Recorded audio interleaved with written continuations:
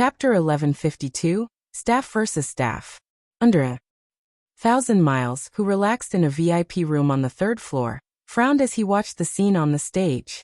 In a reprimanding tone he muttered, "March is taking this too seriously. She should have at least let Alluring Summer struggle. What is the point of an instant win?"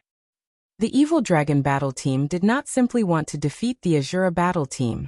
More importantly, they aimed for a complete victory. If they won the first match so easily, it would likely affect the payout rate for the Evil Dragon battle team's complete victory. He had reminded Silent March to toy with her opponent, creating a misconception for the audience that a complete victory wouldn't be so easy for them. Maple, notify Miracle Dragon and the others right away. Have them ease up a little during the next 2 matches. Understood. The Elementalist, cleansed Maple, immediately sent Miracle Dragon a message. When Silent March revealed her ability to triple cast, not only had she stunned the guild upper echelons watching, but she had also shocked the experts from the various superpowers in the third-floor VIP rooms. Is this Silent March a spellcasting genius? Blue Phoenix couldn't believe her eyes. Although she too knew how to triple cast, doing so was far more difficult than ordinary people could imagine. The higher a spell's tier was, the more incantations and runes its casting required. After training arduously, she could only cast 2 Tier 1 spells and 1 Tier 0 spell simultaneously, yet Silent March had cast a Tier 1 curse and 2 Tier 2 spells at the same time. While both were capable of triple casting, the difference between them was massive. Tier 0 spells were no threat to a Tier 1 player. Normally, these spells were only used as a distraction. In other words, one of her 3 attacks was negligible. Ordinary experts could generally complete 2 tasks at once. Thus, defending against 2 attacks wasn't difficult. Her opponents only needed to defend against her Tier 1 spells, ignoring her Tier 0 spell altogether. The most a Tier 0 spell could do was deal some minor damage. If an ordinary expert fought her, as long as they were careful, they could even find an opportunity to counterattack and turn the tables. However, of the 3 spells Silent March used, 2 were significant threats, while 1 could deal a killing blow. While ordinary experts could survive against her for some time, Silent March would kill them instantly. Big Sis Endless Silent March is amazing. Her triple casting can almost rival yours. Cloud Yarn stated, surprised as she watched the stage. She had never imagined that anyone else could reach Endless Scar's standards. She is indeed. However, she is nowhere near as powerful as Endless yet, the team leader Breezewine said as he rolled his eyes at Cloud Yarn. Slowly he explained. Endless relies on her own abilities to cast 3 Tier 1 spells. That woman, on the other hand, is relying on her staff. Her staff?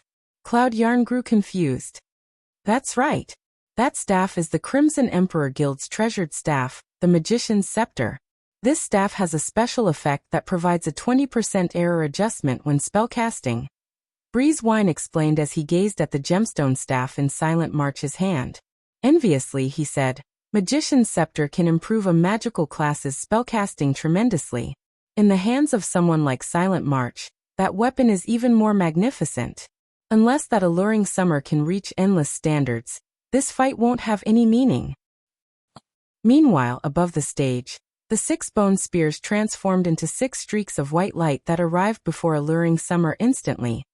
Everyone locked on to the Elementalist's vital points. Even without Bone Imprisonment's restraints, Alluring Summer couldn't escape the bone spear's attacks unscathed.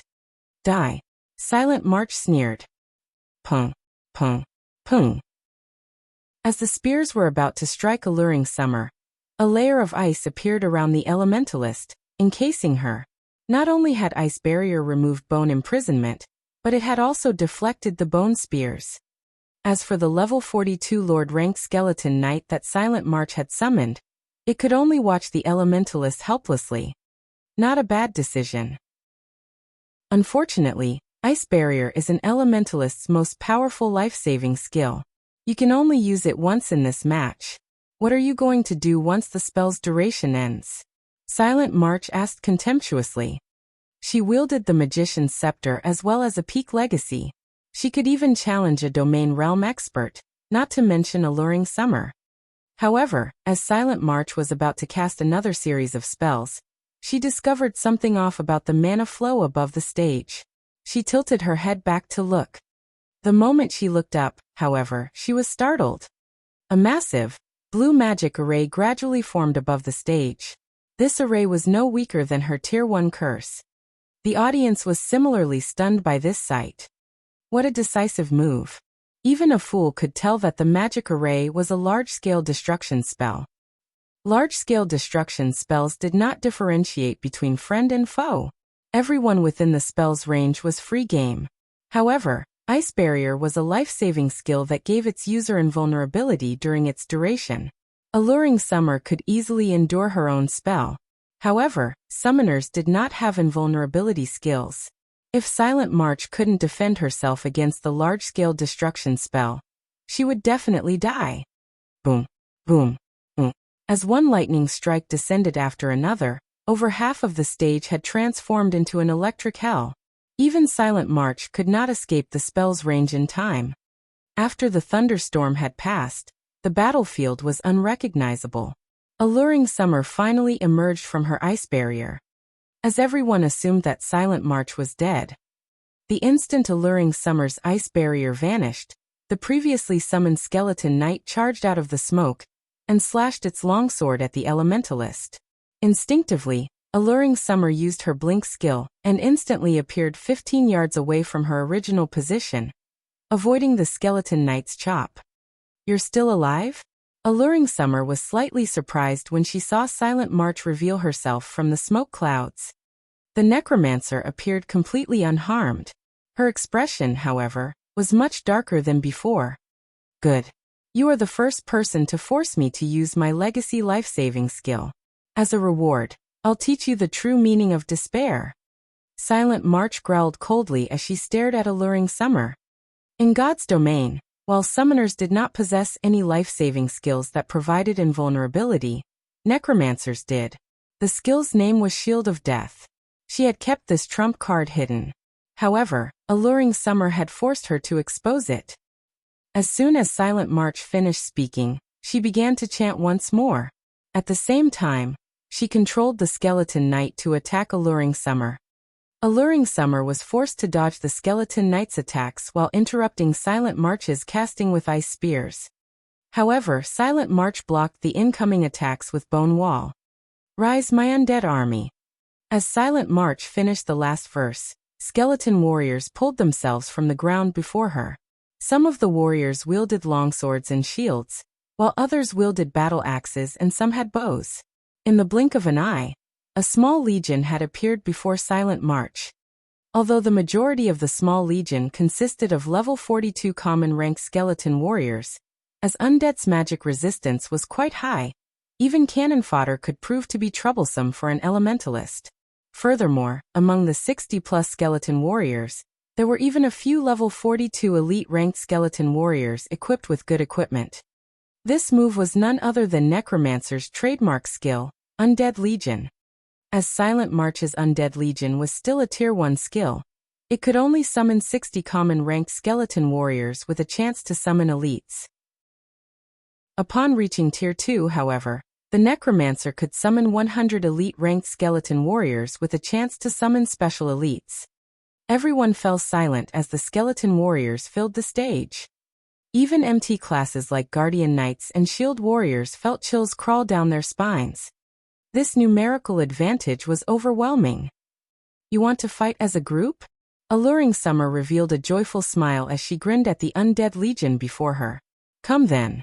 Saying so, Alluring Summer stored her original staff and retrieved a black scythe from her bag.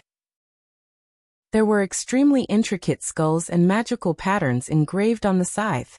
At a glance, it looked like the Grim Reaper's signature weapon. This staff was none other than the staff that dropped from one of the fossilized Tyrannosauruses. Deathscythe. Chapter 1153, One-Sided Bullying. Underor. Chapter 1153, One-Sided Bullying. When Alluring Summer replaced her staff, her aura began to transform. If Alluring Summer had been akin to the warm sun before, then now, she was cold like the moon. Moreover, Her aura wasn't the only thing that had transformed. A faint layer of gray fog had also appeared around her, obscuring her from sight. Is that a staff? Why does it look more like a melee weapon? Rather than an elementalist, the crowd thought Alluring Summer looked like a god of death. That weapon is giving off such a powerful oppression. I bet it's an epic weapon. It's a pity that there isn't much point to switching weapons right now. With so many skeleton warriors and the skeleton knight, she doesn't have a chance. Silent March is waiting for an opportunity on the other side of the stage, too. I know, right? The Necromancer class is simply broken in a one-on-one fight. Although the spectators had realized that Alluring Summer's new weapon was quite powerful, a single weapon could not change this battle's outcome. After all, the difference between the fighters' strengths was simply too vast. Watching up to this point, the upper echelons from the various large guilds finally realized just how terrifying a peak class could be. Unlike the rest of the audience, however, Endless Scars, sitting in one of the VIP rooms, carefully observed Death's Sigh in Alluring Summer's hands. The more she observed the weapon, the more her interest grew. Breezewine was also staring at Death's Sigh, his expression growing more thoughtful. Endless, don't you think that weapon looks just like that weapon recorded in the ancient book? Breezewine asked. The Midnight Tea Party had explored many extremely dangerous locations. During their adventures, they had found an ancient book in a secret location. Although this book did not have any powerful abilities, it had been passed down since ancient times. Many weapons had been recorded within, and players would consider every one of these weapons godly items. Alluring Summer's current weapon looked very similar to one of the weapons in the ancient book. It looks similar, yet quite different. However, I doubt that's the real thing. No matter how I think about it, it is impossible for current players to get their hands on that weapon. Endless Scars denied Breezewine's conjecture. Suddenly, Silent March began her attack. Immediately, the Necromancer directed her Skeleton Knight and Skeleton Warriors to attack Alluring Summer from all sides. This way, the Elementalist could neither defend herself nor blink away. In the end, Alluring Summer would be surrounded and killed. As the Skeleton Knight and Skeleton Warriors inched closer to Alluring Summer, she responded by using the Tier 1 spell, Blizzard. A snowstorm then enveloped an area of 10 by 20 yards, turning every skeleton warrior within range into an ice statue. A damage of over -6,000 appeared above the skeleton warriors' heads. Alluring Summer frowned. These undead monsters' magic resistance was much higher than she had expected. Unless she used a large-scale destruction spell, she couldn't instant-kill these level 42 skeleton warriors with 45,000 HP. Stop wasting your energy. With the skeleton warriors' magic resistance, the damage they receive from Tier 1 spells is reduced by 70%. Even if you've switched to an epic weapon, you are still no match for them, Silent March said, sneering. Or do you think that you can bridge the gap with one measly epic weapon? Don't forget that I have my own epic staff. As soon Silent March spoke, 6 white bone spears appeared around her once more. You had used your life-saving skill to defend against this attack. I want to see how you survive this time. Silent March shouted and swung her staff down. Immediately, the 6 bone spears flew towards Alluring Summer. Seeing this, the audience assumed that this match was over. Regarding basic attributes or class, Silent March was greatly superior to Alluring Summer. It was impossible for Alluring Summer to secure victory by relying on one epic staff. It's over.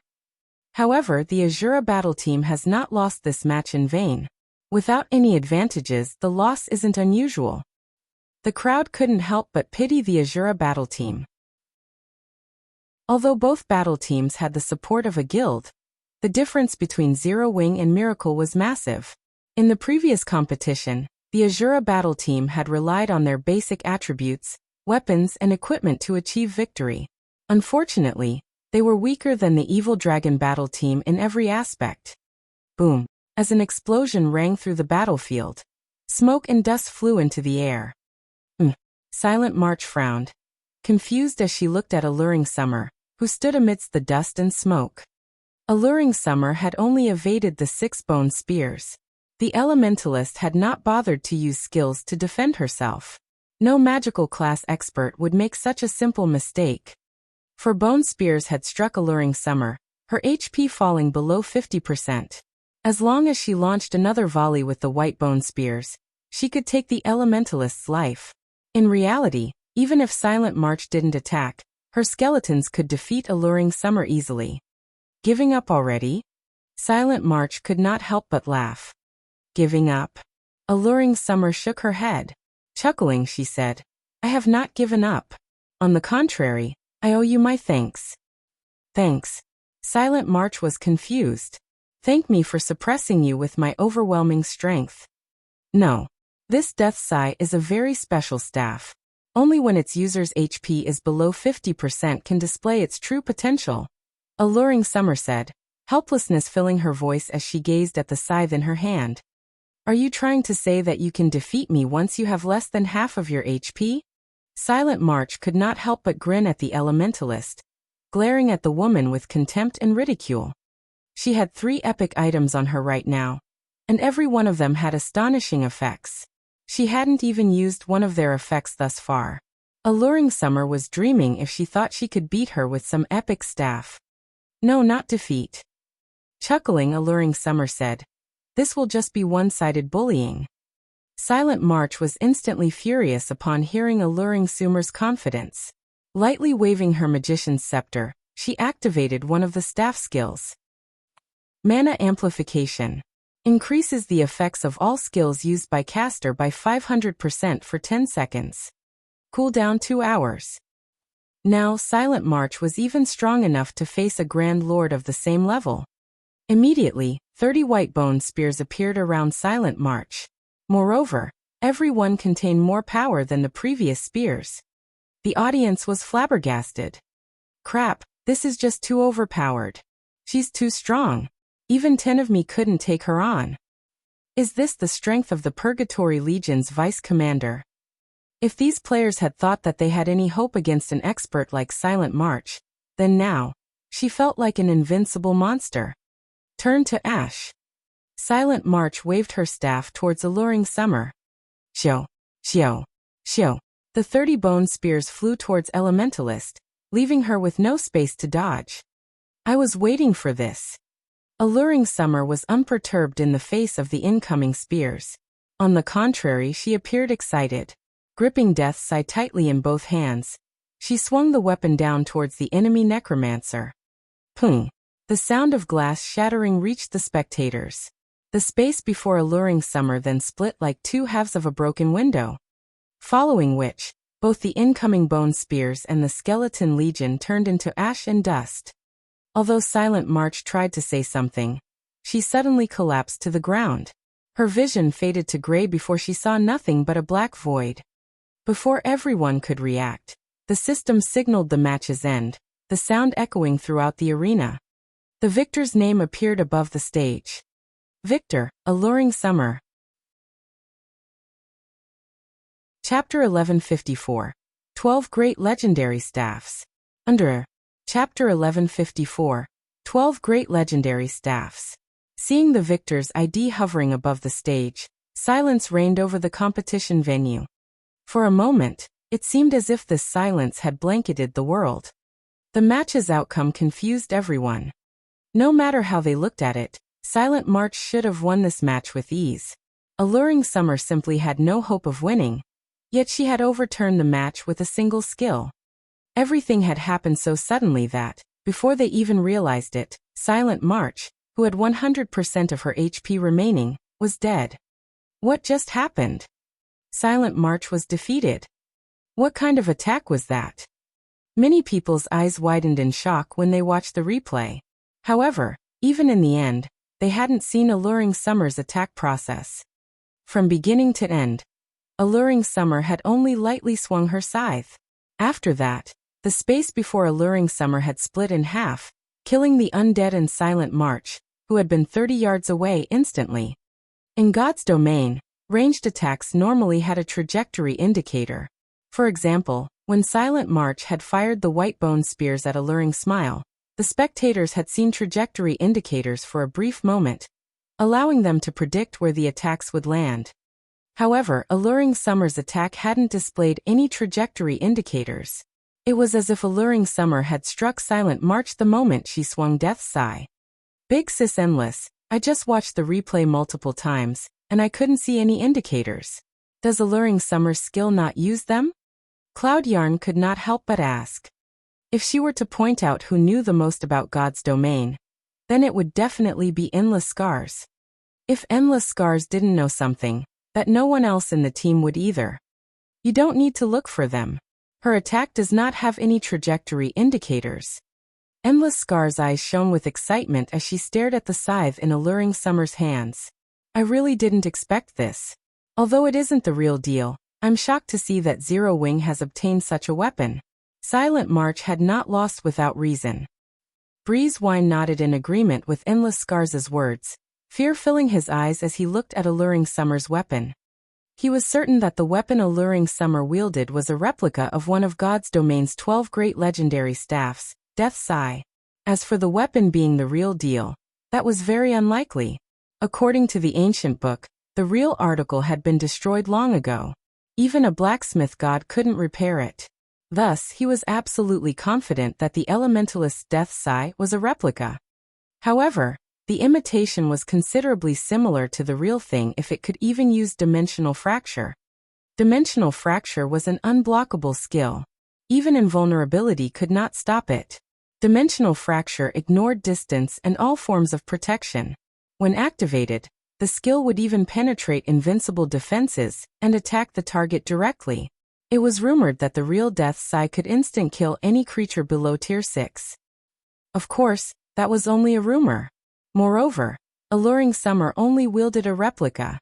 Even so, a replica should have no problems instant killing a Tier 1 magical class player. She's dead. Phoenix Rain was somewhat confused after watching the match's outcome. This one was too sudden. She hadn't been prepared for such an outcome. Rather than calling this a PvP match, it had been a one-sided display of power. Damn it. Damn it. Thousand Miles's eyes radiated killing intent as he glared at Alluring Summer. He wanted to rush onto the stage and kill the elementalist back to level 0. This single loss had foiled his plans to annihilate the Asura battle team.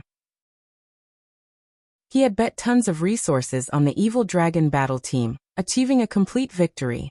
Now that his plan had failed, why wouldn't he be furious? He had intended to use those resources to compete for the authority over Thunder Island.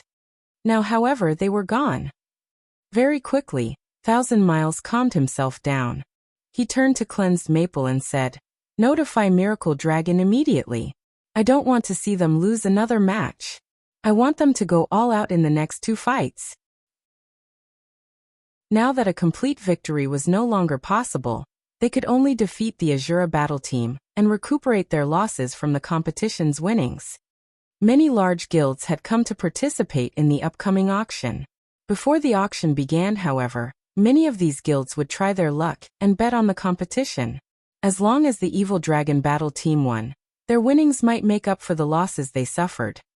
Hence, Thousand Miles was now taking the competition seriously and refused to give the Asura battle team any hope of victory. However, compared to Thousand Miles's rage, Abandoned Wave had nearly gone mad in another VIP room.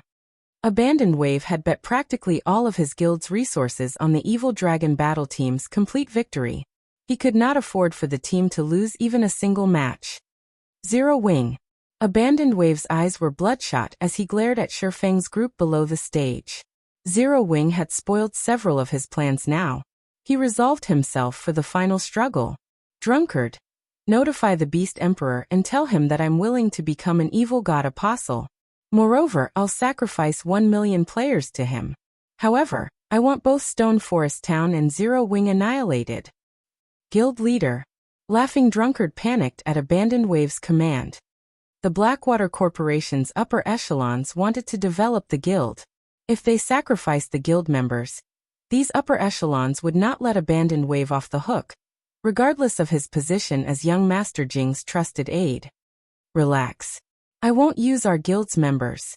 In any case, contact the Beast Emperor, Abandoned Wave said. Despite such a reply, Laughing Drunkard still thought that Abandoned Wave had lost his mind. The Beast Emperor was an extremely mysterious fellow. Every time they had met, the man's face had been wrapped in bandages. They had never seen his true appearance. Even the name of Beast Emperor was a fake. The Beast Emperor had sought them out, stating that he could help them achieve great things. However, he had a condition. They must become evil god apostles. After hearing his deal, they researched what it meant to become an evil god apostle. Only after investigating the matter did they understand how horrible it would be to become an evil god apostle. Becoming one would make them an enemy to almost everyone in the game. Moreover, after becoming an evil god apostle, unless one deleted their accounts and restarted, they would remain an evil god apostle forever. Furthermore, if NPCs captured them, their accounts would be useless.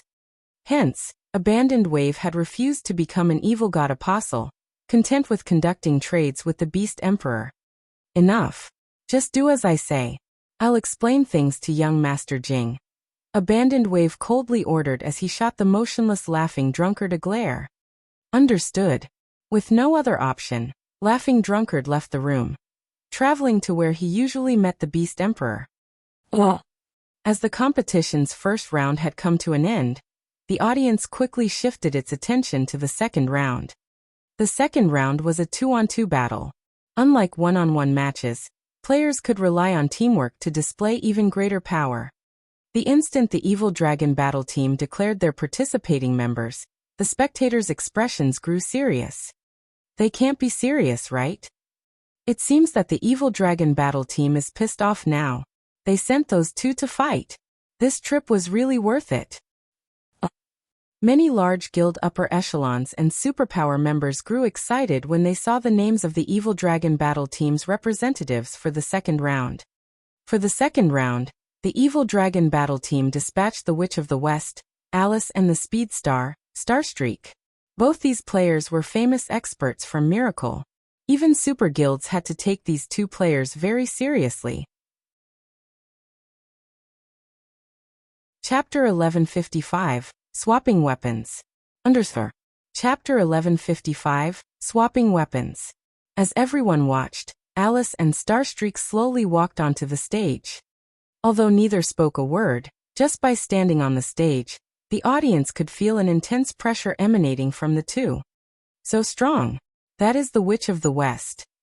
Shock filled Blue Phoenix's eyes as she stared at the confidently smiling, blonde, doll-like girl on the stage. Although Alice currently wore a black cloak, she had not bothered to hide her appearance or equipment. Thus, Blue Phoenix could determine that the witch wore the Flaming Sun set equipment. The Flaming Sun was a level 50 fine gold set equipment for elementalists. The set had a total of 8 pieces. Blue Phoenix had recognized the set, because the Dragon Phoenix Pavilion also possessed the chest piece. That was one of the several pieces of equipment they had obtained after killing a level 55 Grand Lord in a temple ruin in the Apocalypse Empire. Yet Alice wore the complete set. That was a level 50 fine gold set equipment they were talking about. Why wouldn't she be shocked? After reaching level 50, even mysterious iron equipment became very difficult to obtain, much less fine gold set equipment. The Flaming Sun set equipment had a slightly unique effect. After gathering all 8 pieces, players could equip the set at level 45. In other words, Alice was at least level 45. She even surpassed the first-ranked player on the Fire Dragon Empire's ranking list. When pairing Alice's superb combat standards with the level 50 Flaming Sun set equipment and level 45, she was practically invincible among current players. Miracle really is impressive. I never expected that they had secretly conquered the temple ruins. Phoenix Rain's expression darkened as she watched Alice. She had wanted to conquer those ruins for a long time. The ruins contained a treasure called the Fire God's Eye, something she sorely needed. Now that the Witch of the West wore the complete Flaming Sun set equipment, this meant that the temple ruins must have been cleared. Needless to say, they must have taken that treasure. She had planned to use the Fire God's Eye as a trump card on Thunder Island. Now that Miracle had it, her chances of success had decreased. Moreover, Phoenix Rain did not doubt that Alice currently had the Fire God's Eye equipped. If the information she had found described the item correctly, there was no point in competing in the second round. Why haven't you sent anyone up yet? I don't want to wait here all day, Alice asked indifferently as her aqua-blue eyes gazed down at Sherfong beneath the stage. Although Silent March's defeat had surprised her as well, it had only increased her interest in Alluring Summer. As for the other members of the Asura battle team, she didn't care about them at all. She only wanted a quick end to this boring farce. Please wait a moment. We are still swapping weapons, Sherfong said. Swapping weapons? Starstreak glanced at Alluring Summer, who stood beside Sherfong curiously. Immediately, his expression tensed. Alluring Summer had just passed her death's sigh to Violet Cloud. Suddenly, a question popped into his mind.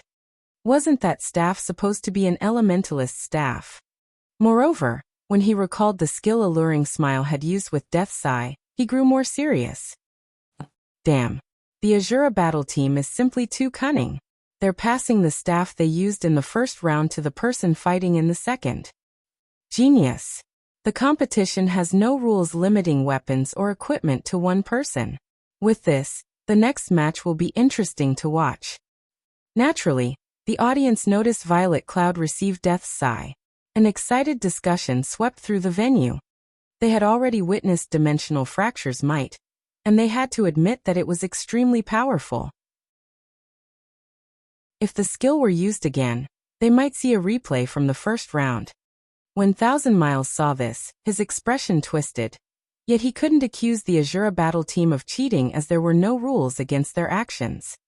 While everyone chatted among themselves, Sherfong and Violet Cloud approached the stage. Following which, the name list for the second round was officially announced on the floating screen above the arena. Elementalist Alice and Assassin Starstreak vs. Swordsman Yifeng and Cleric Violet Cloud. Everyone was confused about the Asura battle team's choice of classes.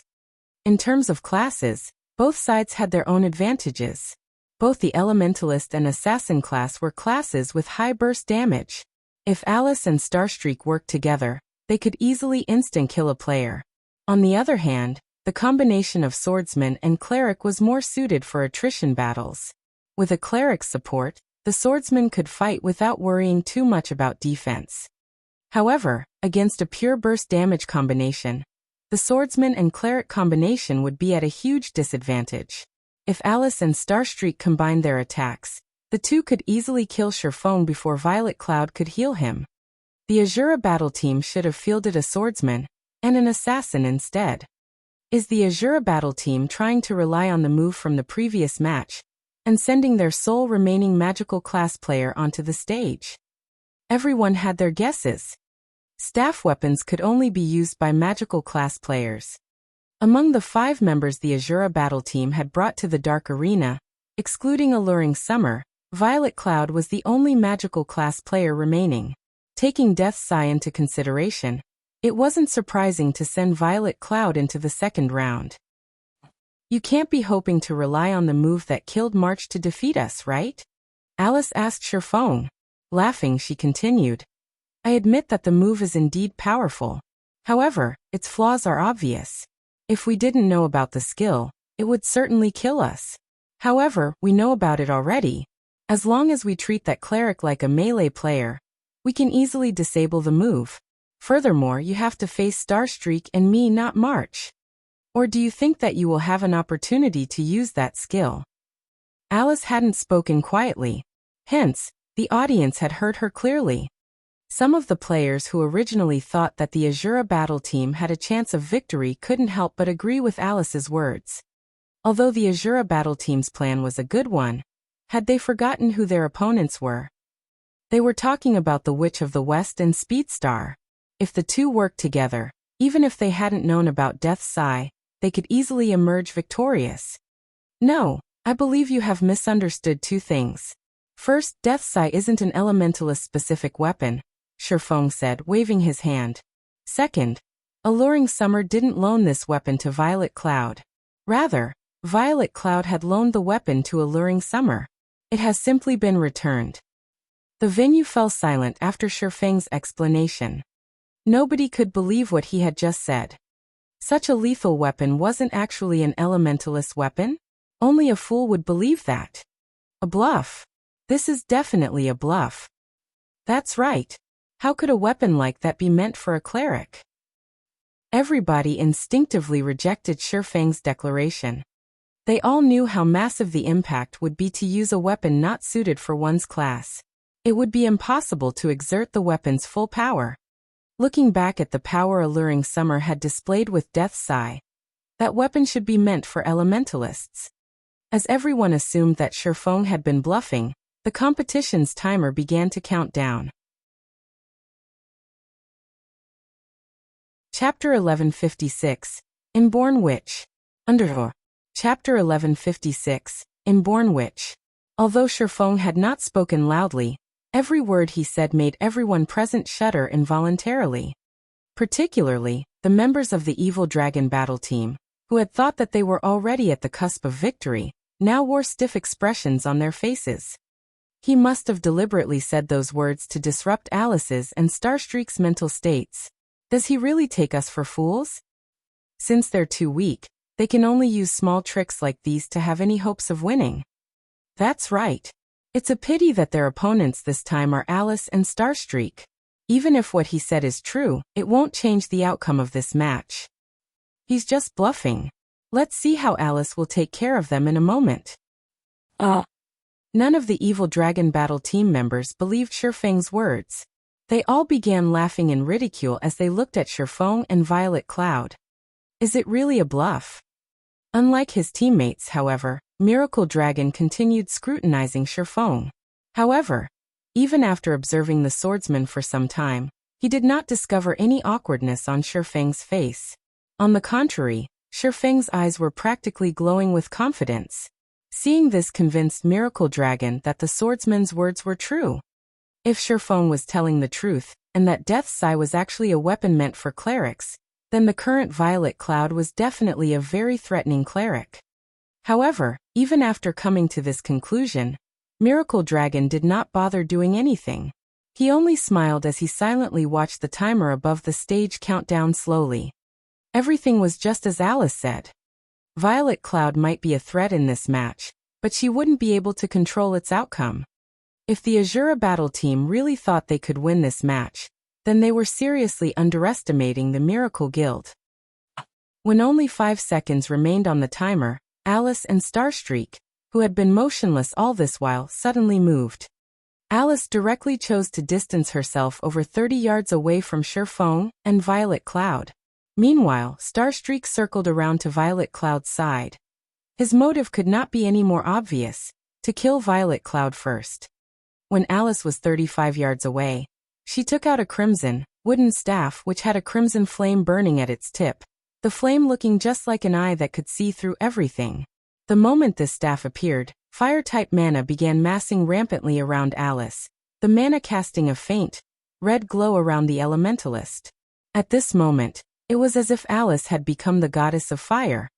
Although I don't know whether your words are true or not, the fact that you've exposed your trump card so soon will only lead to your miserable defeat. After Alice completed her preparations, she smiled faintly at Shifeng. Right as she finished speaking, the timer above the battlefield hit 0. At the same time, Alice began chanting. Although she was only double casting right now, her chanting and writing speeds were much faster than silent marches. In the blink of an eye, a massive crimson magic array appeared before Alice. A tornado of flames then emerged from the magic array and extended rapidly towards Shifeng and Violet Cloud. At the same time, a gigantic, dark blue magic array formed beneath the swordsman's and the cleric's feet, freezing the ground beneath them completely. Ice-cold fog then rose from the ground, enveloping a radius of 15 yards. This scene stupefied the audience members. This is the Witch of the West? She is simply a monster. Blue Phoenix's eyes were wide open as she stared at the stage, her heart twinging with helplessness like never before. The two spells Alice displayed were the Tier 1 Curse Torrent of Flames and the Tier 1 Curse Freezing Fog. Although both these spells were extraordinarily powerful, they were extremely difficult to learn. Moreover, their casting times were also considerably long. Blue Phoenix herself needed around 3 seconds to cast either of those spells. In a PvP match between experts, these spells were simply too impractical. Nevertheless, despite double casting 2 curses, Alice had managed to complete them in less than 2 seconds. This casting speed was unbelievable, as expected of the Witch of the West. To think she has managed to grasp even the technique to double cast Tier 1 curses. Phoenix Rain wore a grim expression as she looked at Sherfong and Violet Cloud, who were about to face an assault from ice and flames. Magical class players were generally countered by speed-based classes, due to their weak melee capabilities and long casting times. However, in their research into the combat techniques of God's domain, the various superpowers had discovered a technique to shorten the casting time of spells, speed casting, which even allowed some higher-tiered spells to be cast instantaneously. In God's domain, the purpose of chanting incantations and writing runes was to assist in forming an accurate magic array and hasten the gathering of mana for a spell. The higher the accuracy of a magic array, the higher the completion rate of the spell cast. Meanwhile, the higher the completion rate of a spell, the greater the power said spell could display. At 50% skill completion rate, the system would determine a skill to be effective and allow its activation. Hence, as long as players managed to visualize a sufficiently accurate magic array in their minds, they could still use a spell successfully, even without chanting or writing. Only the higher tiered a spell was, the more complex its magic array would be, which naturally made imaging the magic array in one's mind more difficult. If one wished to accomplish this, they needed to go through a long adaptation process. Meanwhile, speed casting was a technique that required players to form a prototype mental magic array of sorts while using incantations and runes to compensate for the imperfections in the magic array. By doing so, players could save up on plenty of time. Although the principle sounded very simple, in actual practice, the technique was extremely challenging, not to mention applying it in double casting. This was no longer a feat that was achievable through hard work. Fortunately for Alice, she was wielding the Fire God's Eye, which Phoenix Rain had been hoping to obtain all this time. The Fire God's Eye had a passive effect that improved the skill completion rate of fire-type spells by 5% and other types of spells by 3%. While this increase might seem very small, it could allow elementalists that were still a step away from grasping speed casting to grasp the technique, raising their combat power to a whole new level. At the same time as Alice launched her attack, Starstreak had entered stealth and was waiting for an opportunity to land a fatal blow on Violet Cloud. Icefire Domain? She's using her trademark move right off the bat? The corners of Sherfeng's mouth twitched as he looked at the approaching tornado of flames. The Icefire Domain was Alice's trademark.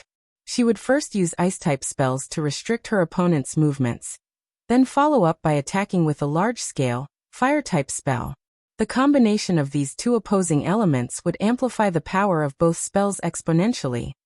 When she used this move against an MT of the same level, even if said MT had activated a life-saving skill, they would either die instantly, or have most of their HP taken away. "It's up to you now," Sherfong said softly as he looked at Violet Cloud. Nodding, Violet Cloud began twirling the scythe in her hands while chanting an incantation. Boom!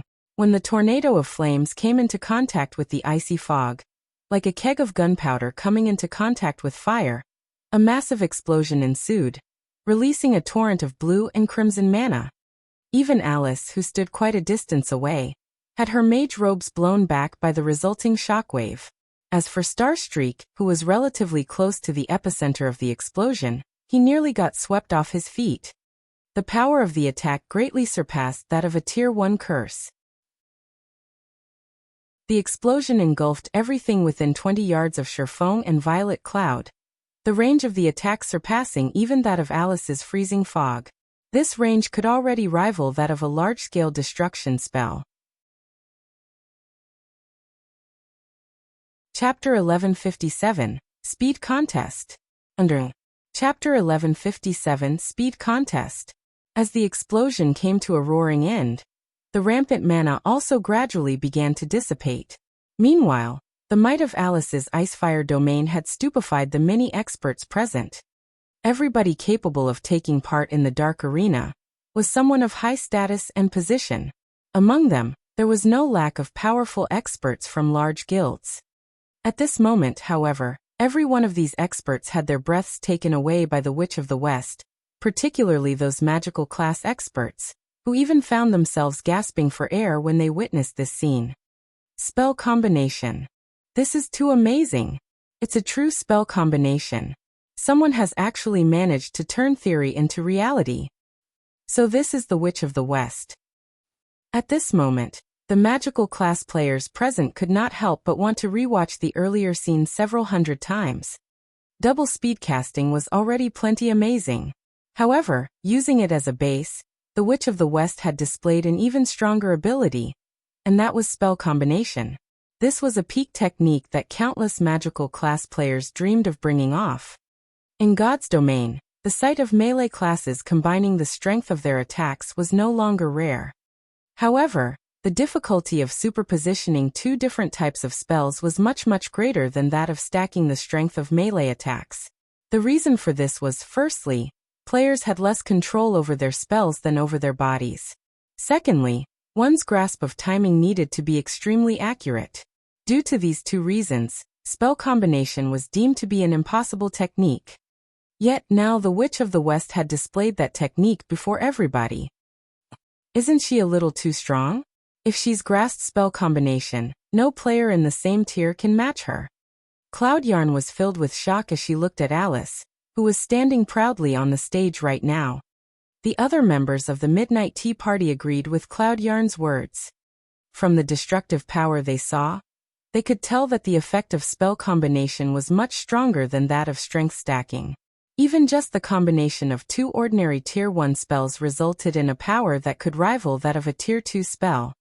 Being able to cast Tier 2 spells as a Tier 1 player would provide one with an overwhelming advantage over others, not to mention being capable of combining two Tier 1 curses together.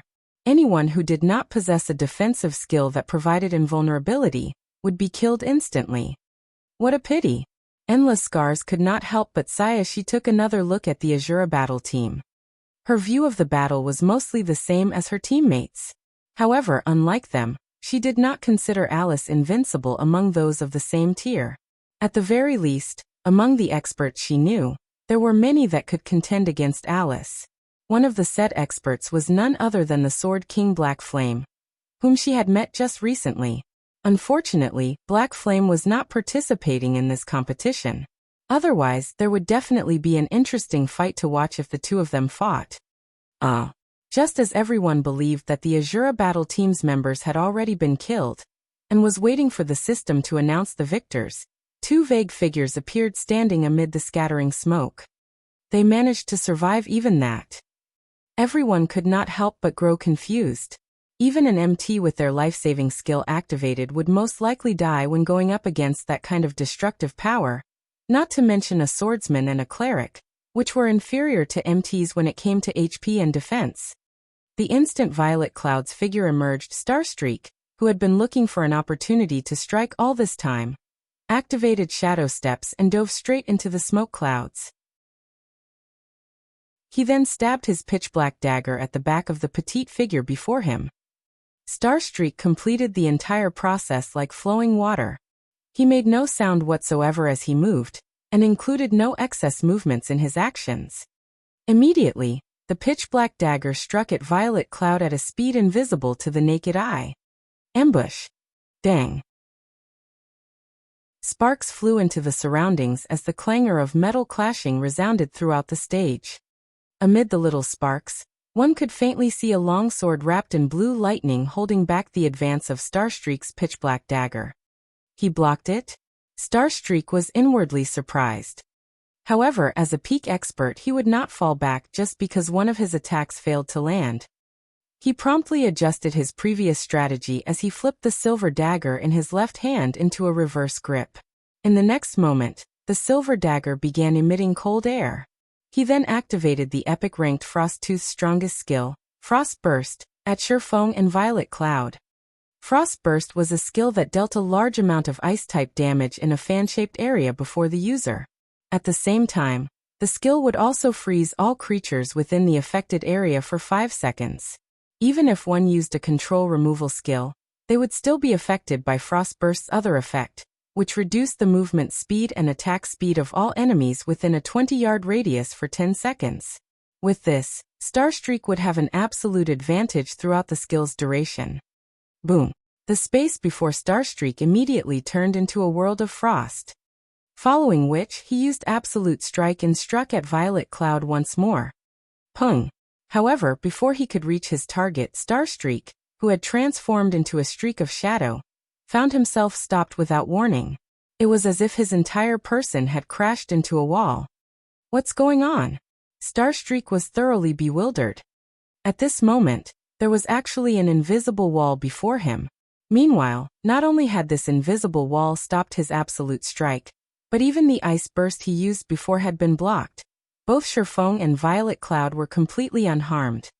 In the next moment, the invisible wall shattered, and a blue sword light suddenly struck at Starstreak. The link between the two processes was simply perfect, giving Starstreak practically no time to react. Pung. In the nick of time, Starstreak managed to move a dagger into the path of the blue sword light. However, as soon as Starstreak stopped this sword light, several more followed in rapid succession, every one of them targeted at the assassin's weak points. What fast swordsmanship! Starstreak hurriedly brandished his 2 daggers to fend off the onslaught. Each time he repulsed an attack, it felt like a hammer pounding his arms, the resulting vibrations inflicting pain. Meanwhile, watching the numerous sword lights interweaving with one another, the audience was dazzled by what they saw. Everyone could only see the afterimages of the hands of both sides. They could not see the swords and daggers clashing against one another at all. The speed of the battle had everyone holding their breath. In the blink of an eye, dozens of attacks had been exchanged. If Starstreak was careless for even a moment, he would definitely get hit. How are his attacks so fast? After receiving dozens of attacks, Starstreak was confounded. Frost Burst could reduce the speed of all enemies within 20 yards, yet the speed of Shifeng's attacks did not seem to have been affected whatsoever. If not for Starstreak being an agility-based assassin, Shifeng's attacks would have struck him by now. However, what Starstreak did not know was that the opponent he currently faced was a level 49 swordsman equipped with the level 50 magic light set equipment, as well as a fragmented legendary item. If not for Shifeng's speed having been reduced, he would have long since defeated Starstreak in their contest of speed. Seeing as Shifeng had already secured the advantage, Starstreak had no other choice but to activate his Berserk skill. Once he activated his Berserk skill, he intended to force back Shifeng and open a distance between them to prevent the swordsman from furthering his assault. Then he would look for an opportunity to strike. After all, an assassin did not have many advantages against a swordsman in a frontal clash. With this in mind, right when their weapons were about to clash once more, Starstreak activated his Berserk skill, Phantom, his strength and speed soaring by a large margin. In the next instant, both his daggers abruptly struck at the killing ray in Shifeng's hand. Pung. Starstreak felt like he had just attacked a steel wall, both his hands aching from the resulting vibrations. In contrast, the arm Shifeng used to swing killing ray only trembled slightly. Impossible. Starstreak was stunned. Chapter 1158. Different Level of Competition. Underver. Chapter 1158. Different Level of Competition.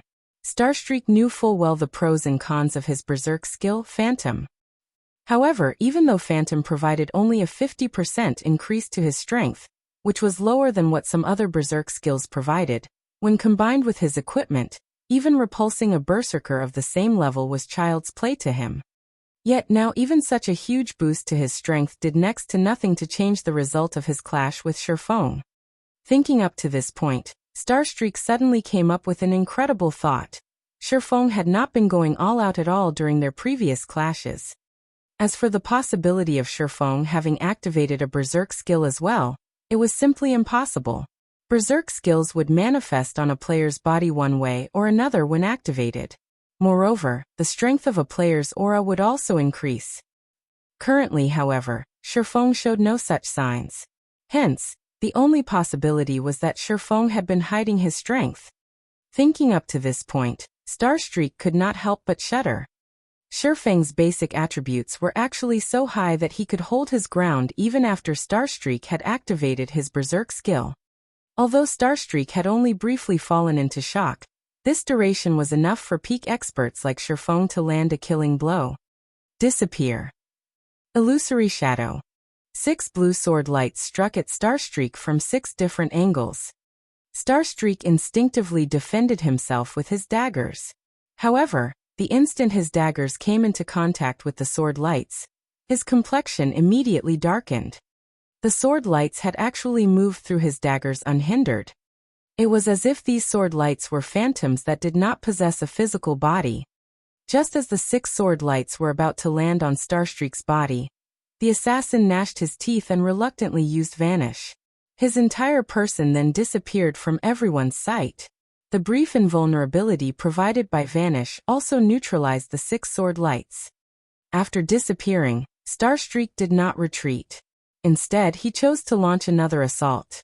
This time, he used the ultimate move of the epic dagger he wielded with his other hand, Tooth Blade. 3 phantoms suddenly appeared around Shifeng. A white eagle, a hungry wolf, and a black bear.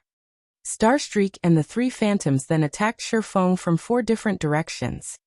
At the same time, Starstreak himself remained in stealth, so Shifeng could not see what exactly he was doing. Vanish was a life-saving skill that forcibly placed one into a stealth state for 3 seconds. During these 3 seconds, so long as one did not do anything, they would remain in a forced stealth state. In other words, not only could Vanish be used to escape, but it could also be used to attack. A majority of the information a human received from their surroundings came from one's vision. Hence, it was extremely difficult for one to defend against an attack that they could not see, not to mention doing so while receiving other attacks. One's vision would automatically shift their brain's focus towards the things that they could see, and this only made it even more difficult for one to defend against an attack that they could not see. Dang, dang, dang. A series of metal clashing sounds echoed throughout the battlefield. What decisiveness!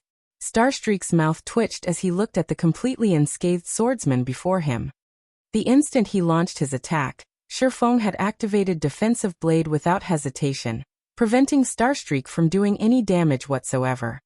However, this was also a good outcome as Shifeng no longer possessed any life-saving skills.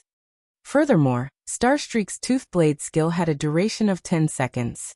He could definitely finish off Shifeng during this period.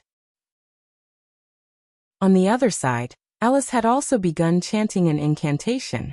With a light wave of her staff, over a dozen ice arrows and fireballs appeared around Alice.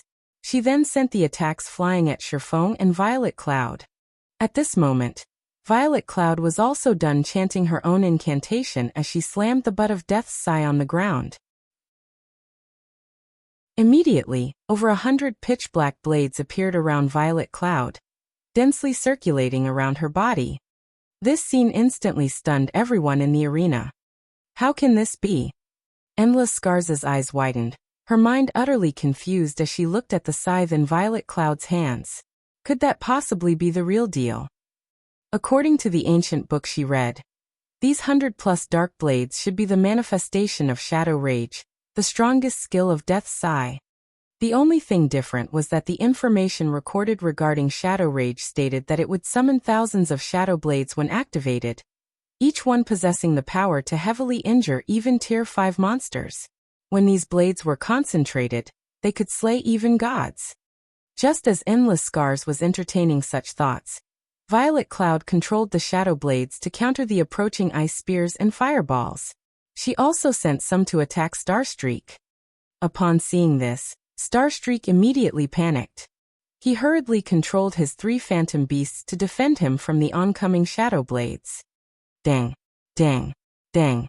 The power packed within the shadow blades was massive. Even when Alice combined the power of the ice spears and fireballs, the spells had only managed to slow down the speed of the shadow blades and weaken their power slightly. The blades still proceeded to fly towards Alice after shattering the elementalist spells. Meanwhile, on Starstreak's side, despite him having activated his berserk skill already, He just barely managed to defend against the shadow blades with the help of his 3 phantom beasts. However, every shadow blade he blocked numbed his arms. His HP also decreased by over 200 each time. On the other hand, Alice was brimming with excitement rather than feeling anxious. Waving the fire god's eye, she suddenly formed a massive, crimson magic array before her. Just as the shadow blades were about to land on Alice's body, the ground in front of her suddenly shattered. A flaming hand then emerged from the fissure and blocked all the oncoming shadow blades. Following which, the fissure on the ground grew steadily larger. Shortly after, another hand emerged from it, the 2 hands appearing as if they were trying to rend the ground and clamber up. How can this be? She can summon the Flame King all by herself? Phoenix Rain was deeply shocked as she looked at the flame giant, which was slowly climbing into the stage right now. The reason why she wanted to obtain the fire god's eye was not just its ability to improve the completion rate of spells. More importantly, it could summon the Flame Monarch from hell. However, summoning the Flame Monarch required a large amount of mana, roughly 10 magical class players' mana. If she had the Flame Monarch's strength, claiming 2 monster encampments on Thunder Island would not be impossible. Meanwhile, the fact that Alice had managed to summon the Flame Monarch by relying on only her own power was simply inconceivable for Phoenix Rain. The appearance of the Flame King made the audience members gasp. Flame Monarch, Elemental Creature, Grand Lord. Level 65. HP 60, 000, 000/60, 000. Now that the Evil Dragon battle team had summoned a level 65 Grand Lord to assist them, there was no longer a need to continue this match. Not to mention 2 experts, even 20 experts would be cannon fodder when going up against a level 65 Grand Lord. As a matter of fact, regardless of how Violet Cloud tried to attack Alice using her shadow blades, the Flame Monarch blocked all her attacks without any difficulty. The Grand Lord was like an indestructible wall. That move of yours really is amazing. I never thought that I would have to use this trump card of mine. However, this match is as good as over now. Although the Flame King I summoned isn't in its completed form, it still possesses the strength of a Grand Lord. You 2 have no chance of winning. You might as well give up now. At this moment, Alice's complexion was slightly pale. As for her mana, not a single point remained at the moment. However, the pride in her eyes was unwavering. Flame Monarch, show them your strength. At Alice's order, the Flame Monarch roared, its voice echoing throughout the arena. Immediately after, the air on the stage began steaming as columns of fire shot up from the ground. The columns of fire then transformed into massive fireballs, their numbers reaching 36. Every fireball was the size of a house. One could just imagine what kind of scene would occur when these massive fireballs landed on the ground. The audience members felt their scalps tingling when they saw these fireballs. How was this a fight between players? It was more appropriate to call this a battle between NPCs. Compared to the usual PvP matches, this match was on an entirely different level. Alright, time to end this. Alice then pointed at Sherfong and Violet Cloud. Suddenly, the 36 massive fireballs descended on the duo. Chapter 1159. Matching up against a Grand Lord. Chapter 1159. Matching up against a Grand Lord. Alice, have you lost your mind? I'm still here. Starstreak was furious as he glanced at the descending fireballs. Violet Cloud's shadow blade still had him pinned down. He did not have any concentration to spare for an escape. If these fireballs struck, he would get caught in the impact. With no other options, Starstreak decided to use his final life-saving skill, his Epic Boot's additional skill, Flash Steps. The skill allowed him to teleport to any location 15 yards away. It had a 1-minute cooldown and 3 charges. Starstreak used Flash Steps twice and instantly moved 30 yards away. Meanwhile, although Violet Cloud desperately blocked the incoming fireballs with her shadow blades, the fireballs were unaffected. She also had no hope of dodging these attacks. Similar to her shadow blades, Alice controlled these fireballs. Not only did they contain massive power, but they also had a wide attack range. With so many of the fireballs, if Alice wanted to, she could even destroy the entire stage. Phoenix Rain, who watched the fight from a VIP room, could not help but shake her head. The Asura battle team had lost this competition. Although each competition in the Dark Arena had 5 matches, the Asura battle team had only brought 5 members. Once they lost this match, regardless of whether the battle team won the next or not, the Evil Dragon battle team would win the competition. After all, the final 2 matches were 3-on-3. The Asura battle team did not have enough members to participate. Hence, so long as the Evil Dragon battle team won one of the first 3 matches, the competition would be over. Sure enough, defeating the Evil Dragon battle team is impossible for the Asura battle team. Phoenix Rain was more or less disappointed. Although she hadn't bet any excess resources on this competition, with how lively the Dark Arena was today, they would still earn a significant amount if the Asura battle team won. However, she had only considered the idea. In another VIP room, Purple Jade gritted her teeth as she watched the massive fireballs above the stage, frustration flashing in her eyes. However, that feeling wasn't due to the match's ending. Rather, she was frustrated with herself. The Witch of the West had made her feel like a child, new to the world. Before this match, she had believed that she was only a thread away from the virtual gaming world's pinnacle. Looking back at it now, however, the idea was laughable. She was far weaker than Alice regarding both combat techniques and items. It was no wonder why her guild leader constantly told her to work on her foundations and explore the world with Yuan Tiexin more often. Jade, do you see it now? This is a battle at the pinnacle of God's domain. If you wish to challenge these people, you need to grasp your own domain, Yuan Tiexin advised Purple Jade. But don't feel down. You are still young. Unlike this old man who no longer has any hope of reaching that realm, you will join their ranks one day. In the past, he had also dreamed of leading the secret pavilion towards the apex of the virtual gaming world. However, only after encountering people of that realm did he realize that the virtual gaming world was not as simple as he had assumed. Virtual reality games had been popular all over the world for over a century now. With the world's population being so high, countless gaming experts from the younger generation emerged each year. Furthermore, God's domain gained more influence with each passing day. Meanwhile, on the stage, Shifeng abruptly jumped towards the massive fireballs, meeting them in the air. Guild leader Violet Cloud, who was desperately trying to counter the attacks, was confused. Shifeng activated Heavenly Dragon's power, his aura immediately transforming. Golden divine runes flickered across his body as if he had donned golden armor. Alice sneered when she saw Shifeng activate a berserk skill. The massive fireballs were the result of the Flame Monarch's Tier 3 curse, Wrath of the Stars. Each fireball was powerful enough to rival a Grand Lord.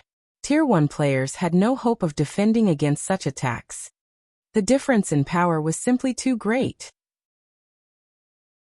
Even if Shifeng had a skill that provided invulnerability, she could simply control the 36 fireballs to attack him one after another. Invulnerability skills generally had short durations. If she hit him once every second, she could continue her attack for 36 seconds. As Shifeng was about to collide with a fireball, he activated Blade Liberation.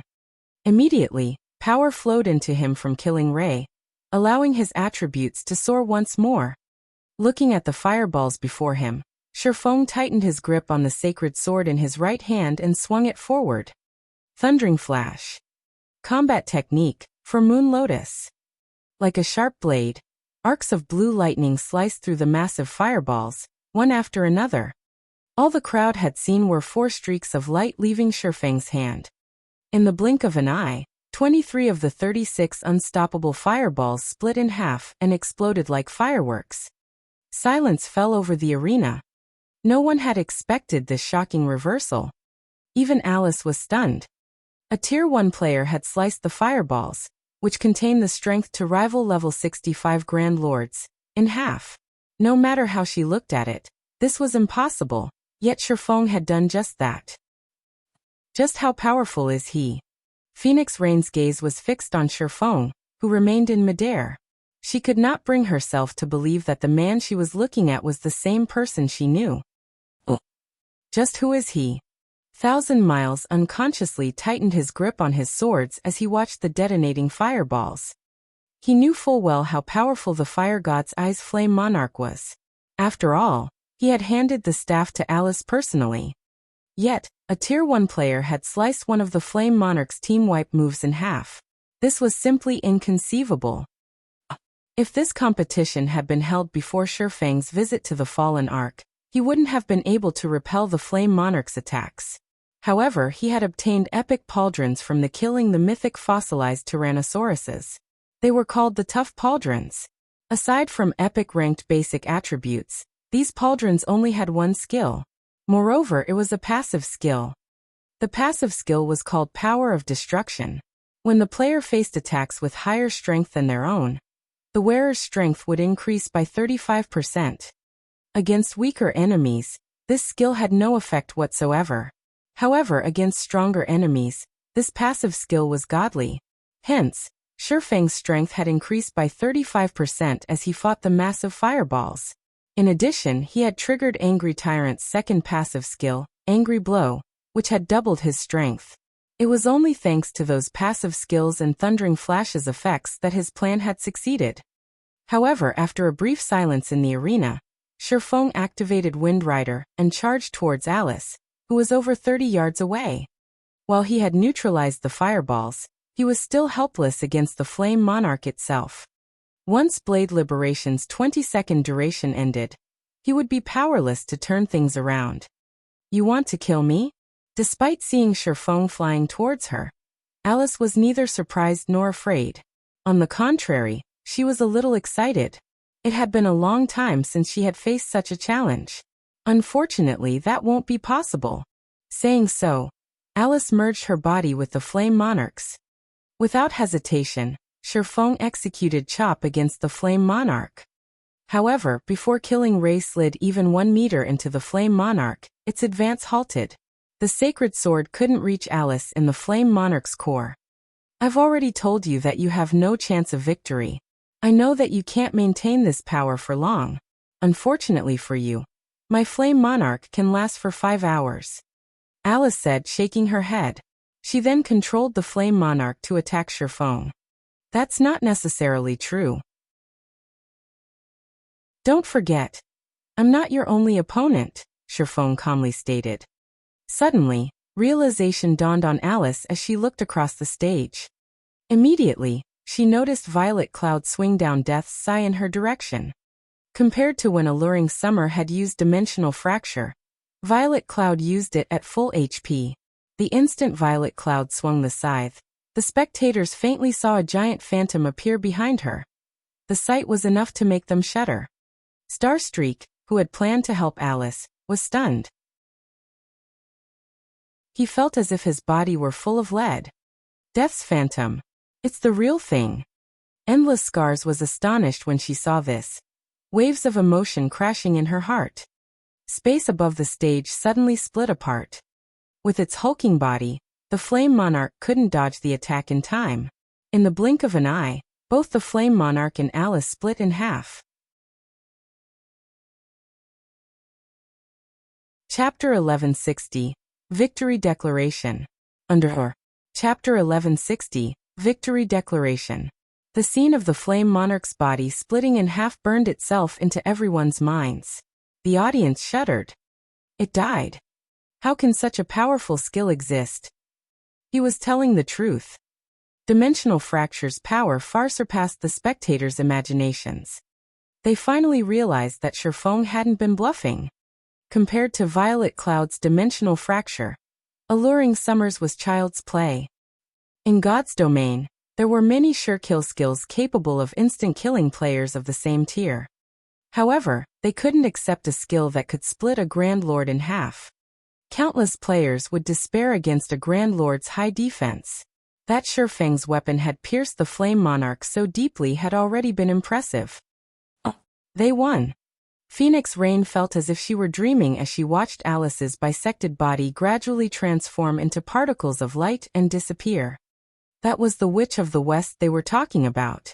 Moreover, Alice had controlled a level 65 Grand Lord. No matter how she looked at it, Alice should have had an overwhelming advantage. None of the audience had believed that the Asura battle team could win this round. At most, they had expected Sherfong and Violet Cloud to struggle as long as they could for survival. Just how many secrets is Zero Wing hiding? Yuan Tiexin's eyes twitched uncontrollably when he saw the attack split the Flame Monarch in half. As one of the secret pavilion's upper echelons, he knew much about God's domain. In reality, Violet Cloud's dimensional fracture had only dealt slightly over -100,000 damage. To the Grand Lord, this could barely put a dent in its 60 million HP. However, splitting the Flame Monarch in half had injured it severely. There were very few means current players could employ to injure a Grand Lord. Normally, one had to rely on powerful Tier 3 magic scrolls to do so. Yet the cleric had done so with her weapon's additional skill. As far as Yuan Tiexin knew, none of the various large guilds possessed such a weapon or equipment. In God's domain, it was also common knowledge that the more powerful a weapon or piece of equipment was, the more difficult it would be to obtain. Still, an upstart guild like Zero Wing had obtained such a powerful weapon. No matter how Yuan Tiexin looked at this matter, he found it simply inconceivable. The death sigh in Violet Cloud's hands had also astonished the Midnight Tea Party's endless scars and breeze wine. According to the ancient book they had found, Death's Sigh, one of God's domain's 12 great legendary staffs, had long since been destroyed. Not even a blacksmith god could repair it. However, no matter how they looked at it, the cleric's Death's Sigh looked more like the real article than a replica. When she had used dimensional fracture, she had even summoned forth Death's Phantom. The pressure Death's Phantom emitted was no laughing matter. Without a doubt, that was definitely divine might. Otherwise, there was no way an expert of Starstreak's caliber would suddenly freeze up under such pressure. No replica could reproduce divine might. When Endless Scars and Breeze Wine thought about how Violet Cloud wielded the real Death's Sigh, they were overcome with shock. A fragmented legendary item. Although this term was no longer foreign to experts like them, they hadn't heard of any guild obtaining a fragmented legendary item until now. Fragmented legendary items were godly items that experts constantly strove to find. Meanwhile, such a weapon had appeared before their very eyes. Why wouldn't this fact shock them? However, Endless Scars and Breeze Wine did not know that the Death's Sigh Violet Cloud wielded was not, in fact, a fragmented legendary item. It was simply a replica. Only this replica was slightly special. Death's Sigh Replica, Two-Handed Staff, Epic Rank. Level 45, Level 120, Level 45. Equipment Requirement. Strength 400, Intelligence 700. Attack Power plus 1650. Strength plus 120, Agility plus 80, Endurance plus 105. Intelligence plus 142, Vitality plus 161. When staff is wielded, casting speed increased by 15%. Cast range plus 10. Magic damage increased by 20%. All healing effects increased by 25%. Spell critical rate increased by 10%. Mana consumption decreased by 10%. All magical skills plus 2 levels. Ignore levels plus 10. Durability 220/220. Additional passive skill dash. Death's Harvest. Whenever a creature dies within 40 yards, wielder will regenerate 1% of their mana. Simultaneously, wielder will receive a death buff, reducing the death penalty by 1% when wielder dies. Buff can stack up to 30 times. Additional active skill 1 dash. Dimensional Fracture. Deals absolute damage 2 tiers above wielder's tier, up to a maximum of tier 4. To an area of 20 by 60 yards. Attack ignores all defensive and invulnerability buffs. At the same time, the attack will inflict a stun debuff to everyone within 40 yards of the wielder for 3 seconds. Cooldown 10 minutes. Non-cleric classes can only use this skill when their HP is below 50%. All effects are halved. Additional active skill 2 dash. Shadow Rage. Use mana to form shadow blades. Every Shadow Blade costs 100 mana. Each Shadow Blade's strength is equal to 150% of wielder's intelligence, and inflicts an additional 20% shadow damage. Wielder can produce a maximum of 300 Shadow Blades. Duration: 30 seconds. Cooldown: 3 hours. Non-cleric classes can only use this skill when their HP is below 50%. All effects are halved. The blacksmith god Soros crafted this replica using the fragments of the legendary staff Death's Sigh. Replica can be upgraded by absorbing 5 god crystals. Current crystals absorbed 0/5. Although it was a replica, it contained fragments of the real article, making it far stronger than any ordinary epic weapon. When Shifeng had appraised this weapon, he had been shocked. As long as they gathered a sufficient number of god crystals, Death's Sigh could evolve into fragmented legendary weapon. Zero Wing really does possess a lot of secrets. As Endless Scars stared at the weapon in Violet Cloud's hands, she could not help but cover the appearing on her face, joy and passion burning in her eyes. However, she quickly suppressed her emotions and returned to her usual calm and indifference. It seems that I need to have a chat with Abandon Wave. Oh. Meanwhile, after Alice's death, the summoned Flame Monarch began to disappear from the stage. Fear filled the audience's eyes as they stared at Shifeng and Violet Cloud in awe. Currently, Starstreak was the only member of the Evil Dragon battle team remaining on the stage. Unfortunately, he had no hope of defeating both Shifeng and Violet Cloud. The match was as good as over. A recently established guild had contended with Miracle, which had existed in the virtual gaming world for many years. No one would believe this. Although the competition's outcome had yet to be decided, the various Dark Arena battle teams would record the Asura battle team's fame, listing it as a team to take note of. After all, this competition wasn't like the Asura battle team's matches against the Glorious Lions. In the previous competition, Battle Wolves had treated the Dark Arena's competitions like a hobby. Hence, the Super Guild hadn't sent its full force into the competition. Meanwhile, it was obvious that Miracle took the competition seriously. Otherwise, the super first-rate guild would not have dispatched the Witch of the West and Speedstar. Most importantly, it had instructed the Sword Freak, Miracle Dragon, to lead the team. Indeed, as everyone had expected, Starstreak stood no chance against Shifeng, who had activated twofold Berserk. After a few bouts, Starstreak had exhausted his means of protecting himself. Eventually, Shifeng killed him with instant strike, surprising the crowd once again. Starstreak's defeat ushered in the start of the third round. This upcoming fight would decide the outcome. Naturally, for such an important battle, Miracle Dragon, the battle team's leader, took to the stage himself. Miracle's reputation was riding on this battle. They could not afford to lose this next match. With each step Miracle Dragon took, his aura grew slightly stronger. By the time the man reached the stage's center, the audience felt as if they were staring at death itself. It'll be too boring to fight only one person. The rest of you just face together. I'll end this battle in 10 moves. Miracle Dragon proudly proclaimed as he thrust his great sword into the ground and looked towards Shifeng and the others. The instant Miracle Dragon said so, the audience immediately broke into an uproar.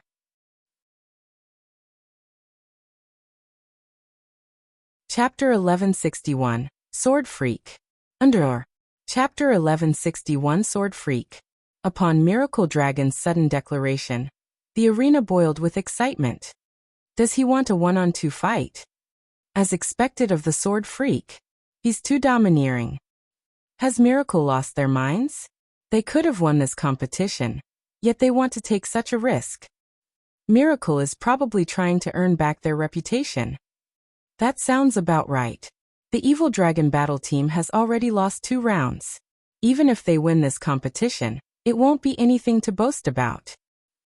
The audience discussed the declaration fervently, each person having their own opinions. Some felt that Miracle Dragon was being a fool, while others thought that the Sword Freak wanted to show off the guild's strength. However, they could all agree on one thing: Miracle Dragon's gamble was somewhat risky. The Asura battle team still had 2 players remaining. One was a berserker, and the other was an assassin. This class composition was somewhat disadvantageous for a swordsman like Miracle Dragon. Berserkers had higher strength than swordsmen, while assassins were faster and more nimble. Although Miracle Dragon possessed superior combat techniques, if he had to clash head-on with a berserker while guarding against an assassin's interference, he would easily lose any advantage. Moreover, both Fire Dance and Gentle Snow were relatively famous experts in God's domain. While the guild could redeem much of its lost reputation if Miracle Dragon won, its reputation would plummet further if the swordsman lost. Big Sis Rain, the Asura battle team actually has a chance of winning. Although Miracle Dragon is very famous, when it comes to strength, he is no match for the Witch of the West. If Fire Dance and Gentle Snow work together, they'll have at least a 50% chance of emerging victorious. Blue Phoenix said excitedly. Miracle Dragon was also known as the Sword Freak. Almost everyone in the virtual gaming world knew of him. He had gained his fame due to the secret pavilion's evaluation. He had been deemed as the expert closest to grasping a domain. Due to this reputation, peak experts from various super guilds had challenged him, using the opportunity to improve themselves. After all, only domain realm experts were considered super guilds and super first-rate guilds' true mainstays. Many had also challenged Miracle Dragon to gain an understanding of just how far they were from their own domains. Hence, Miracle Dragon's fame had grown with each passing day. If it came down to a one-on-one fight, neither Fire Dance nor Gentle Snow was a match for Miracle Dragon. However, if these women worked together to supplement their weaknesses, they should be able to defeat him. Emerging victorious? Phoenix Rain quietly observed Miracle Dragon. I don't remember him being a rash person. It was common knowledge that Miracle Dragon was wildly arrogant. However, this arrogance was due to his strength. While Miracle Dragon might act crazily, he almost never did anything without being confident of success. A one-on-two fight was already disadvantageous, but Miracle Dragon had also claimed that he would win in 10 moves. He had forced himself onto a path with no retreat. This was no longer arrogance. He was simply seeking death. As Phoenix Rain considered warning Sherfong, Miracle Dragon glanced at the other swordsman, who had remained silent all this time. What? Are you afraid? I've already offered you an edge in this match, a higher chance of winning the competition. If you don't want to accept the challenge, then just send your fighter up here. But don't say that I didn't give you a chance. The moment Miracle Dragon finished speaking, the audience began to echo his words. Asura battle team, are you a bunch of cowards? You're even afraid to accept this challenge. You guys are even too scared to accept a 2-on-1 match? It seems that the rumors are true.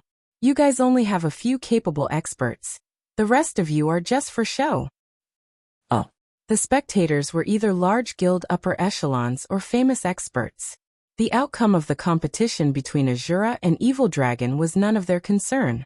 They only wanted to collect as much information as possible.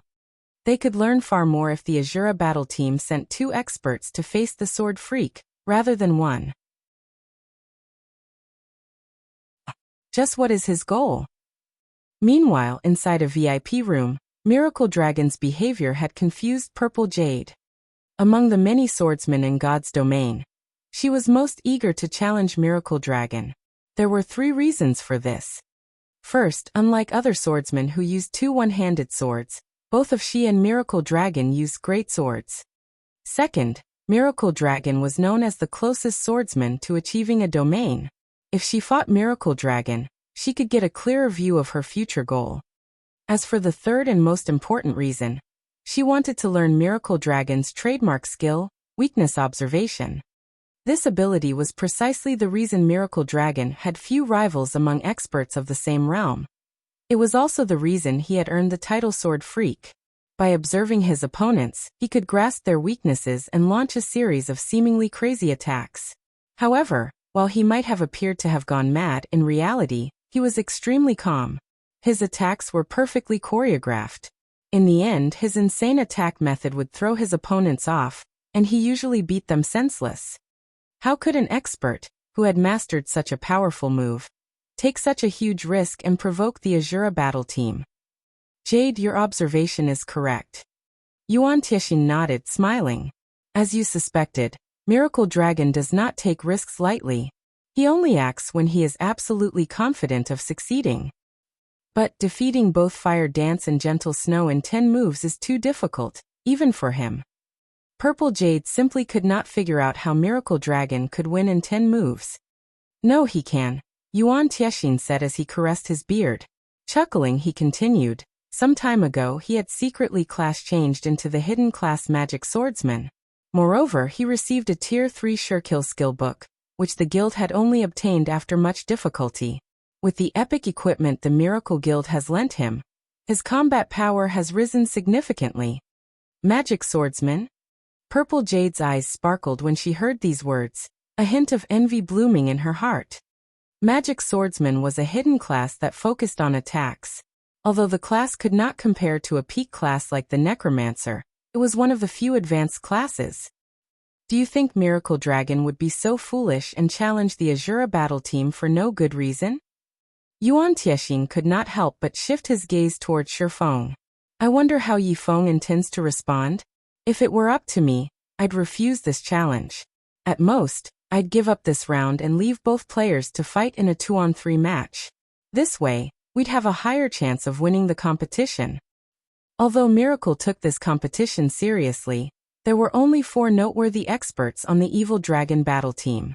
Although the remaining 6 were extraordinarily strong, there was an obvious gap between them and the former 4. If the Asura battle team wanted to win this competition, a 2-on-3 match would be more advantageous. As soon as Yuan Tixin said so, Shifeng stood up, a serious expression on his face as he looked at Miracle Dragon. Alright, we don't have any issues. I hope you don't regret your decision. Regret? Rest assured, I will not regret it.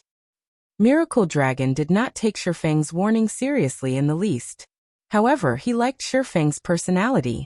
Unfortunately, the man's worries were superfluous. Rather, Shifeng should focus on helping Fire Dance and Gentle Snow survive against him for 10 moves. When the audience heard Shifeng agree to Miracle Dragon's request, they erupted into cheers. Ha! What a fool! Yuan Tixin could not help but roll his eyes at Shifeng. Despite knowing that it was a trap, Shifeng decided to jump right in. Chapter 1162. Madness vs. Madness. Undervar. Chapter 1162. Madness vs. Madness. When the participants for the 3rd round had been decided, the arena's audience began to grow restless.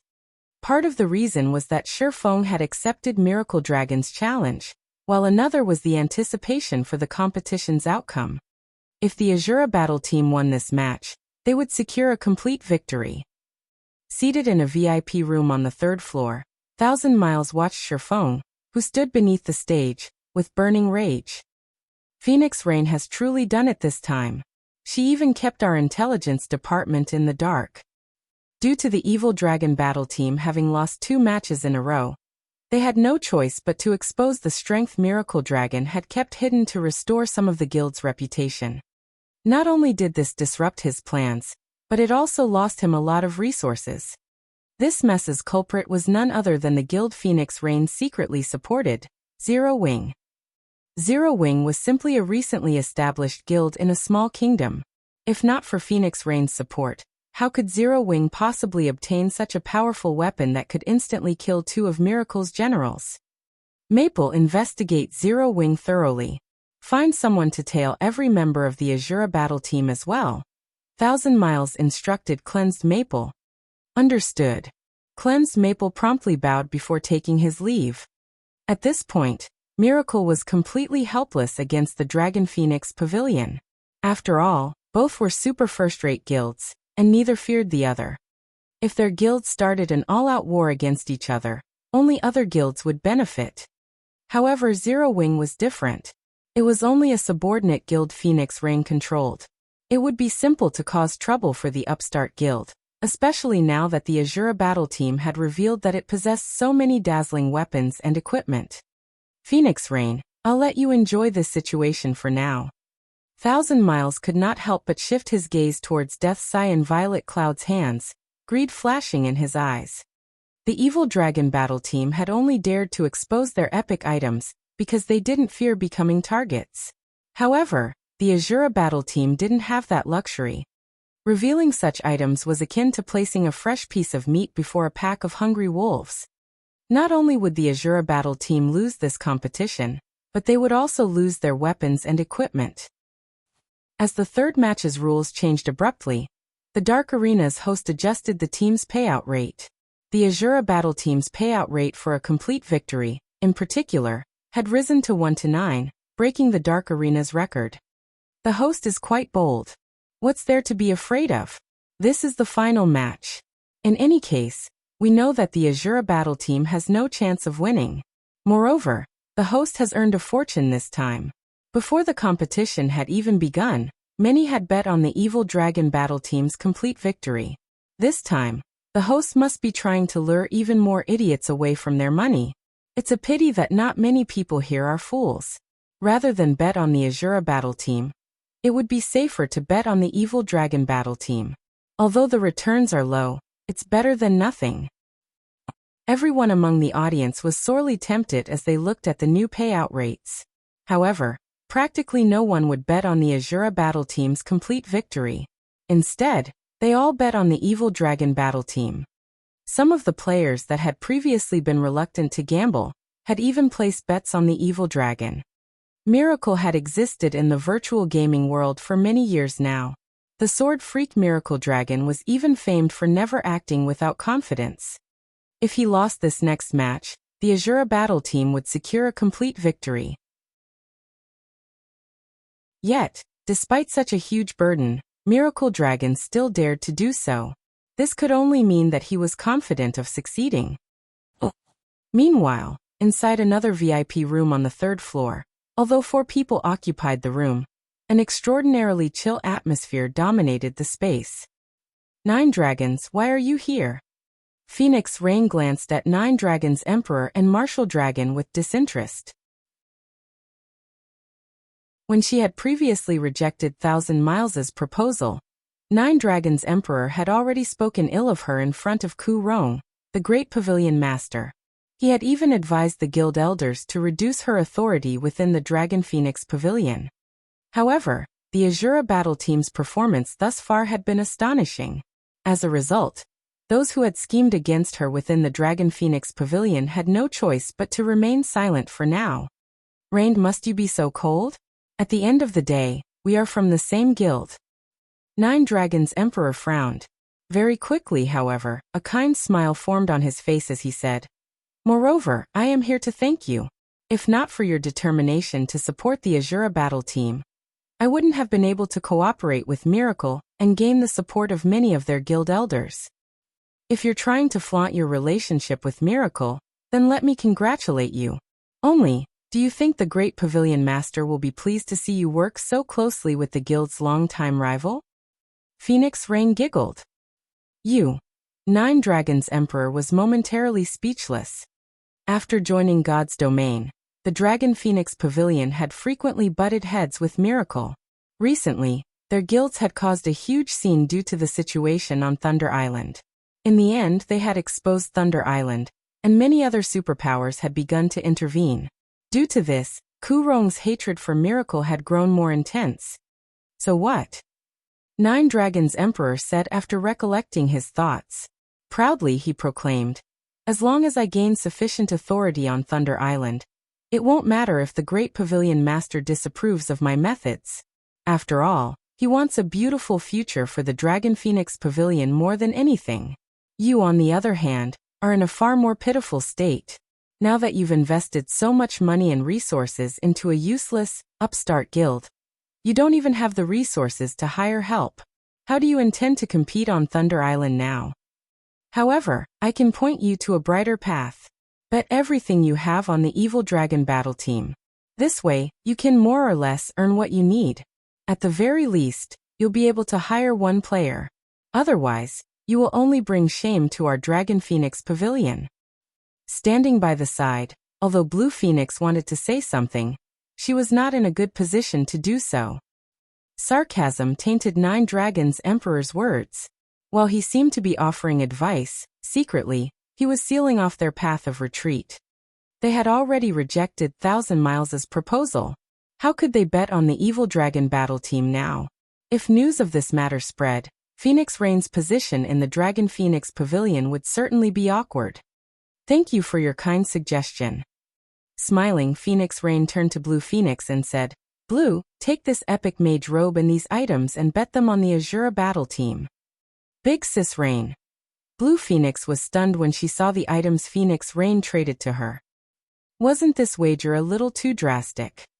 Phoenix Rain had passed her the items they had prepared for the campaign on Thunder Island. If they lost these items now, they would suffer for it on Thunder Island. Amazing. In the guild, others often call me ruthless. However, it would seem that I am no match for you, Rain. Although I've bet plenty of resources and items on the evil dragon battle team, they are of little importance. You, on the other hand, actually bet the epic mage robes the guild obtained on the Asura battle team. I really must hand it to you. Nine Dragons Emperor praised the calm, composed Phoenix Rain. Inwardly, though, his heart fluttered in joy when he saw the items Phoenix Rain intended to gamble. The host was no fool if they were willing to offer a 1-to-9 payout rate. If one bet a piece of epic equipment, they could get 9 pieces if the Asura battle team won. Although the host wouldn't actually hand out 9 pieces of epic equipment, they would still offer items of equal value. However, could such an ideal situation happen? While Phoenix Rain and Nine Dragons Emperor had been talking, the timer above the stage had begun to count down. The arena fell silent as everyone focused on the 3 people on the stage. The spectators couldn't help but gasp when they saw the Asura battle team's formation. What are they trying to do? Everyone was dumbfounded as they watched Fire Dance walk to a corner of the stage, while Gentle Snow stood within 20 yards of Miracle Dragon. These women's intentions couldn't be more obvious. The Asura battle team was trying to pick a one-on-one fight with Miracle Dragon.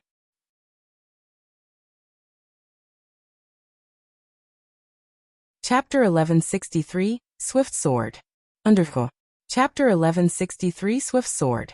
Despite the timer's clear indication that the battle would begin soon, everyone stared at Shifeng, who stood below the stage. They're actually letting one person take on Miracle Dragon? Aren't they underestimating the sword freak a little too much? That's right.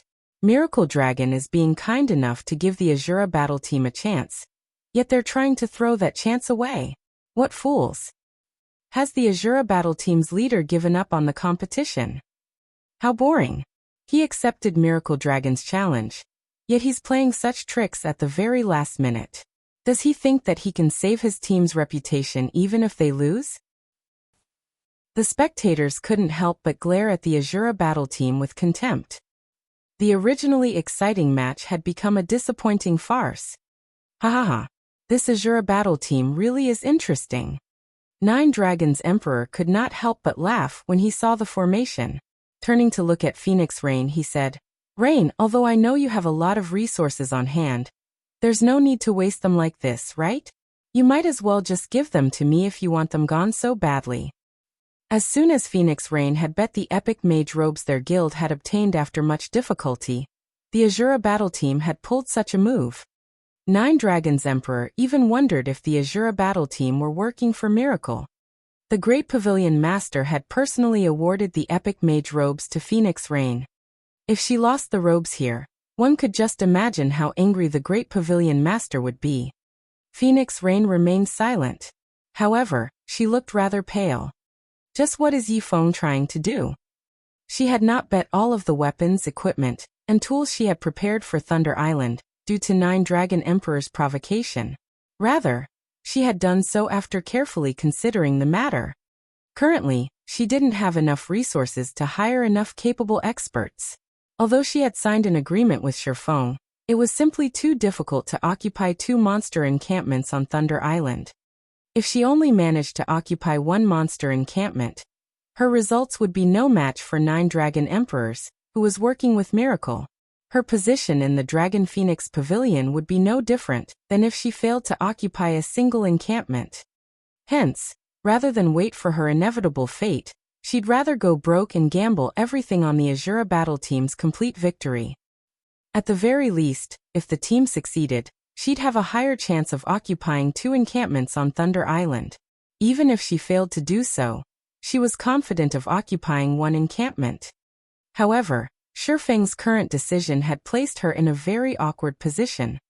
Meanwhile, Blue Phoenix burned with rage. She wanted nothing more than to rush up to Shifeng, crack his head open, and take a look at what was going through the man's mind. Shifeng had thrown away their chances of victory. As everyone chatted amongst themselves, the timer finally came to an end. Standing on the stage, Miracle Dragon glanced at Fire Dance in the corner. He then shifted his gaze to the valiant war goddess before him, anger burning in his eyes as he asked, "Is this the arrangement you have decided on?" Originally, he thought he would get to enjoy a good fight. He hadn't expected the Asura battle team to make such a move. Gentle Snow was certainly talented. She had even led a first-rate guild before. She was also a great beauty. In the virtual gaming world, many knew her as a peak expert and a goddess. However, none of that meant anything to players on his level. In his eyes, Gentle Snow's only noteworthy achievement was her fight in White River City, during which she had reached the refinement realm mid-battle. However, with such combat standards, he could have killed Gentle Snow even before he had become a magic swordsman. "That's right. I'll be your opponent," Gentle Snow calmly declared. "Are you trying to annoy me?" Miracle Dragon asked with a frosty tone as he glared at Gentle Snow. Even the area around Miracle Dragon had frozen. "I'll give you one last chance. Come at me together." However, Gentle Snow and Fire Dance remained motionless. Neither of them showed any signs of changing their mind. "So be it. Don't blame me for being merciless," Miracle Dragon bellowed. Activating Windblade, he dashed towards Fire Dance. The audience barely saw his afterimages. In the blink of an eye, Miracle Dragon crossed 10 yards. Less than 100 yards separated the swordsman and the assassin. It would only take a few seconds for Miracle Dragon to reach his target. So fast! The spectators were surprised by Miracle Dragon's speed. Even peak assassins, who were famed for their speed, would be no match for him. However, even when less than 20 yards separated Miracle Dragon and Fire Dance, the latter refused to move as she quietly watched the swordsman approach. "You're looking to die," Miracle Dragon growled. He had long since locked his killing intent on Fire Dance in hopes of forcing the assassin to react. However, Fire Dance's attitude was still lax. She underestimated him. Miracle Dragon no longer held back. He unsheathed the light blue greatsword from his back and swung it at Fire Dance. The instant Miracle Dragon slashed at Fire Dance, everyone heard the whistle of the blade slice through the air. No one in the audience could see Miracle Dragon's greatsword or his hands. It was as if they had vanished. As expected of the sword freak, his swift sword has improved once again. Nine Dragons Emperor exclaimed as he watched Miracle Dragon. What a pity. Fire Dance won't even know how she died. Swift Sword was one of Miracle Dragon's trademark moves. Although the attack with his greatsword seemed like a normal slash, that swing contained the power of every muscle in his body. With this power, he could manipulate his greatsword like a whip. His attack could exceed the normal speed limit the system had set on players. This technique's principle was similar to that of strength superpositioning. However, while the theory was simple, very few peak experts could achieve it. Not a single player could employ the technique to Miracle Dragon's level. This was the reason behind Miracle Dragon's title of Sword Freak. Even a Void Realm expert would struggle to perceive Miracle Dragon's attacks. They would need all of their concentration, pushing their 5 senses to their very limits, to barely combat the swordsman's attacks. Meanwhile, Fire Dance had only recently set foot into the refinement realm. No one expected her to see Miracle Dragon's great sword. This was also why the Asura battle team only had a chance if both Fire Dance and Gentle Snow attacked Miracle Dragon together. Dang! The clang of metal reverberated throughout the arena. Miracle Dragon's greatsword had stopped roughly 5 yards away from Fire Dance. Before anyone had realized it, Gentle Snow had appeared before Fire Dance, her silver greatsword acting as an immovable wall that prevented Miracle Dragon from reaching the assassin. Miracle Dragon was confused when he saw Gentle Snow. He simply could not figure out how Gentle Snow had appeared before him. He couldn't understand how the Berserker had managed to stop his swift sword either. As Miracle Dragon pondered these questions, Gentle Snow put some strength into her arms, using her silver greatsword to force Miracle Dragon a few steps back. The gap between their strengths was now obvious. "Can you take this match seriously now?" Gentle Snow glanced at Miracle Dragon, her voice extremely calm as she spoke, acting as if Miracle Dragon's swift sword wasn't worth her concern.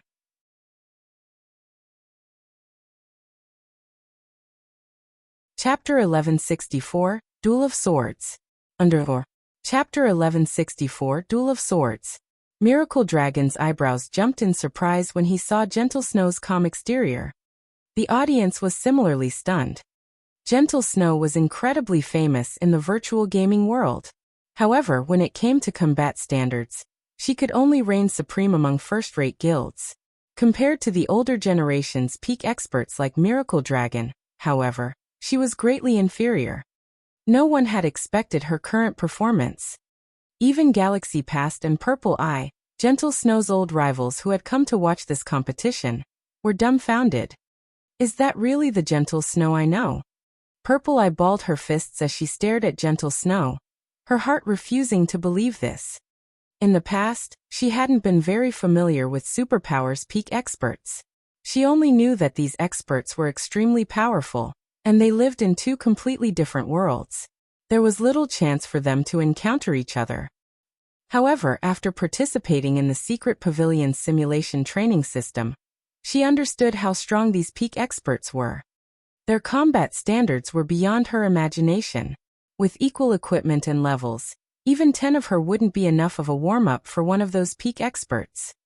Yet the Gentle Snow, who had stood on the same stage as the Star Alliance, could now hold her ground against a peak expert like Sword Freak. How could she not find this shocking? "I have truly underestimated you. It's no wonder why you had become Ouroboros's guild leader." Miracle Dragon could not help but smile, the blade of disaster, which still trembled in his hands. "However, whether or not you take me seriously will depend on your ability to block my next move." Saying so, Miracle Dragon's expression changed. Taking a deep breath, he took a step forward and executed Swift Sword once more.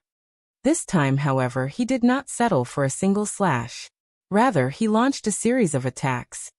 While Swift Sword was difficult to defend against, an expert of similar standards would have no issues blocking one strike. Hence, Miracle Dragon decided to up his assault and execute multiple Swift Sword attacks. This way, even an expert of the same standards would not casually challenge Miracle Dragon head-on. Shrill whistling sounds reached the audience's ears. Everyone was fascinated as they watched Miracle Dragon attacks. This was especially true for the swordsman experts among the crowd. Miracle Dragon's swordsmanship was the peak they all aimed for. Enraptured by the flashing sword lights, even Starstreak, who was on the same team as Miracle Dragon, had goosebumps. If he stood in Gentle Snow's shoes, he would have no choice but to activate a life-saving skill against Miracle Dragon's consecutive swift swords. Just before the sword light struck Gentle Snow, the Berserker swung her silver great sword. Suddenly, an explosion shook the arena. As Gentle Snow continued to brandish her greatsword, a series of explosions rang out from the stage. It sounded as if the stage were being bombarded. After several seconds, Miracle Dragon stopped his assault, shock plastered on his face. Even when he had faced Domain Realm experts, they had only blocked a portion of his attacks while relying on their footwork to evade the rest. However, among the 15 attacks he had just launched, Gentle Snow had effortlessly blocked every one. This was the first time he had encountered such a situation since joining God's domain. However, Miracle Dragon did not know that Gentle Snow currently wore the level 50 magic light set. Although she was missing the chest piece, she still had the 7 Luminaries battle armor, which possessed the passive skill magic reinforcement, increasing her physique by 30%. With her superior basic attributes and physique, Gentle Snow had no issues blocking Miracle Dragon's swift sword. Too strong. She's just too strong. Was the snow goddess always this strong? Crap. Is she the incarnation of the war goddess? The skill gentle snow displayed flabbergasted the audience. Although many experts watched the battle, the number of people that could actually block Miracle Dragon's consecutive swift swords could be counted on one hand. Everyone had assumed that the Asura battle team had given up, and just wanted to end this match as quickly as possible. However, it would seem that this wasn't the case. Who is this gentle snow? Thousand Miles's expression was twisted and ugly. Even the various large guilds had detailed information on Gentle Snow's leadership of Ouroboros, not to mention a super first-rate guild like Miracle.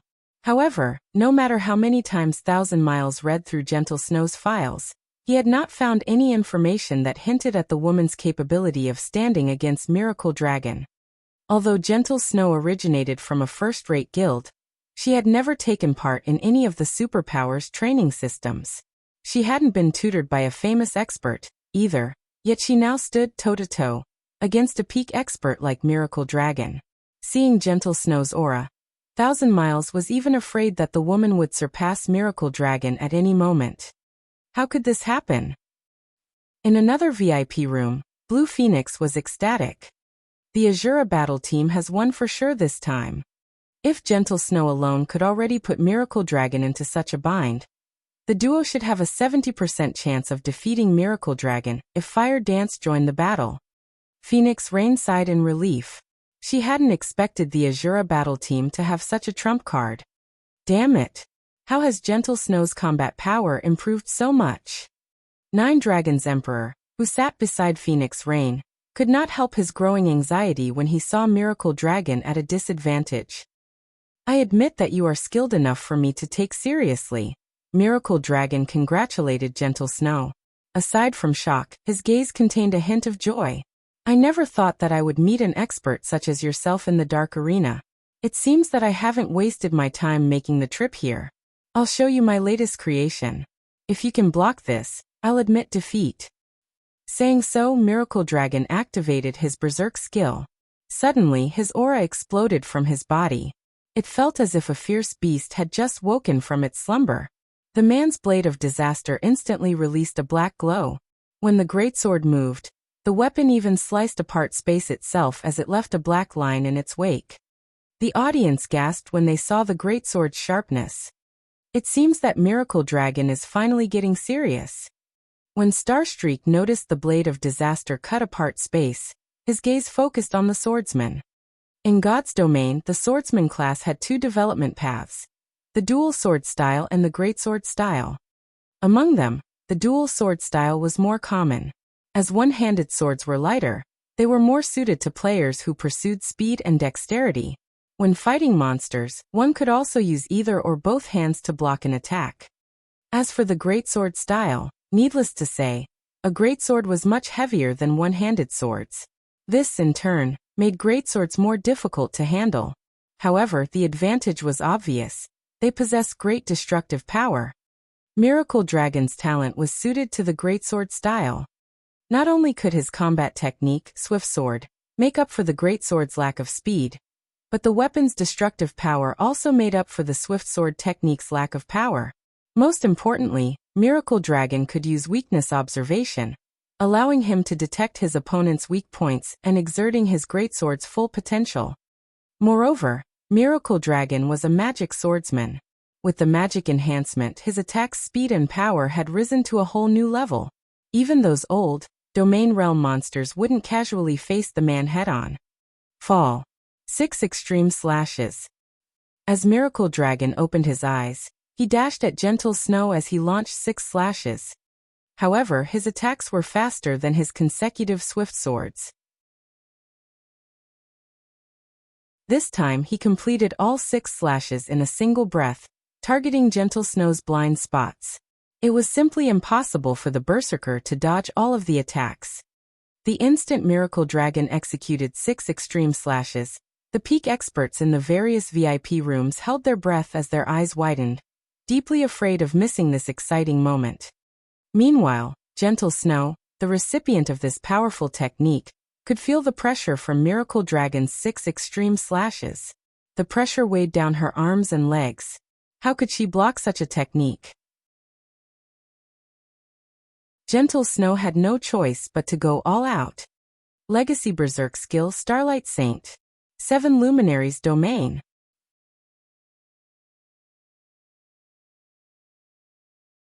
Chapter 1165. Complete Victory.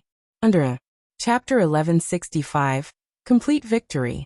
She's too strong. Is she an NPC in disguise? When Gentle Snow had activated her Berserk skill, the crowd had been startled.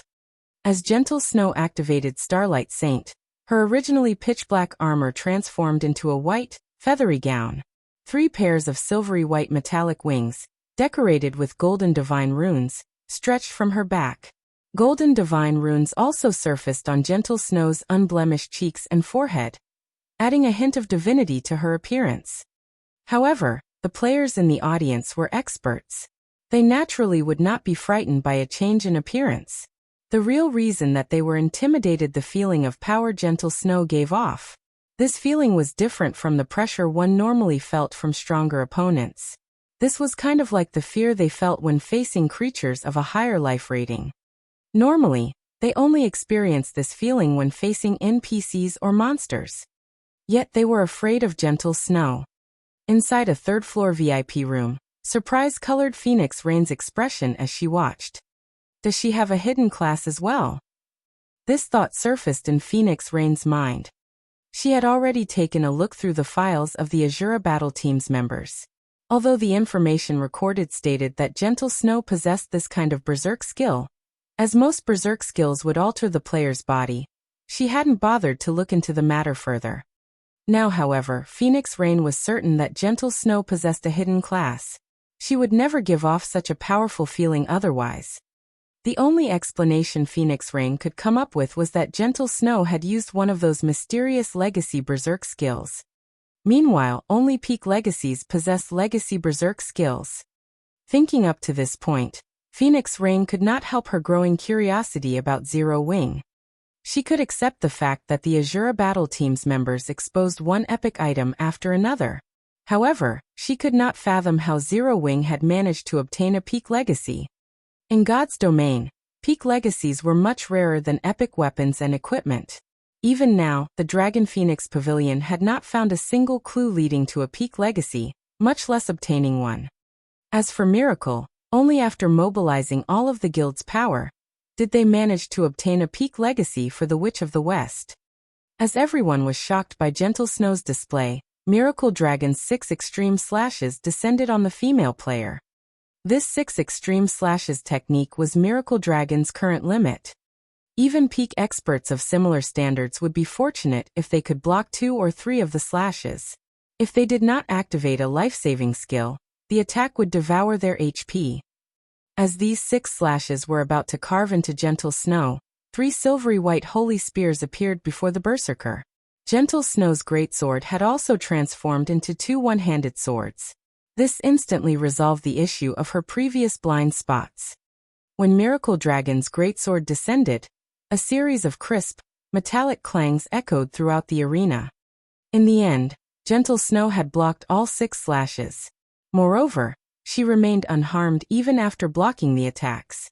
She had not lost a single HP. You blocked them all? Miracle Dragon's expression froze. The entire venue fell silent as the crowd stared at Gentle Snow incredulously. 1,000 Miles was more shocked than anyone. Miracle Dragon's strongest technique had been neutralized. How could this happen? While 1,000 Miles had considered the possibility of Gentle Snow blocking all 6 attacks successfully, it was with the assumption that she would use an invulnerability skill. However, Gentle Snow had not used anything like that. She had relied on her own techniques. How does a little guild like Zero Wing have such a genius? 1,000 Miles' jealousy began to bubble up as he watched the snow goddess. That's right, he envied Zero Wing. From Gentle Snow's data, he knew that the woman had not received any training from a special system. Yet with weapons and equipment on par with Miracle Dragons, she had suppressed her opponent. This was insane.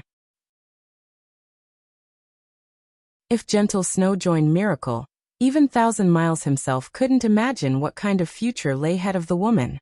Moreover, Gentle Snow was a talented manager. Rather than calling her a genius, it would be more apt to call her a prodigy.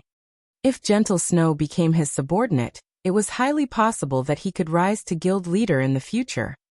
Aside from Gentle Snow, Alluring Summer and Violet Cloud, who had taken to the stage in the previous matches, were similarly talented. In Miracle, they would definitely be considered top-class players. Yet, such prodigies and geniuses continued to emerge within a small guild like Zero Wing. This was ludicrous. Thousand Miles suddenly had an idea. Poach Gentle Snow and the others for Miracle. This is too amazing. She actually managed to suppress the sword freak. Is this the Snow Goddess's true strength? How did she block that move? Although many among the audience were experts, they all knew that they would die instantly under the onslaught of Miracle Dragon's 6 extreme slashes. However, by the looks of Gentle Snow, it was clear that she still had energy to spare after her defense. Everyone in the crowd had goosebumps.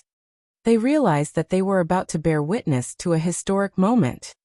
Gentle Snow was going to defeat the Sword Freak Miracle Dragon.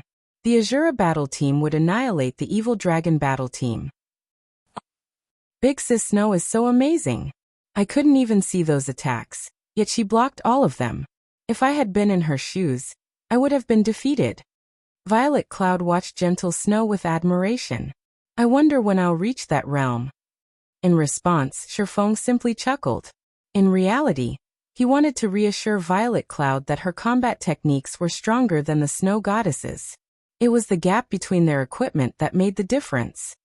The 7 Luminaries' battle armor, in particular, was almost a cheat against melee players. Gentle Snow would not fare so well against the Witch of the West. The 7 Luminaries' battle armor had 2 passive skills. Among them, Magic Reinforcement could improve the user's physique by 30%. Physique improvement in God's domain was not limited to increasing a player's speed and stamina. More importantly, a player's 5 senses also improved, which allowed them to keep up with speeds they normally could not. This was the benefit of an item that had once been legendary equipment. Despite its fragmented state, its effects were still frightening. Miracle Dragon also felt the effects of the 7 Luminaries' domain, decreasing his speed significantly. Even if she hadn't used the 3 Holy Spears, with Gentle Snow's current level, basic attributes and physique, she would have no problem blocking 5 of the 6 attacks. With her battle armor's frightening defense, she wouldn't receive much damage from one strike. This was what made fragmented legendary items so terrifying. A single item could create a peak expert. This was also why the various large guilds in the past had been so desperate to obtain fragmented legendary items. Meanwhile, on the stage, just as Gentle Snow was about to display the 7 Luminaries' domain's might, Miracle Dragon revealed a bitter smile as he raised one hand and forfeited the match.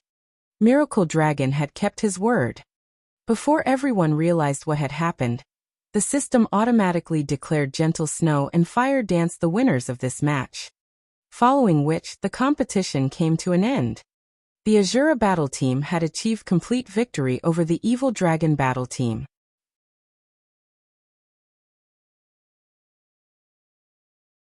Chapter 1166. Asura becomes famous. Chapter 1166. Asura becomes famous. Only after the system announcement did the audience react. The competition. It's over just like that? This is ridiculous. The Asura battle team has achieved another complete victory. After these 3 matches, everyone finally understood what high-level PvP truly meant. The duels today were on a whole different level compared to the PvP battles they fought before.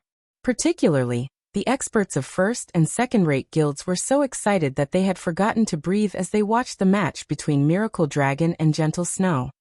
However, they all had to admit that this competition had completely exceeded their expectations. Before the competition had begun, almost no one had believed that the Asura battle team could achieve victory, much less a complete victory. After all, the Evil Dragon battle team's strength was simply overwhelming. Meanwhile, this upset had also caused many people to cry out in anguish. They all regretted not betting on the Asura battle team's complete victory. That was a 1-to-9 payout rate they were talking about. If they had wagered all of their guild's resources, the returns would be unimaginable. After all, every player capable of entering the Dark Arena had extraordinary origins. It would not be difficult to collect several hundred pieces of excellent equipment, rare tools and materials. If they had won the bet, they would earn back several thousand items. Just the thought gave them shivers. After the competition ended, the Asura battle team had officially been added to the various superpowers list of targets. After Miracle Dragon left the stage, Alice walked up to him and asked in a soft but serious tone, "Miracle, you're the face of the guild. Why didn't you go all out?" She knew full well how powerful Miracle Dragon was. Others might not, but she had seen his strength with her own eyes. Miracle Dragon's 6 extreme slashes was far from his true power. When Miracle Dragon activated his Berserk skill, he could execute 9 extreme slashes. Although there was only a difference of 3 attacks, he could have defeated Gentle Snow. Yet the swordsman had not done so. As a result, the evil dragon battle team had lost the competition. In addition, this wounded the guild's reputation. "You think too highly of me.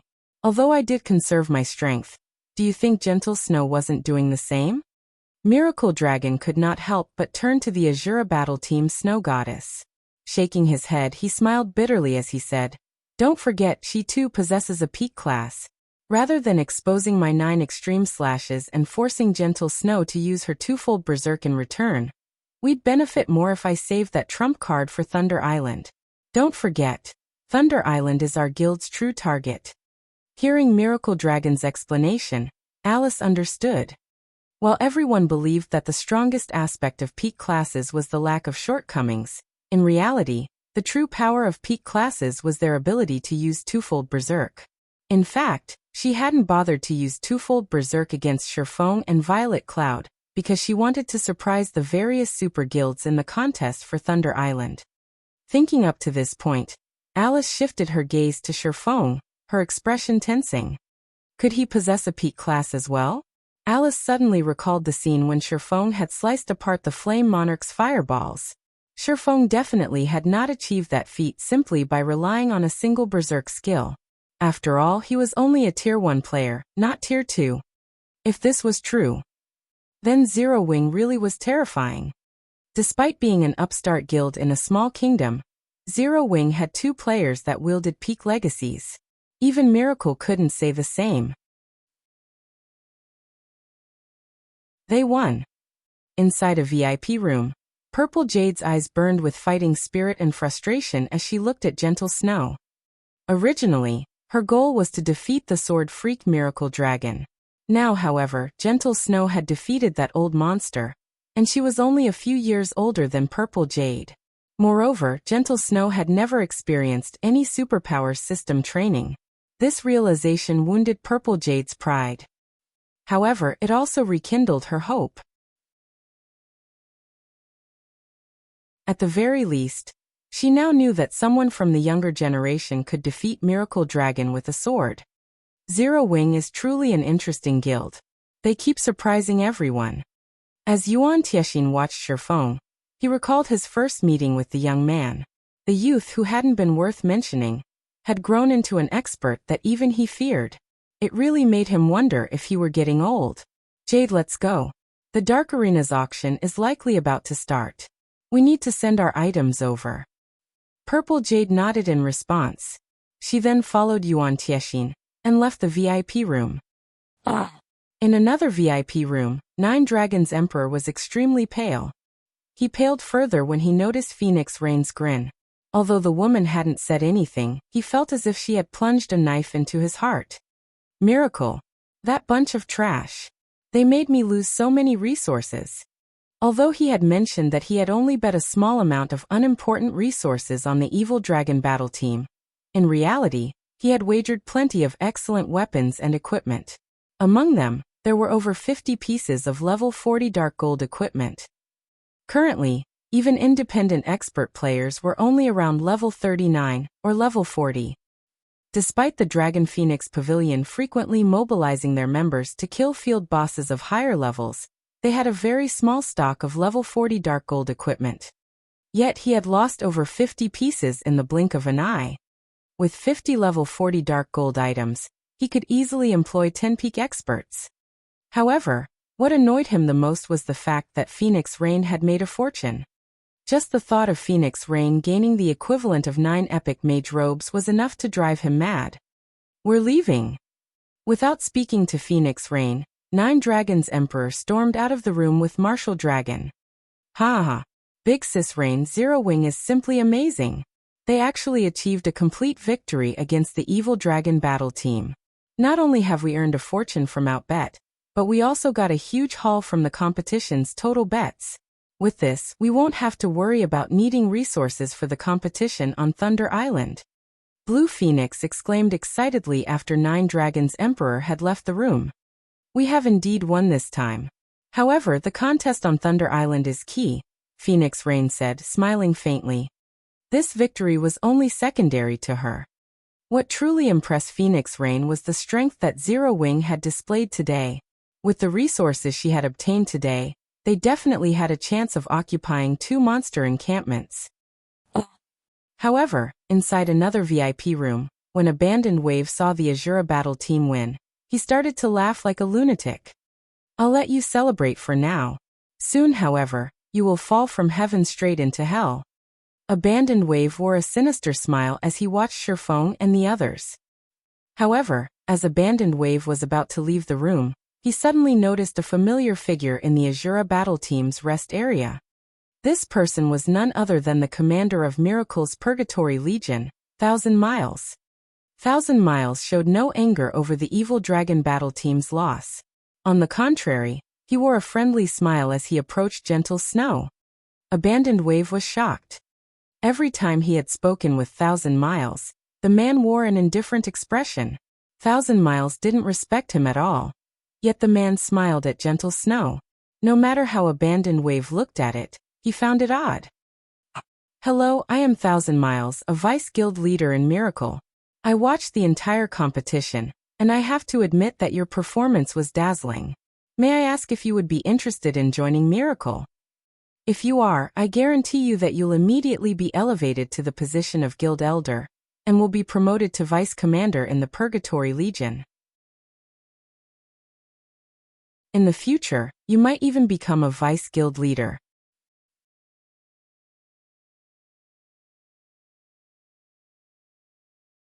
Chapter 1167. Impervious to Reason. Under Chapter 1167. Impervious to Reason. Although 1,000 Miles' tone was plain, his words stunned everyone in the arena. Even the evil dragon battle team's members, who were approaching from a short distance away, revealed stunned expressions, confusion in their eyes as they looked at 1,000 Miles. What's the commander trying to do?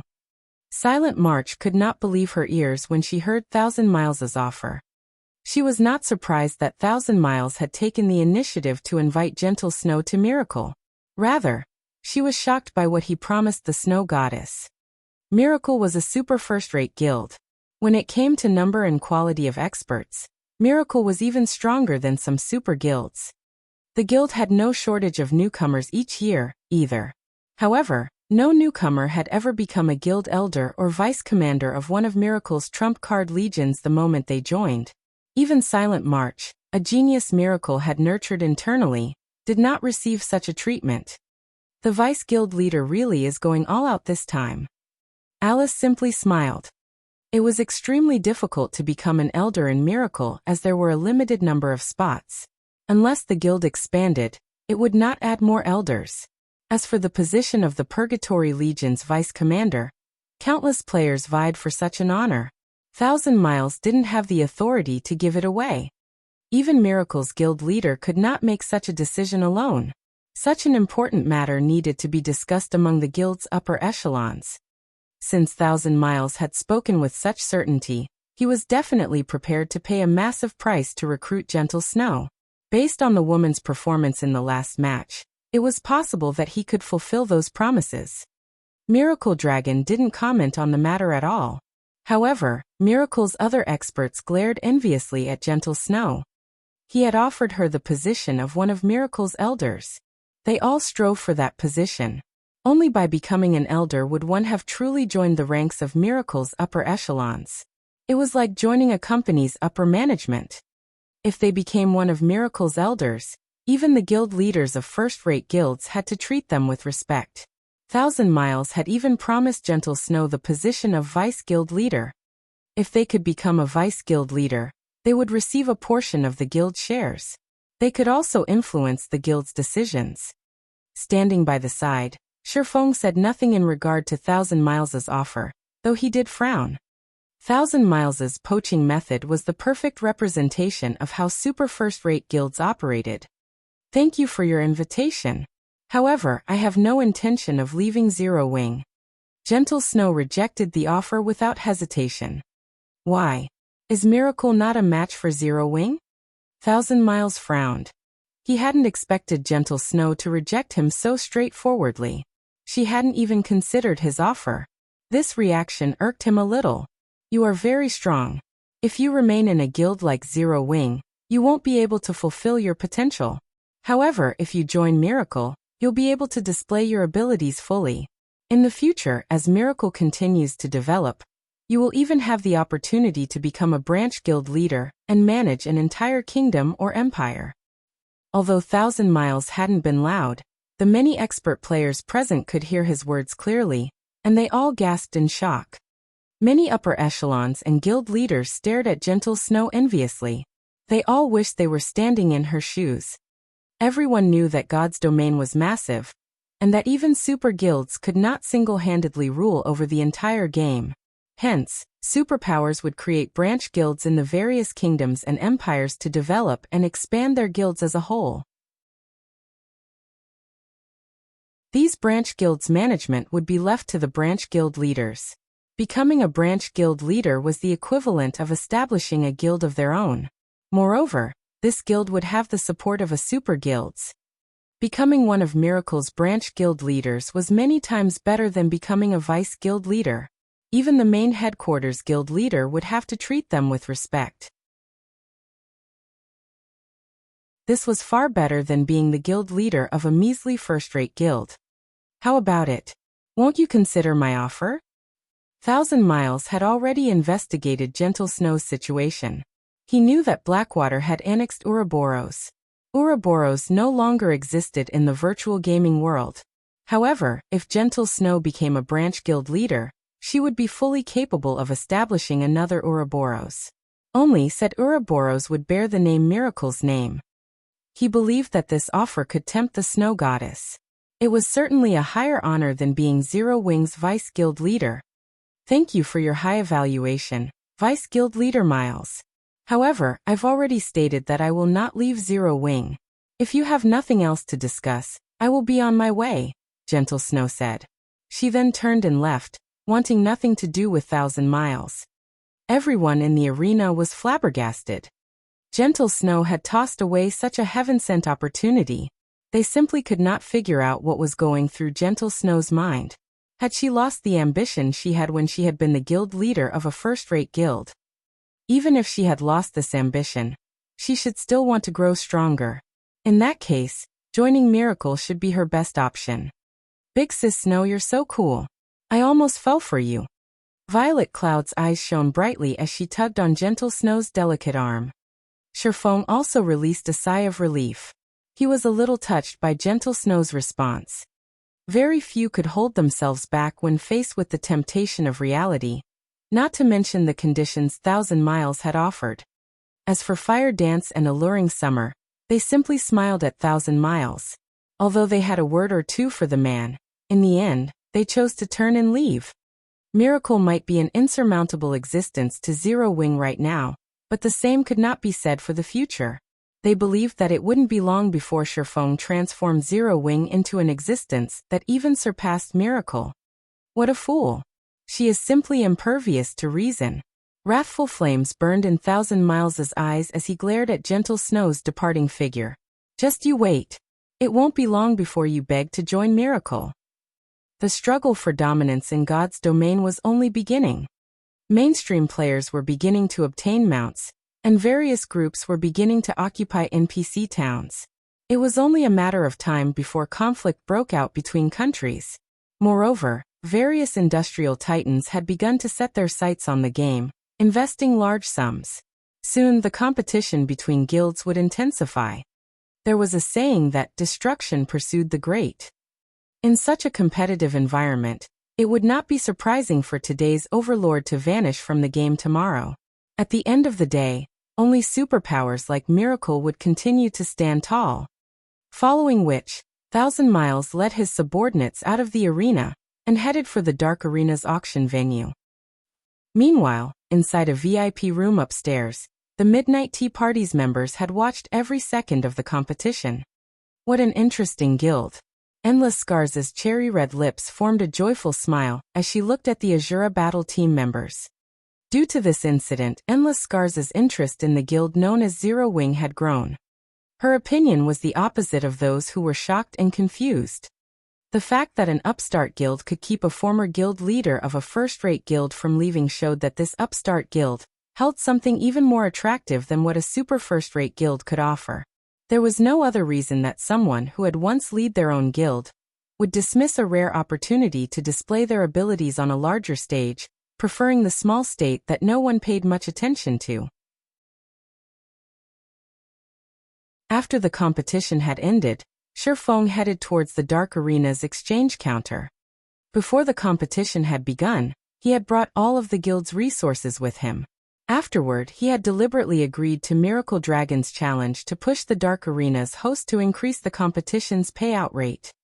And indeed, just as he had expected, the host had eventually offered a payout rate of 1-9 for a complete victory. After that, he had bet everything he could afford to lose on the Asura battle team. Here's my ticket. I would like to redeem my resources. Shifeng smiled as he handed over the ticket the Dark Arena's host had issued him to the female player manning the counter. He had bet 300+ pieces of level 40 dark gold equipment, 800+ pieces of level 40 fine gold equipment, as well as plenty of high-tiered magic scrolls and rare materials. The total value of his bet easily exceeded 90,000 gold. Sir, this. The woman manning the counter nearly jumped in shock when she saw Shifeng's ticket.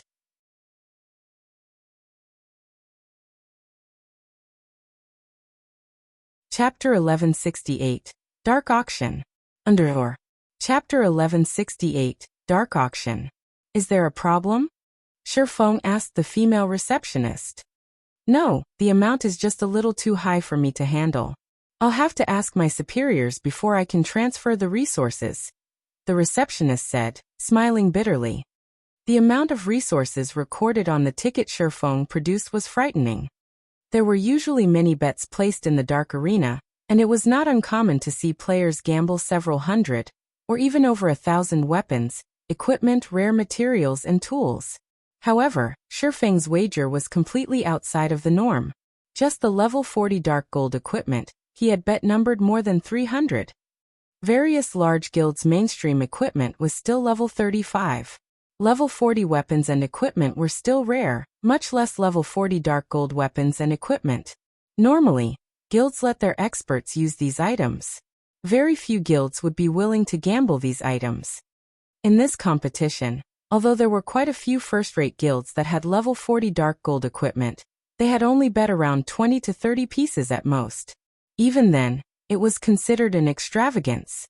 Overall, the majority of the guild's wagers were level 35 weapons and equipment, tools, and rare materials. Most importantly, Shifeng had bet on the Asura battle team's complete victory. The Dark Arena had to compensate him with 9 times the resources he had bet. According to the Dark Arena's rules, players would get priority over resources of the same rank when claiming their winnings. In other words, if a player had bet level 40 dark gold equipment, once the competition was over and said player collected their winnings, the Dark Arena would give that player the level 40 dark gold equipment that had been wagered on the losing team. Only when the Dark Arena was out of level 40 dark gold equipment would it compensate the player with items of a lower rank. Meanwhile, this competition was unusual. Rather than relying on the system, the Dark Arena's host was the bookkeeper.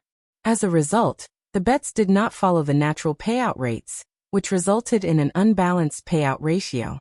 If the bets on the losing battle team were not enough to cover the bets placed on the winning battle team, the host would have to cover the rest. Shifeng had bet over 300 level 40 dark gold weapons and pieces of equipment. In other words, the Dark Arena had to pay him over 2,700 level 40 dark gold equipment. Shifeng was also going to redeem over 7,000 level 40 fine gold weapons and equipment. He was definitely going to wring the host dry.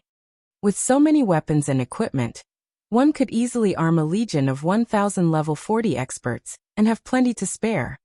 Even the Dark Arena's host couldn't collect so many items within a short time. As the Dark Arena, there was a minimum requirement of the quality of the items wagered. For example, level 35 secret silver equipment would not be accepted. The bare minimum was level 35 fine gold weapons or equipment.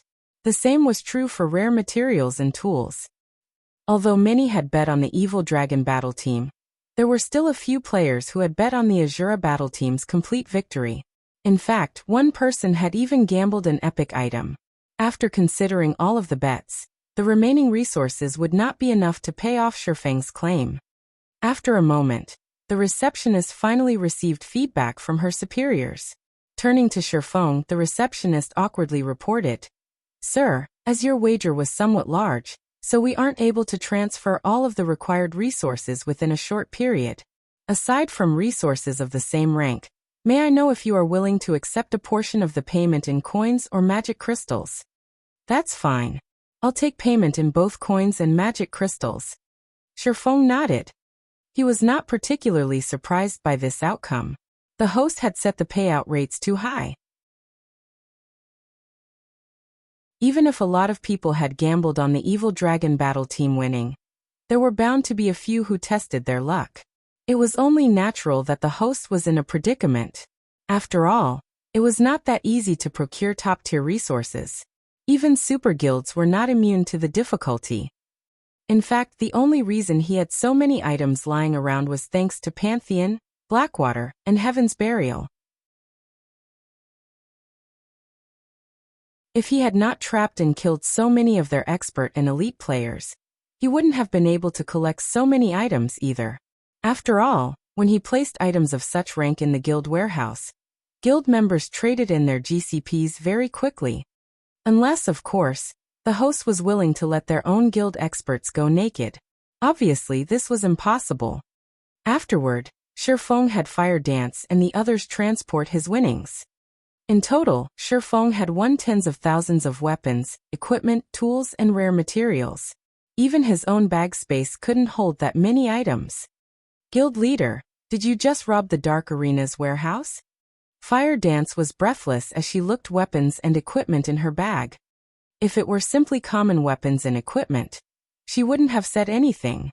Even the most inferior item was a piece of level 35 fine gold equipment. "Our harvest is even greater than when we annihilated the Blackwater army. With this, our guild won't have to worry about weapons and equipment for some time." Gentle Snow's eyes shone as she looked at Shifeng's winnings. "With these weapons and equipment, our guild can start expanding again." Weapons and equipment were a guild's foundation. To develop a guild, one first needed to develop the guild's weapon and equipment supply. Currently, guilds' main sources for weapons and equipment were powerful field bosses and large-scale team dungeons. This was also why the various large guilds needed experts. Without experts taking the lead, it would be very difficult for elite and ordinary players to kill powerful monsters or raid difficult team dungeons. However, what Gentle Snow did not know was that their harvest from the Dark Arena not only helped prepare Zero Wing for its next expansion, but it also covered their construction fees for upgrading Stone Forest Town to intermediate rank. Next, Shifeng simply needed to pay the construction fees and NPCs would begin rebuilding Stone Forest Town according to the Grandmaster town design. "Transport these items back to the guild for now. I'll go and participate in the auction." When Shifeng glanced at the time, he noticed there were less than 10 minutes before the dark auction began. It would be a huge loss to miss out. Moreover, Shifeng had just obtained 420,000 magic crystals and 50,000 gold coins from the host. He had practically emptied the host's pockets. Following which, Shifeng hurried to the auction venue. The dark auction was known as one of the largest auctions in God's domain. There were always a plethora of items up for auction, and every one of them was of excellent quality. Even fragmented legendary items had been for sale in the past. Although many large guilds wanted to participate, it was extremely difficult to do so. The minimum requirement to attend the dark auction had been the same to enter the dark arena in the past. Moreover, each invitation was limited to one person. One could not bring guests. Of course, these rules hadn't been implemented yet. Any player that had received an invitation to the dark arena could take part. As soon as Shifeng reached the underground arena's top floor, he noticed a sea of people. There were more than double the number of players who had watched the competition. Upper echelons from super guilds and super first-rate guilds that had not been in the audience had arrived here. As Shifeng searched a place to sit, a familiar voice came from behind him. Yifeng. When Shifeng heard this voice, he could not help but turn towards its source. Immediately he noticed Autumn Goose. She had already risen to level 41, and wore silver armor trimmed in red. Standing beside Autumn Goose was the Wind God's Spear's commander, Fallen Wind. The man had already reached level 42. His level was quite eye-catching as he stood among the crowd. A glamorous beauty stood next to these two. The woman wore deep red leather armor, and had a tattered and broken sword hanging from her waist. Although she had hidden her level with her black cloak, one could easily tell she was a first-class assassin based on her sharp aura. Moreover, Shifeng was very familiar with this beauty's face. Almost every superpower in God's domain knew the woman's nickname. She was Arrogance, one of the flower of 7 sins 7 sins.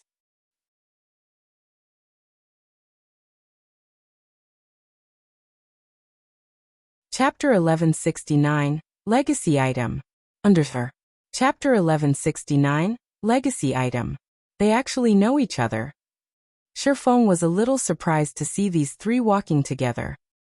He had never imagined that the Wind God's Spear would have a connection with the Flower of 7 Sins. The Flower of 7 Sins was an organization that not even super guilds dared to provoke. Meanwhile, within the organization, the most famous players were none other than the 7 Sins. The peerless beauty standing before him wielded the title Arrogance, Hidden Soul. In the past, the Flower of 7 Sins had been hired to assassinate a super guild's guild leader. Eventually, the organization completed the task. Meanwhile, Hidden Soul was among those who took part in the assassination. A super guild's guild leader was extraordinarily strong. Otherwise, they wouldn't have risen to that position in the first place. In addition, a large group of peak experts usually followed these guild leaders, making assassinations nearly impossible. Yet the Flower of 7 Sins had succeeded. Due to that incident, Hidden Soul's fame had skyrocketed. That incident had shocked the entire virtual gaming world. Noticing Autumn Goose's excitement, Hidden Soul glanced at Shifeng before asking softly, "Autumn, is he an acquaintance?" At this moment, Shifeng wore a black cloak, so she couldn't check his level. However, the fact that the man had been allowed into the dark auction house proved his status. Yifeng is the expert we told you about before. If not for his help, our Wind God's Spear would have suffered tremendously. Autumn Goose nodded. That's right.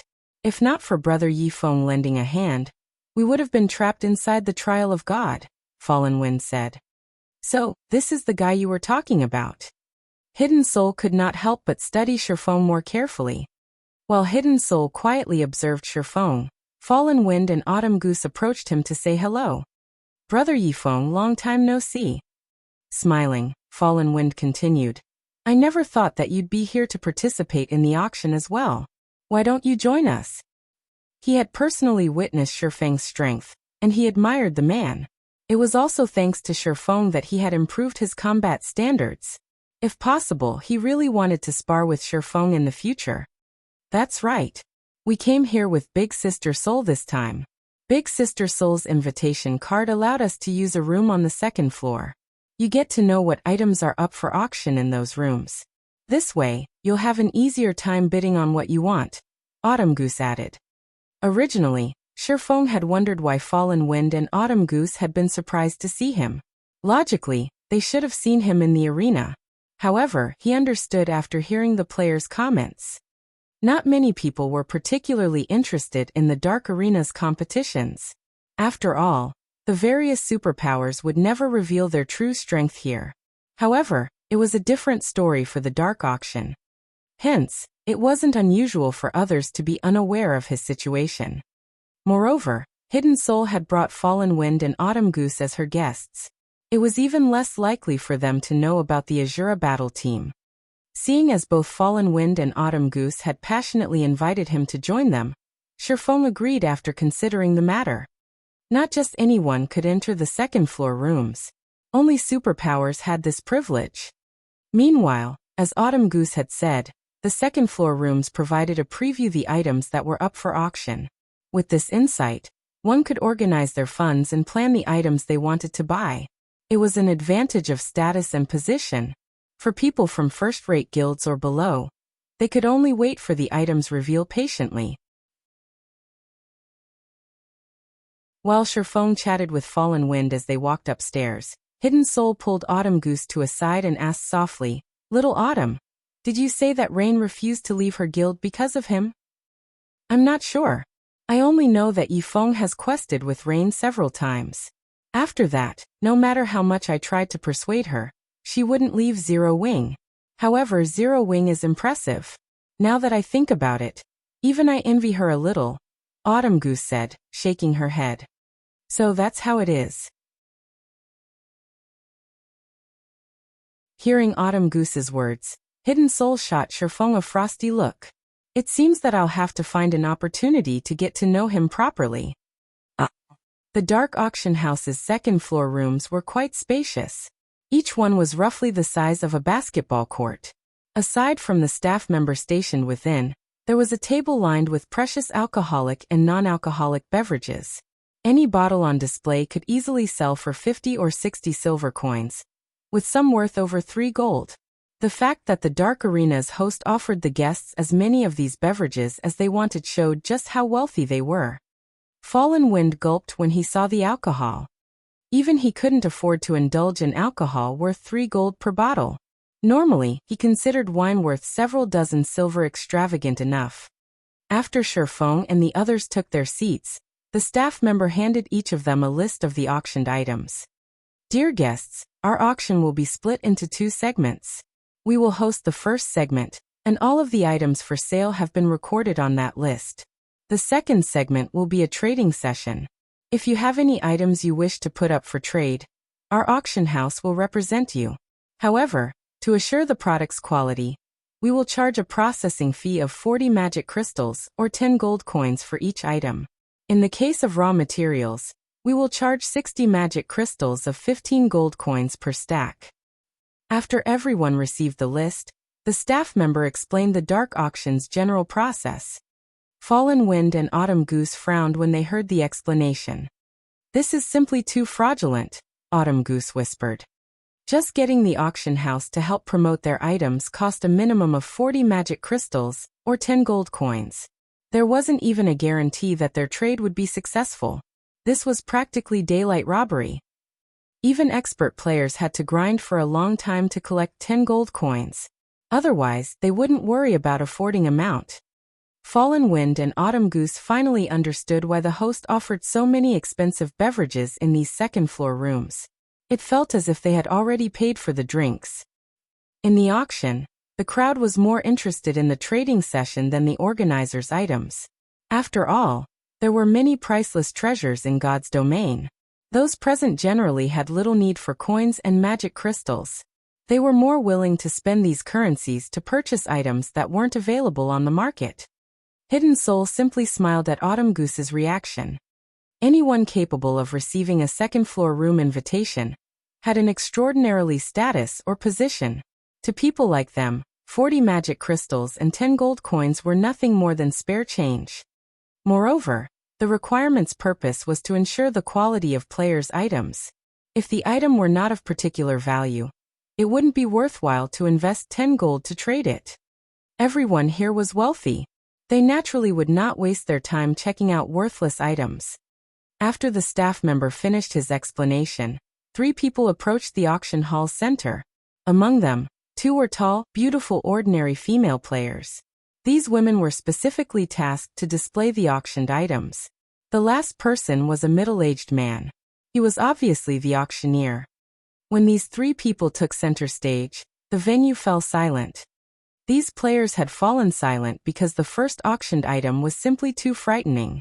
It was a legacy item that allowed one to class change into a hidden class.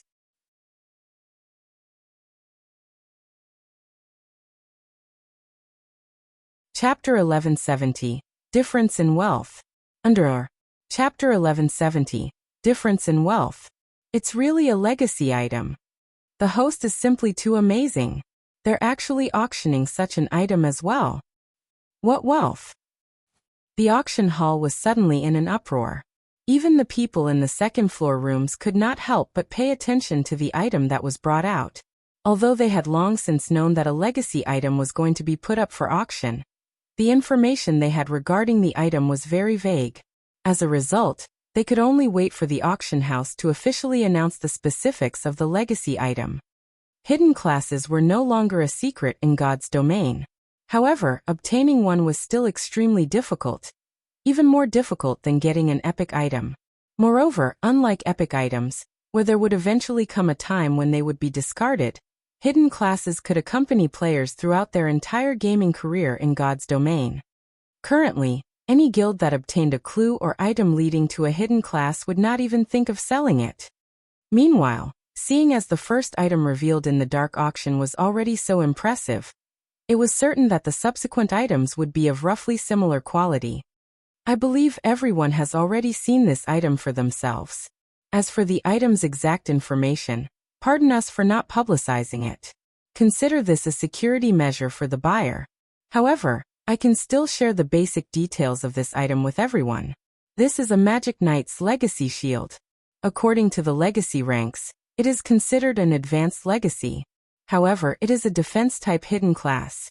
I believe everyone should know full well that its value is no less than that of peak legacies. As this item is very special, the seller of this item is accepting only magic crystals. The starting bid is set at 20,000 crystals, and each increment should be no less than 1,000 crystals. Let us begin.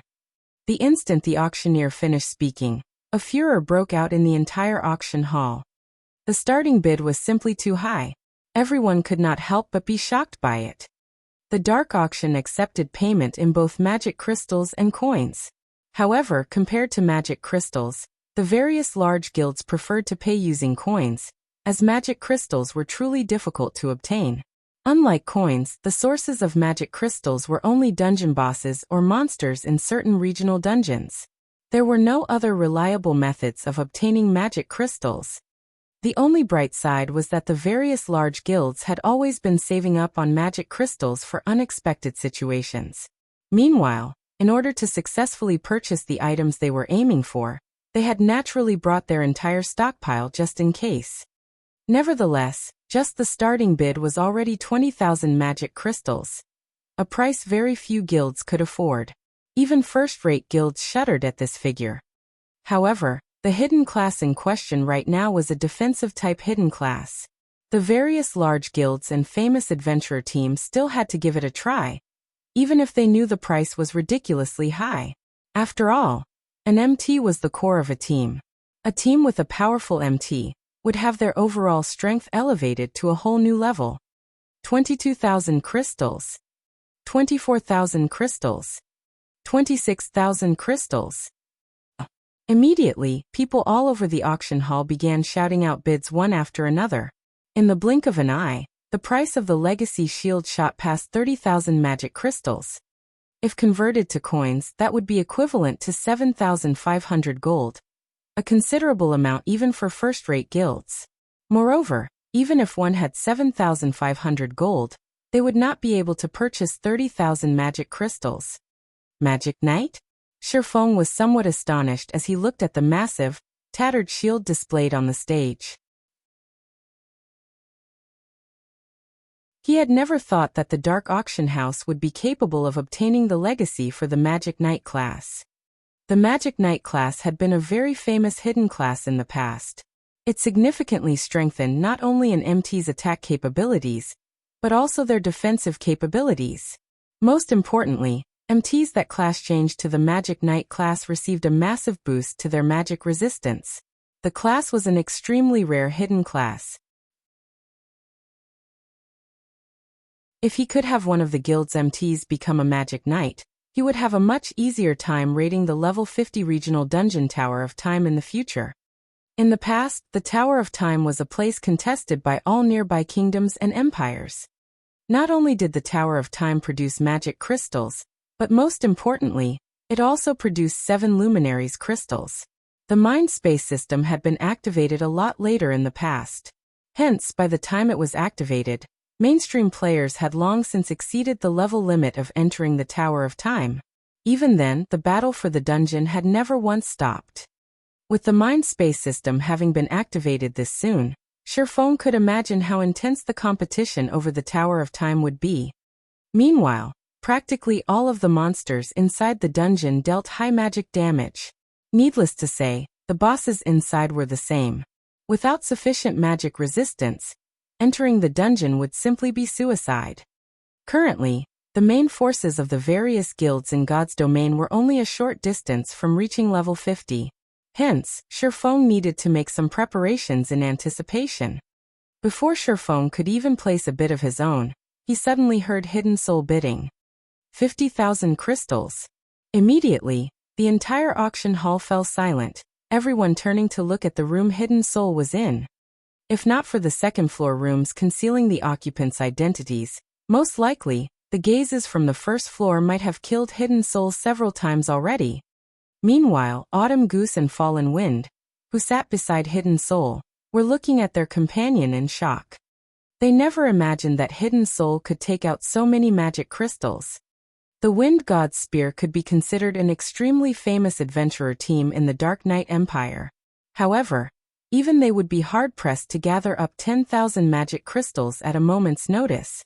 Yet Hidden Soul, who did not belong to any guild, had actually placed a bid of 50,000 magic crystals.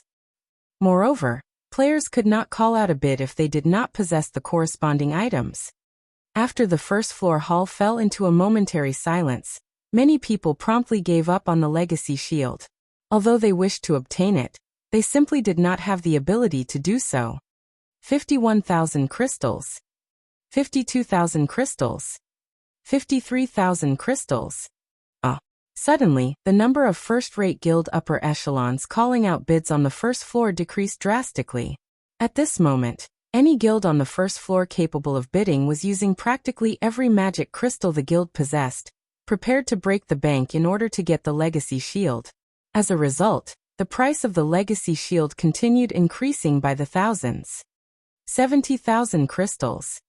This was the bid of Thousand Miles, who likewise was in a second-floor room. This price immediately silenced the first-rate guild upper echelons on the first floor, who were still considering bidding. That was 70,000 magic crystals they were talking about. Converted to coins, that would be 17,500 gold. With that kind of money, they could even purchase a good plot of land in the imperial capital of an empire. 80,000 crystals. At this time, a new bid came from another room. This time, the bid increased directly by 10,000 magic crystals. This situation stupefied the players on the first floor. Just taking out 50,000 magic crystals had already sunk the various first-rate guilds present into a financial crisis. Yet from the behavior of those in the second-floor rooms, they were just getting started. The disparity in the economic strength of both sides was like the difference between heaven and earth.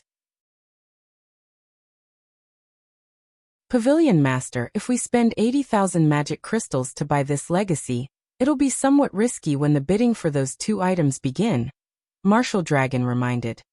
In their trip to the Dark Arena this time, watching the competition was only secondary. Their true objective was two of the Dark Auction's finale items. It doesn't matter.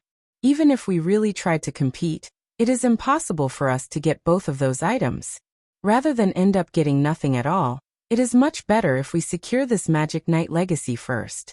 Later on, we can simply settle for competing for just one of those items, Nine Dragons Emperor replied calmly. Before the revelation that the legacy item was for the Magic Knight class, he indeed had not been interested in it. However, a defensive-type hidden class would be of significant help to him on Thunder Island. Moreover, if he had one of the guild's guardian knights start the class change process immediately after he returned, they could still make it to the contest in time. However, as soon as Nine Dragons Emperor placed his bid, a new one appeared in the hall. 100,000 crystals. This was a price that made even the players in the various rooms on the second floor wince. Just what kind of background do those people in that room possess? Could they have lost their minds? At that price, one can even buy a fragmented legendary item. Everyone could not help but turn to look at the room that placed this bid. Big Sis Soul. Autumn Goose felt as if this was her first time meeting Hidden Soul. The price of 100,000 magic crystals also gave the players in the second floor rooms pause. They all felt that this price exceeded their initial expectations. 100,000 crystals going once. 100,000 crystals going twice. Just as the gavel was about to land for the third time, a new bid appeared in the auction hall. 120,000 crystals.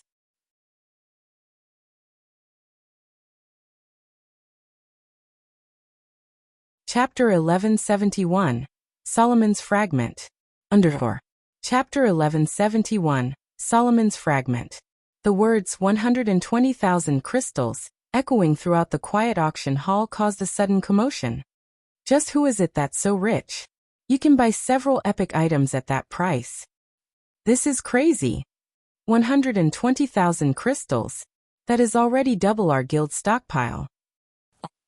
Everyone present was shocked by the price of the Magic Knight legacy. Meanwhile, Thousand Miles, who had placed the bid, sent an anxious glance at Hidden Soul's room. Now that I've raised it by 20,000, I refuse to believe you will dare to compete with me. Initially, Thousand Miles expected to get the legacy for only 90,000 magic crystals. Afterwards, he would still have a goodly amount of crystals to compete for the finale items. Now, however, his plans were disrupted. In order to guarantee his purchase of the legacy, he had no choice but to raise the price by 20,000 crystals to scare off any possible competitors. However, after a moment of silence, Hidden Soul called out a new bid once again. 130,000 crystals. She did not have even a shred of hesitation when calling out this bid. Sure enough, the Flower of Seven Sins really is wealthy. Sherfone was astounded as he looked at the calm woman sitting close to him. Unlike super guilds, the Flower of Seven Sins did not have countless players collecting magic crystals for them. When it came to magic crystal gathering speed, the organization should be no match for super guilds at all. Nevertheless, Hidden Soul still managed to take out 130,000 magic crystals with ease. One could tell just how powerful the assassin organization was. 135,000 crystals. Thousand Miles bellowed. This price was already nearing his acceptable limit. 140,000 crystals. Hidden Soul simply smiled as she placed an even higher bid. This price already deterred everyone else in the auction hall from competing for the legacy shield. Damn it! Just who is trying to compete with me? Thousand Miles was burning with rage right now. The Magic Knight class was a hidden class perfectly suited to him. Yet, judging by the opponent's reactions, they still possess plenty of funds to spare. The other party also seemed adamant in obtaining the Magic Knight legacy no matter what.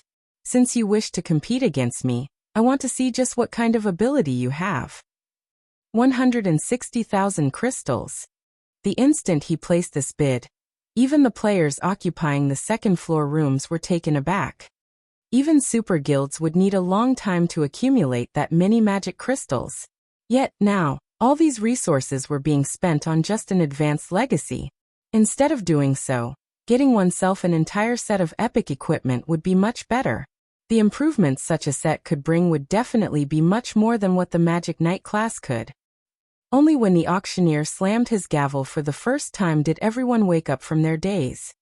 As expected from the dark auction, Hidden Soul could not help but shake her head helplessly, a smile appearing on her face as she turned to look at Thousand Miles's room. However, this is also a good outcome. At the very least, I'll have one less competitor later on. Now that the Legacy Shield's price had already reached this point, even she could no longer compete for it. The reason was not a lack of magic crystals. She had come here this time for 2 items, one of which was the Magic Knight Legacy that the Flower of Seven Sins had found out about in secret. However, the other item had a higher priority.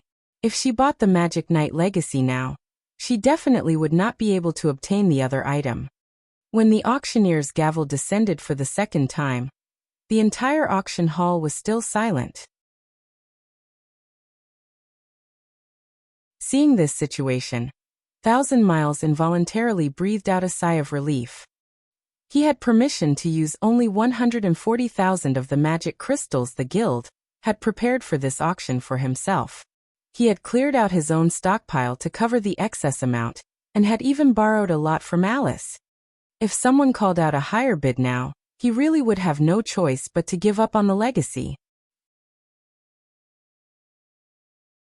Fortunately, however, he was finally able to achieve his goal by spending 160,000 magic crystals. 165,000. Just as the auctioneer's gavel was about to land for the 3rd time, a new bid rang out again. Immediately, everyone turned to look at Hidden Soul's room. Damn it. Didn't he already give up? A cold glint flashed in Thousand Miles's eyes. Meanwhile, inside Hidden Soul's room, Fallen Wind and Autumn Goose were staring at Sherfone with dumbfounded expressions. Why does he have so many magic crystals? A bewildered Hidden Soul also stared at the calm swordsman. She simply could not believe this situation was true. If a superpower had offered that many magic crystals for the Magic Knight Legacy, she would, at most, feel a little frustrated at her loss. However, Sherfone didn't belong to any superpower, yet he still managed to come up with this many magic crystals, hence her extreme shock. After all, a first-rate guild stockpile of magic crystals did not even amount to half of this price. Meanwhile, Autumn Goose and Fallen Wind were similarly shocked. Zero Wing was simply too wealthy. Just as everyone thought that the price of the Magic Knight Legacy would continue increasing, contrary to expectations, Thousand Miles fell silent.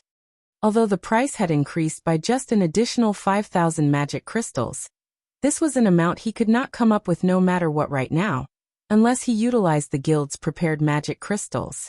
However, this was obviously not a viable option. Hence, he had no choice but to watch the auctioneer knock his gavel again and again. Let us congratulate the guest in room 017 for obtaining the Magic Knight Legacy. At this moment, the auctioneer was thrilled. This was only the first auction item, yet it already sold at such a good price. The rest of the auction would no doubt be even livelier. Meanwhile, Sherfone also gritted his teeth as he paid 165,000 magic crystals to the auction house. If not for the 7 luminaries crystals in the Tower of Time, he wouldn't spend 165,000 magic crystals for the Magic Knight Legacy no matter what. Following which, auction items sold one after another. However, rarely any of the subsequent items managed to attract the attention of the players in the second-floor rooms. Those who contested for these items were mainly players in the first-floor hall. The prices of these items were naturally no match for the Magic Knight Legacy. However, they still sold for at least 200 gold. There was even another hidden class. However, it was only a basic legacy. Eventually, the first-rate guild Silver Knights purchased it for 18,000 magic crystals. Aside from that, a complete level 40 dark gold set equipment also went up for auction. The various superpowers of God's domain considered level 40 set equipment among the best equipment currently available. When the set equipment appeared, it immediately set off another bidding war in the auction hall. Eventually, Nine Dragons Emperor bought the 8-piece Wild Claws set equipment for 4,450 gold. At this price, one could already purchase an epic item. As the auction proceeded, the finale items of the day were finally ushered into the auction hall. There were 4 finale items in total, every one of them posing a great temptation for Sherfone. One was an ancient book, one was an epic weapon, One was an epic tool, and the last one was a secret technique tablet. When Shifeng had seen the list of items for auction, he nearly had jumped up in fright. He could not help but admit that the dark auction house was really powerful. Every one of these items could only be encountered by luck. Epic weapons were much more valuable than epic equipment. After all, weapons were things that could significantly improve a player's damage output. Meanwhile, epic tools were even rarer than epic weapons. Moreover, they would not occupy a player's equipment slots. Even an epic tool of average attributes would be far more valuable than an epic weapon. All four of the finale items were simply things that usually could not be bought even if one had the money to do so. This was especially true for the secret technique tablet. This was something highly sought after by all the various superpowers. As long as a guild had a secret technique tablet, they would be able to allow their experts to learn better and more powerful combat techniques. Although Shifeng wanted to have his guild members enter the secret technique tablet he possessed, unfortunately, grasping how to produce intermediate magic arrays was simply too difficult. Currently, aside from himself, only 2 other people had managed to do so. One of them was Violet Cloud, and the other was Alluring Summer. Sending only 3 people to use the secret technique tablet would be a tremendous waste. Hence, Shifeng had never bothered using it all this time. If not for the host trying to increase the dark auction's fame, they definitely wouldn't sell such a precious item. Ladies and gentlemen, the next item up for bids will be the first finale item of today's auction. Without further ado, let me present to you the one-handed sword Netherworld Brilliance. Saying so, the auctioneer publicized Netherworld Brilliance's information. Everyone's eyes glowed when they saw the weapon's attributes, drool nearly flowing from their mouths. As for Shifeng, he grew even more shocked after reading the weapon's introduction. Solomon's Fragment.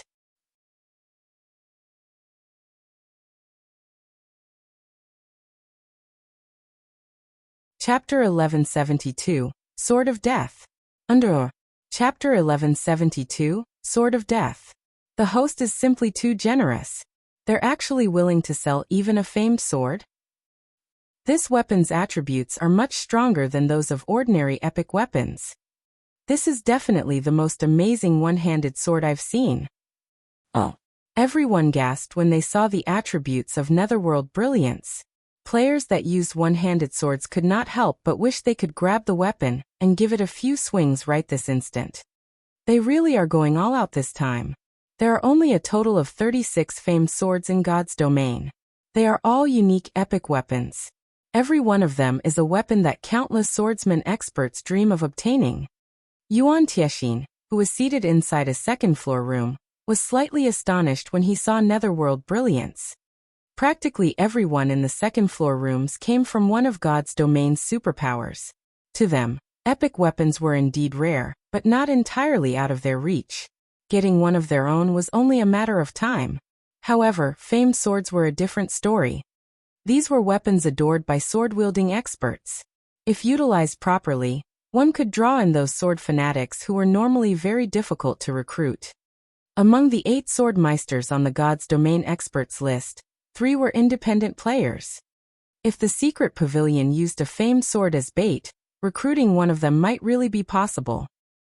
Netherworld Brilliance One-Handed Sword Epic Rank. Level 40, Level 110, Level 40. Equipment requirement. Strength 700, Agility 400.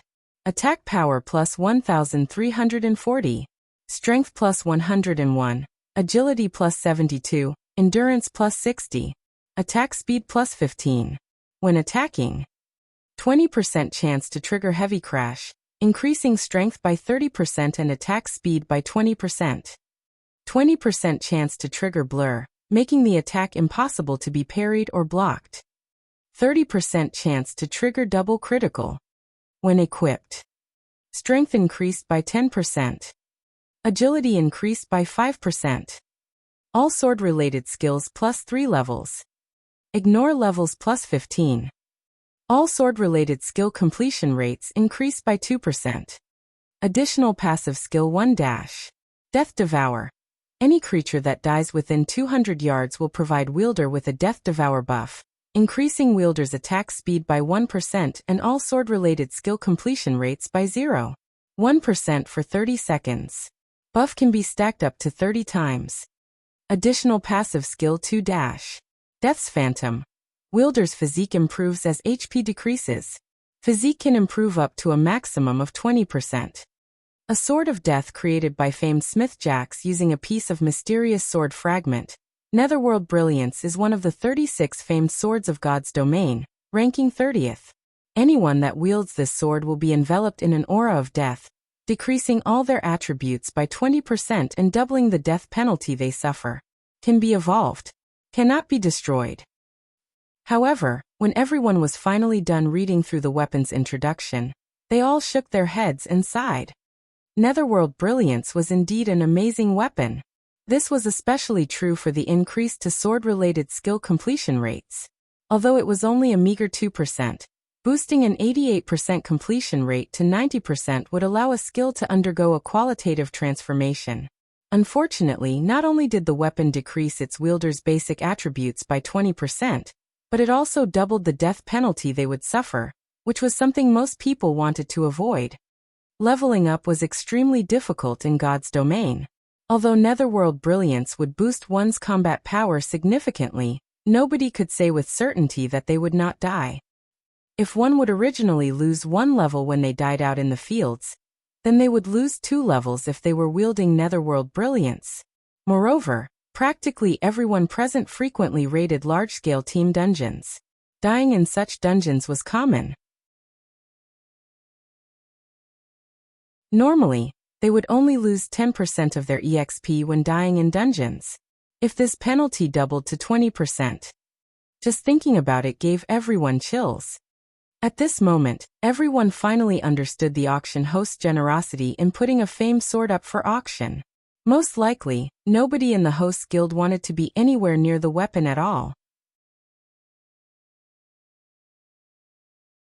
Hence, rather than let it sit in a warehouse and collect dust, the guild opted to exchange it for resources.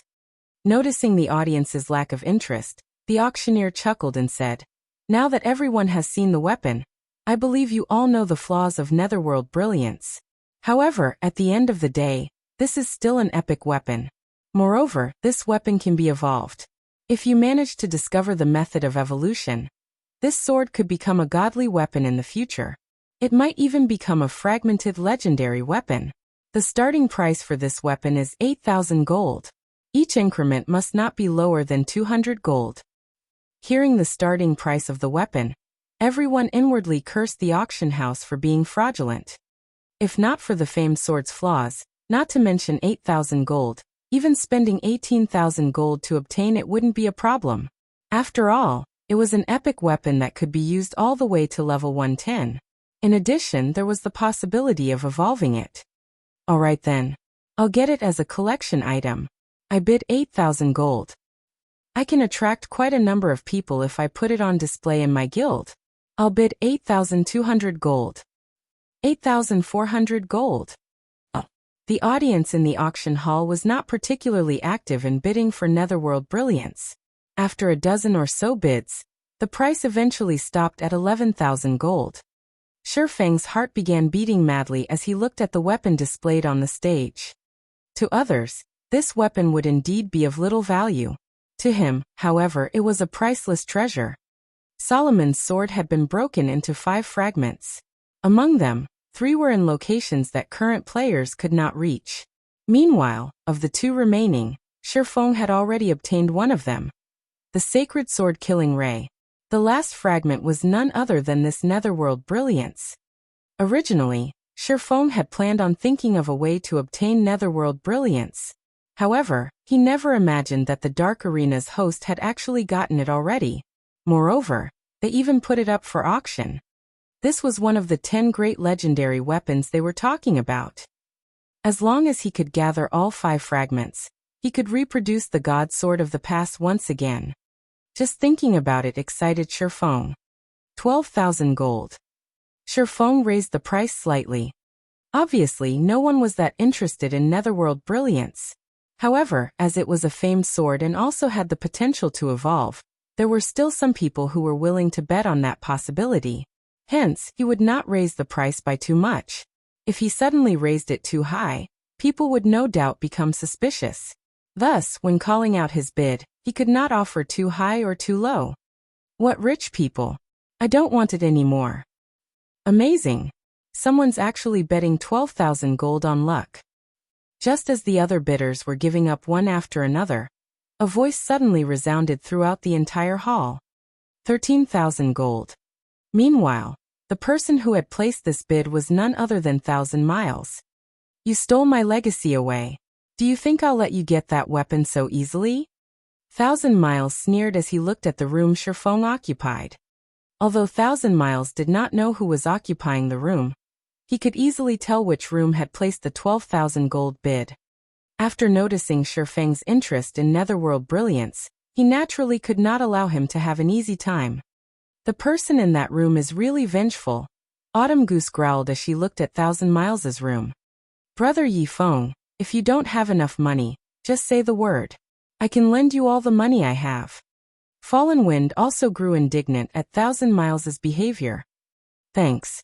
I'll definitely borrow from you if I need to, Shifeng said. He then proceeded to place a new bid. 20,000 gold. This is madness.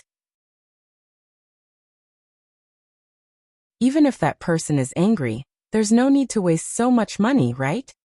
The rich are really willful. The new bid Shifeng made stupefied everyone. Everyone present was someone of high status and position. However, none of them would treat their money as lightly as Shifeng did, raising the bid by an additional 7,000 gold just to let off some steam. One could already buy another epic weapon with that kind of money. Wow. How rich. Alright then. I'll let you have it. 1,000 Miles laughed over this situation. However, he no longer dared to continue bidding as this might be a trap for him. He was already satisfied with getting Shifeng to waste an additional 8,000 gold. Following which, the auctioneer knocked his gavel 3 times. Let us congratulate the guest from room 017 for obtaining the famed sword Netherworld Brilliance. At this moment, the auctioneer was close to laughing out loud in joy already. Originally, he thought that getting to sell the famed sword for 12,000 gold was already plenty good. Now he had actually sold it for 20,000 gold. On the other hand, after Shifeng paid the 20,000 gold and obtained Netherworld Brilliance, he too was inwardly jumping for joy. He couldn't care less about what others thought of him. He had just spent 20,000 gold to purchase one of the 5 fragments of Solomon's sword, one of the 10 great legendary weapons. This was an unimaginably low price. If the Dark Arena's host knew what they had just done, they would surely faint from shock. In the past, every fragment of legendary items put up for auction, regardless of whether they were usable or not, had readily sold for at least 50,000 gold, not to mention the fragment of one of the 10 great legendary weapons. The epic tool subsequently auctioned was roughly the same as Netherworld Brilliance in that it was somewhat useless. However, it could still be used to brew magic wine, which provided effects similar to the high-density mana environment in Stone Forest Town when consumed. However, the wine required rare materials for brewing. As a result, its production was fated to be low, only enough for the members of one's own guild at most. However, for guilds that did not possess the magic tower, the magic wine was undeniably an excellent way to improve the strength of their guild members. In the end, Phoenix Rain bought the tool for 14,000 magic crystals. As for the ancient book, Shifeng spent 70,000 magic crystals to purchase it. Ladies and gentlemen, I believe that many among you have come here today for this last item. I won't waste words giving you an introduction. The starting bid for the secret technique tablet will be 200,000 magic crystals. Each increment must be at least 2,000 magic crystals. Let us begin.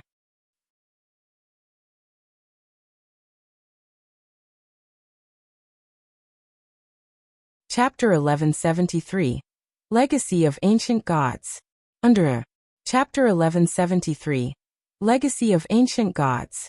200,000 magic crystals for a stone tablet. The players in the first floor hall clamored when they heard this. 200,000. I didn't miss here, right?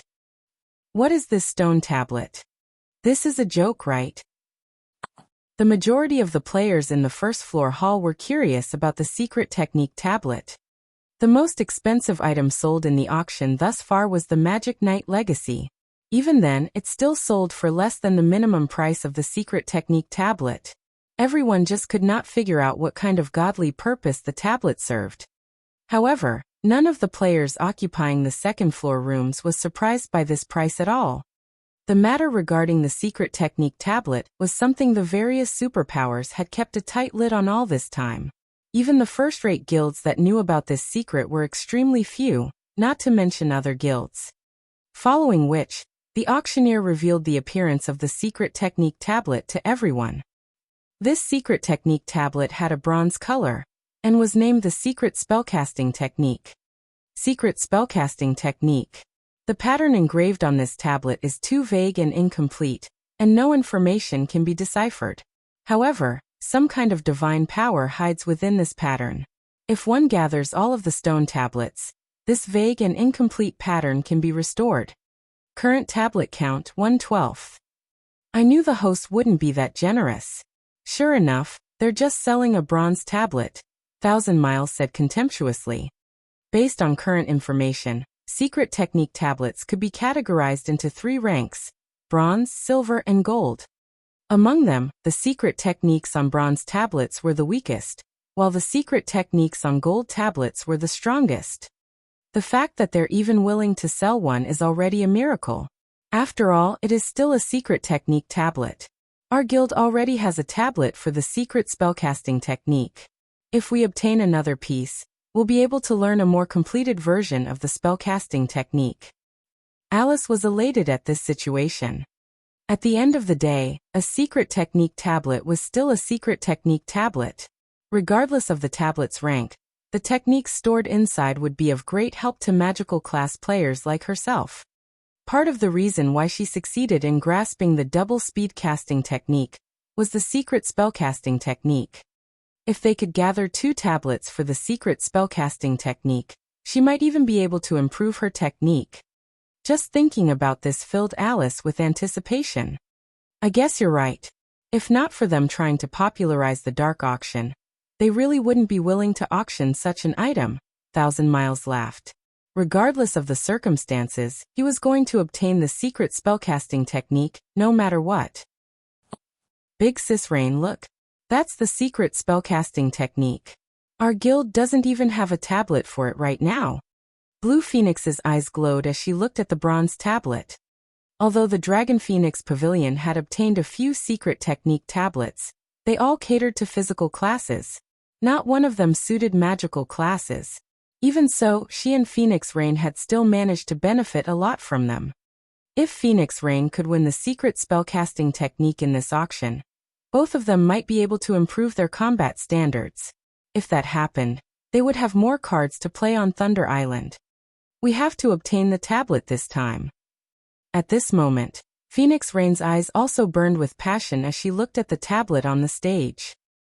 A bronze tablet? Purple Jade could not help but sigh. I knew they wouldn't be that generous. She had personally experienced the wonders of the secret technique tablets before, and was aware of the enormous difference between bronze and silver tablets. Even if one entered a bronze tablet 2 or 3 times, the harvest wouldn't be comparable to a single trip into a silver tablet. Rumor had it that a golden tablet had once appeared in Blackwing City. However, an NPC stole it. What a pity. It's actually a tablet meant for magical classes. Yuan Tiexin was slightly disappointed when he looked at the tablet. Never mind. Let's bid for it first. Despite the bronze tablet's introduction, the players in the first floor hall were still confused, not understanding what was so good about this secret spellcasting technique. As a result, their interest remained lackluster. Even a fool could tell that the host had no intention of selling the secret technique tablet at all. Otherwise, they wouldn't have put such a high price tag on it. Even a super guild would be hard-pressed to pull out this many magic crystals at a time. Not to mention, this was only the starting price. Just as the players on the first floor thought that the tablet would go unsold, someone from one of the second-floor rooms suddenly shouted out a bid. 210,000 crystals. Nine Dragons Emperor stated calmly. This is insane. How rich is that guy? If he wants to buy it, then just do it. Is there a need to increase the price by an additional 10,000 crystals? Does he have too much money to waste? As expected of a superpower, they really are wealthy. Nine Dragons Emperor's bid shocked the players on the first floor. This amount of magic crystals was already more than 3 times what some first-rate guilds possessed. Meanwhile, Nine Dragons Emperor was actually spending so many magic crystals just for one stone tablet. Even fragmented legendary items wouldn't cost so much. However, even before the auctioneer could knock his gavel for the first count, the occupants of the other second-floor rooms began calling out bids one after another. 220,000 crystals. 230,000 crystals. 240,000 crystals. At this moment, it was as if magic crystals were no different from copper coins. Big Sis Endless, have these guilds gone insane? Isn't it just a stone tablet? Is there a need to spend so many magic crystals? Cloud Yarn gaped in shock when she heard the bids. In the past, she had considered the midnight tea party plenty rich. After all, just the magic crystals they had stockpiled numbered over 20,000. Even if they splurged at the Divine Colosseum every day, they wouldn't be able to exhaust their stockpile within a short period. However, after arriving at this dark auction, she suddenly felt that the midnight tea party actually seemed beggarly. They're not stupid. This isn't just any ordinary stone tablet. Legend has it that these stone tablets are legacies left behind by ancient gods. Even if you obtain just one complete set, you'll have no problems establishing an empire in God's domain. Endless Scars explained as she looked at the secret technique tablet on the stage. The secret technique tablet was also something mentioned in the ancient book the Tea Party had. Although the information recorded about the tablets was sparse, it was enough to conclude that the tablet's value was no less than that of legendary items. According to the information in the ancient book, the Fire Dragon Empire, one of God's domain's 4 great empires, had managed to rise to its position today precisely because the first ruler of the empire had managed to collect a complete set. One could see just how amazing secret technique tablets were. If possible, Endless Scars wanted to obtain a piece for herself as well. However, looking at its price, even if she mobilized the Blackwater Corporation's power, it was unlikely she could get her hands on it. After all, the Blackwater Corporation's roots in God's domain were still too shallow. It could not yet compete with the various superpowers of the virtual gaming world. While Endless Scars was explaining the secret technique tablet, the price of the secret spellcasting technique had gone up to 296,000 magic crystals. This was a price that even those occupying the second-floor rooms felt was a little excessive. As a result, instead of bidding in increments of 10,000 crystals, they now began raising their bids by 2,000. It seems the other guilds haven't prepared much at all. 1,000 Miles laughed disdainfully. 310,000 crystals. The moment the bid of 310,000 magic crystals was placed, the entire auction hall fell silent. Even Phoenix Rain, who had earned quite a fortune from the competition before, was helpless about this price. It seems that Miracle has prepared plenty this time. Fortunately, the guild leader had anticipated this. Yuan Tiexin said, chuckling. 330,000 crystals. If one were to say which guild made the most money in the entire God's domain, then it would definitely have to be the secret pavilion. When Shifeng heard the bids everyone was calling out, he could not help but fall speechless. Previously, he thought that after earning more than 400,000 magic crystals, nobody present could compete with his wealth. Now, however, it would seem that he had still underestimated the foundations of these superpowers. Had he not contested for the Magic Knight legacy before, he might have been able to contend for this secret technique tablet. Unfortunately, that was no longer possible. 340,000 crystals. Just as the secret spellcasting technique was about to become the secret pavilion's possession, Hidden Soul, who was seated not far from Shifeng, suddenly placed a bid. 350,000 crystals. 1,000 Miles shouted, gnashing his teeth. Hearing the various guilds occupying the second-floor rooms calling out bids in rapid succession paralyzed the players in the first-floor hall. Meanwhile, at this time, Shifeng suddenly contacted Phoenix Rain. Phoenix Pavilion Master, can you lend me 200,000 magic crystals right now? I'll return 300,000 crystals to you in 5 days, Shifeng suggested as he looked at Phoenix Rain in the screen.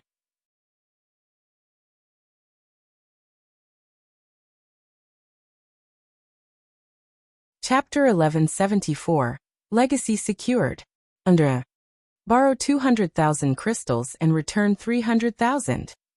Phoenix Rain wore a surprised expression as she stared at Shifeng on the screen. She felt as if she were getting to know the man for the first time. A first-rate guild was already considered quite wealthy if they had a stockpile of 60,000 to 70,000 magic crystals. Yet, Shifeng wanted to borrow 200,000 magic crystals right off the bat. Moreover, he intended to return them with a 50% interest. This was twice as high as the market interest rate. Magic crystals were not coins. It was impossible to purchase magic crystals in bulk on the market. Guilds could only purchase a small amount from workshops or adventurer teams. Aside from that, guilds had to rely on their own members to raid dungeons and collect them gradually. In Phoenix Rain's opinion, although Zero Wing owned a gold mine like Stone Forest Town and business in the town's battle arena was booming, it was impossible for Zero Wing to earn 300,000 magic crystals within 5 days. Yet all she saw when she looked into Shifeng's eyes was confidence and serenity. Do you intend to bid for the bronze tablet? Phoenix Rain could not help but ask. That's right. Shifeng did not try hiding it. After all, it was easy to guess with a moment of thought. Seeing Shifeng's serious expression, Phoenix Rain shook her head. Chuckling, she said, I advise you to give that thought up. Even if I lend you 200,000 crystals, you won't outcompete them. While 350,000 magic crystals was an astronomical sum to even the best first-rate guild, the super guilds and super first-rate guilds that had come prepared had not yet reached their limit. In her opinion, Zero Wing must have earned a lot of magic crystals in the earlier competition. With the guild's stockpile, they should roughly have around 180,000 or 190,000 magic crystals. Even if Shifeng borrowed 200,000 crystals, he would only have 390,000 magic crystals or so. There was simply no way to compete against the other superpowers. By her estimates, they would only have a chance of securing the secret spellcasting technique if they had 420,000 magic crystals. If possible, Phoenix Rain wanted to borrow 180,000 magic crystals from Shifeng. After including her own 250,000 magic crystals, she might have a chance at competing against the other guilds. However, she still needed to make preparations for Thunder Island, so if she did borrow the magic crystals, she wouldn't be able to return it within a short time. I still have 260,000 magic crystals. After including your 200,000, I think I'll have enough. Shifeng understood what Phoenix Rain was trying to say. Smiling, he continued, If it truly is impossible, I can only admit defeat. 400,000 magic crystals should be the various superpowers' limit. Even if they had more, it wouldn't be too far from that number. While a bronze tablet was inferior to a silver tablet, it had a much lower entry requirement. Silver tablets required players to be capable of drawing intermediate magic arrays. Bronze tablets only required players to be capable of drawing basic magic arrays. As for golden tablets, Shifeng assumed that players would be required to draw advanced magic arrays to enter. Even someone like himself, who was quite familiar with magic arrays, could not draw an advanced magic array. Even if he obtained a golden tablet, it would be nothing more than a paperweight. On the other hand, if he had a bronze tablet, his guild members could use it. Hence, obtaining a bronze tablet was very important to Zero Wing right now. Even if he was not certain he could win the bid, he needed to try. 260,000? You have that many? Phoenix Rain gasped. She never thought that Zero Wing would have even more magic crystals than her. Immediately, her lips curled into a smile as she said, Let's do it like this. I'll lend you 250,000 crystals. I won't ask for any interest either. Just pay me back in full in 5 days. However, I want 10 slots to enter the bronze tablet. We'll split the slots into 2 months, with 5 people entering each session. Secret technique tablets could only be used once a month. Even if she obtained one, she would only enter it once. A player would reap the most benefits from a secret technique tablet during their first entry. Afterward, a player would gain less with each subsequent visit. The tablet's greatest advantage was that players could use it repeatedly. She had bid for the bronze tablet mainly to improve her strength before the contest on Thunder Island began. She did not particularly care about the benefits she could obtain during subsequent entries. Deal. Sherfong agreed without hesitation. The secret spellcasting technique was intended for magical class players. Throughout Zero Wing, there were only a few magical class experts qualified to enter the bronze tablet. 10 slots over 2 months would be enough. Following which, both sides quickly signed a contract. Phoenix Rain then had Blue Phoenix deliver the magic crystals to Sherfong. While this was happening, the secret spellcasting technique's price had risen to 394,000 magic crystals. The various large guilds in the first floor hall were astounded. Although they had long since known that their guilds were no match for super first-rate guilds and super guilds, they had not realized that the gap would be this massive. Damn it! Just who is competing against me? Thousand Miles bellowed as he glared at 2 other rooms. Currently, the tablet's price neared his limit, yet Hidden Soul and Yuan Tiexin showed no signs of giving up. After taking a look at the magic crystals in his bag, Thousand Miles shouted, 400,000 crystals. 404,000 crystals. Hidden Soul declared, maintaining her calm composure. Interesting. At this moment, Yuan Tiexin laughed and yelled, 410,000 crystals. Immediately, the auction hall became a battlefield for these 3 people, the atmosphere growing extraordinarily chilly. 440,000 crystals. Thousand Miles no longer planned on holding back as he directly raised the price by 30,000 magic crystals. He hoped to scare Hidden Soul and Yuan Tiexin off. Uncle Yuan, the price is already at 440,000 crystals. This is far above the tablet's actual value, Purple Jade said. The secret technique tablet would massively benefit players. However, the secret spellcasting technique was only bronze rank. In reality, a tablet for that technique should only be worth around 300,000 magic crystals. It was simply not worth 440,000 magic crystals. I understand, Yuan Tiexin said. He had simply bid 410,000 to probe his opponent's limits. In another room, Hidden Soul frowned. Let's give it another try. If it really isn't possible, I can only give up. Hidden Soul also felt that the price was a little too high.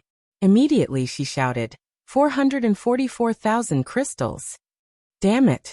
Damn it all. Why hasn't he given up? We are already at 440,000.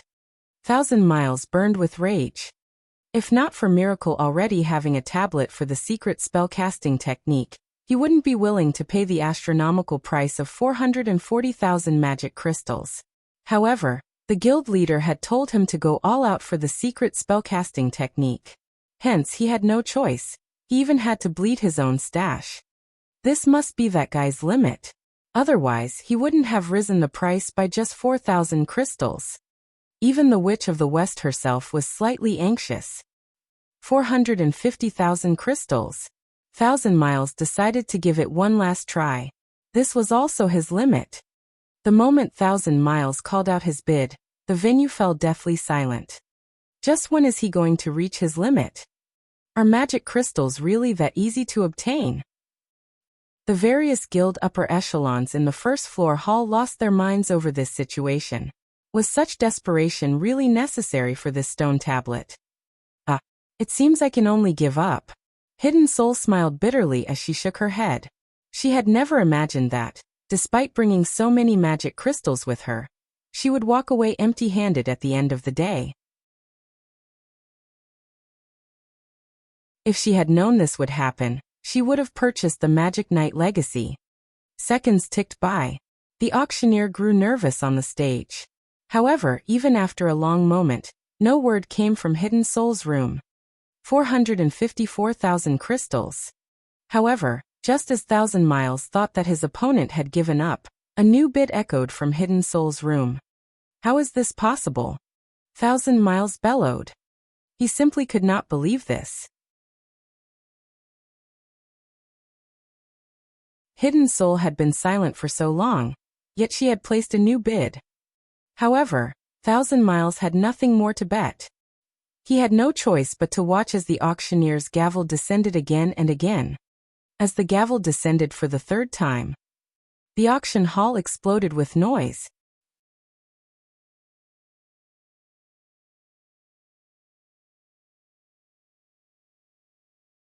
Chapter 1175. Preparations to construct a city. Under Chapter 1175. Preparations to construct a city. How does he have so many magic crystals? Hidden Soul began to size the nearby Sherfeng up seriously. The man had already surprised her by buying the Magic Knight Legacy. Now he had spent another 450,000 magic crystals to buy the bronze tablet. Sherfeng had spent over 600,000 magic crystals in total.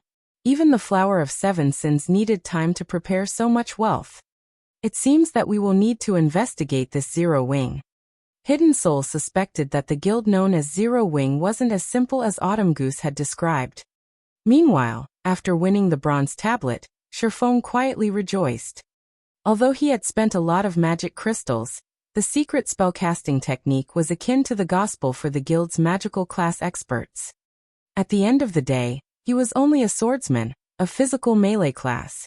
He could only offer general spellcasting technique advice. He could not guide them as thoroughly as he could the melee classes. As a result, the physical classes' technique standards were higher than the magical classes in Zero Wing. Now that he had obtained the bronze tablet, as long as Aqua Rose, Violet Cloud, Alluring Summer, and the other magical class experts improved their technique standards, they could guide the other magical classes in the guild. Inside Thousand Miles' room. The tension in the room was almost solid. Starstreak, find out who is in room 017 right this instant. Thousand Miles ordered in a chilly tone. Not only had he failed to obtain the Magic Knight Legacy, but he had also failed to obtain the bronze tablet. He would definitely have a hard time explaining himself when he returned to headquarters. Understood. Starstreak nodded. Immediately, he left to surveil room 017. Although the rooms in the dark auction protected their occupants' privacy and prevented others from spying, the people inside the rooms had to come out sooner or later. At that time, they would discover who occupied room 017. Meanwhile, as the dark auction's first segment came to an end, the popular second segment began. All players in the auction hall could offer their items for trade during the second segment. This bartering session was the main reason behind the various large guilds' visit to this auction. Normally, when the various large guilds obtained a rare material, they wouldn't trade it even if they had no need for it. However, oftentimes other guilds desperately needed these useless items. Hence, these guilds could use this auction to barter their unnecessary rare materials for things they actually needed. Trading 3 single-target, attack-type magic scrolls for 1 set of basic magic arrays. Trading 1 stack of mana cloth for 1 stack of flaming ice crystals. Trading 1 stoneskin potion recipe for 1 flame protection potion recipe. Message after message appeared on the large screen above the stage. None of the auction house's patrons had any complaints about the exorbitant processing fee.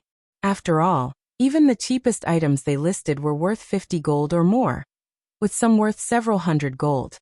Just looking at the exchange messages on the screen made everyone a little jealous of the host. The minimum processing fee was 10 gold coins. If the host processed 100 items, they would earn 1,000 gold. In an auction with over 10,000 people, if every person placed an item up for trade, the host would instantly receive 100,000 gold. Furthermore, why would any of these players have come here to trade a single item? One had to admit that holding an auction like this was way more profitable than banditry. This was also inspiration for how Shifeng could operate auctions in the candlelight trading firm in the future. He might not be able to invite as many large guilds and superpowers as the Dark Auction House had, but he could lower the standards of his auction slightly, not only allowing large guilds to bid, but independent players as well. Suddenly, Shifeng had an idea. He could establish a bartering site that enabled trade between players.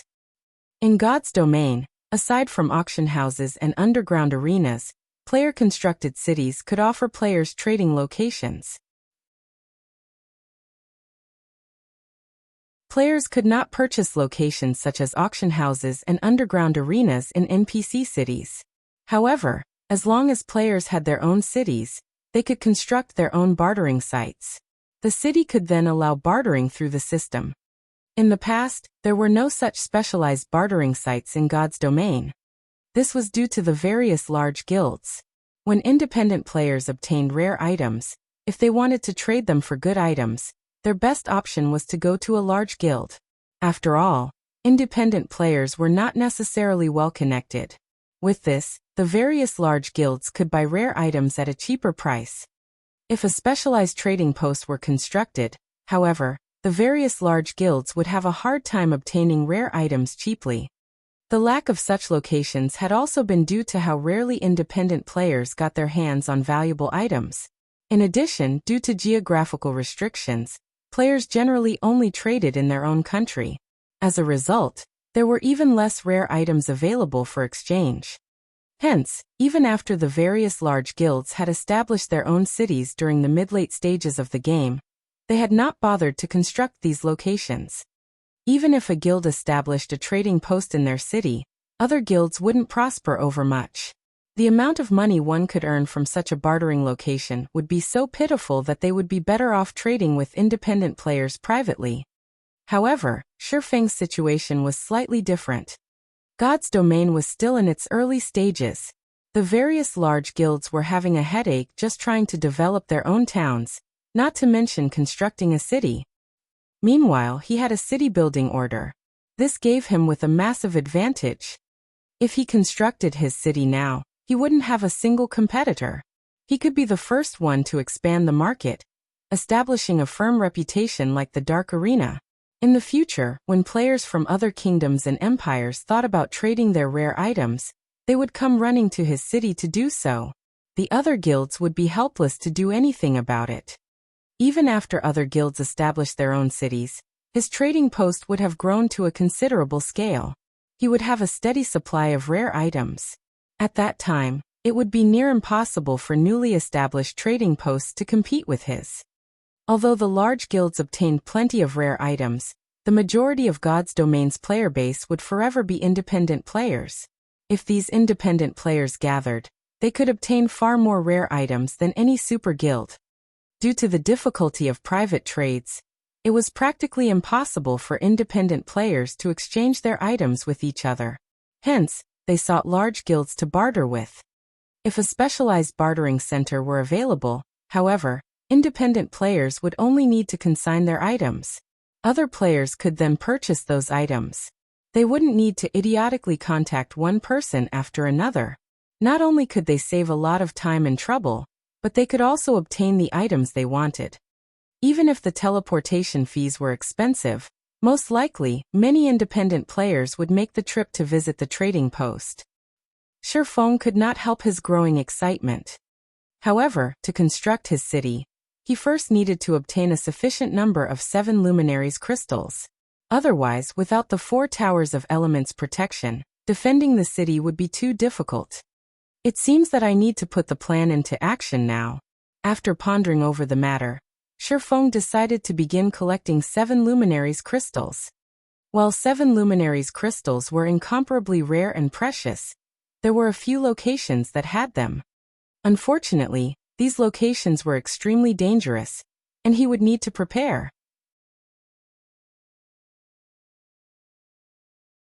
The easiest place to obtain 7 luminaries crystals Shifeng could think of was the Sea of Death's Demon Island. Only, the journey was particularly dangerous. Demon Island was also a forbidden land for the living. Without sufficiently high darkness resistance, survival was impossible.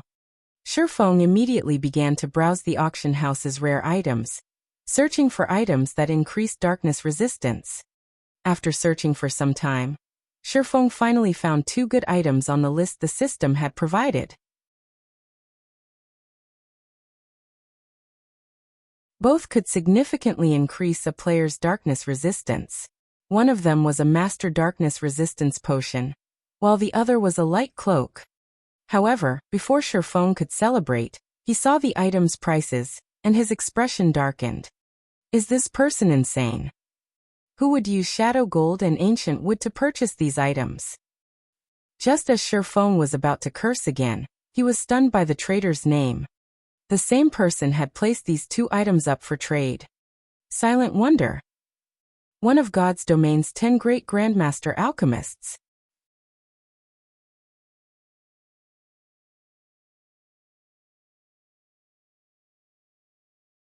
Chapter 1176.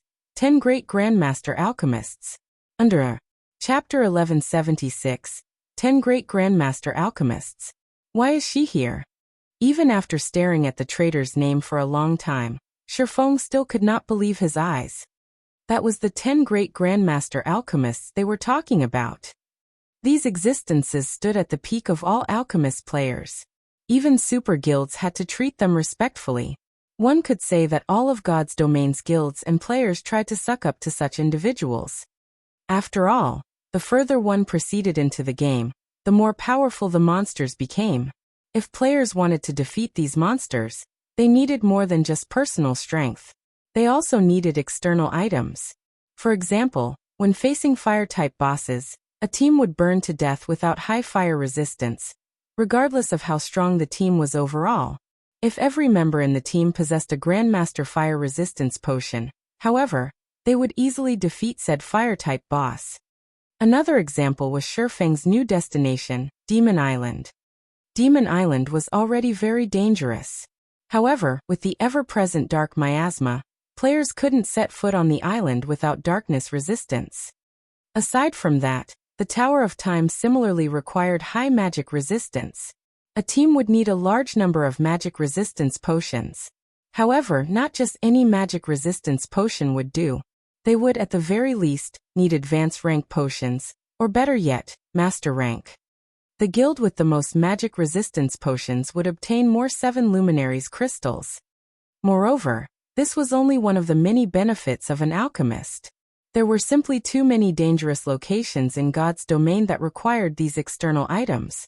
Hence, the various large guilds normally treated Master Alchemists and Grandmaster Alchemists very respectfully.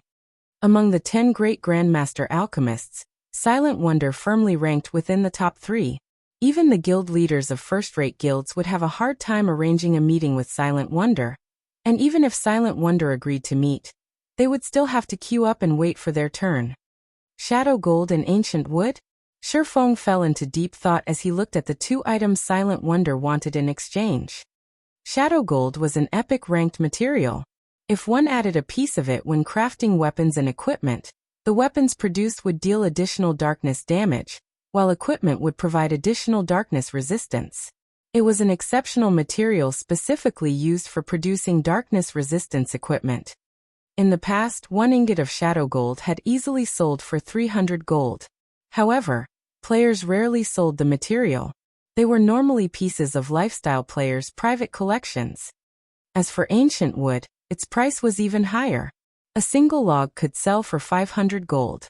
It was also an excellent epic material used to produce staffs, ships, carriages, furniture, and other wooden products. The total value of these 2 materials greatly exceeded that of a Master Darkness Resistance potion and a light cloak. Why does an alchemist like her want these items? Shifeng was incredibly curious.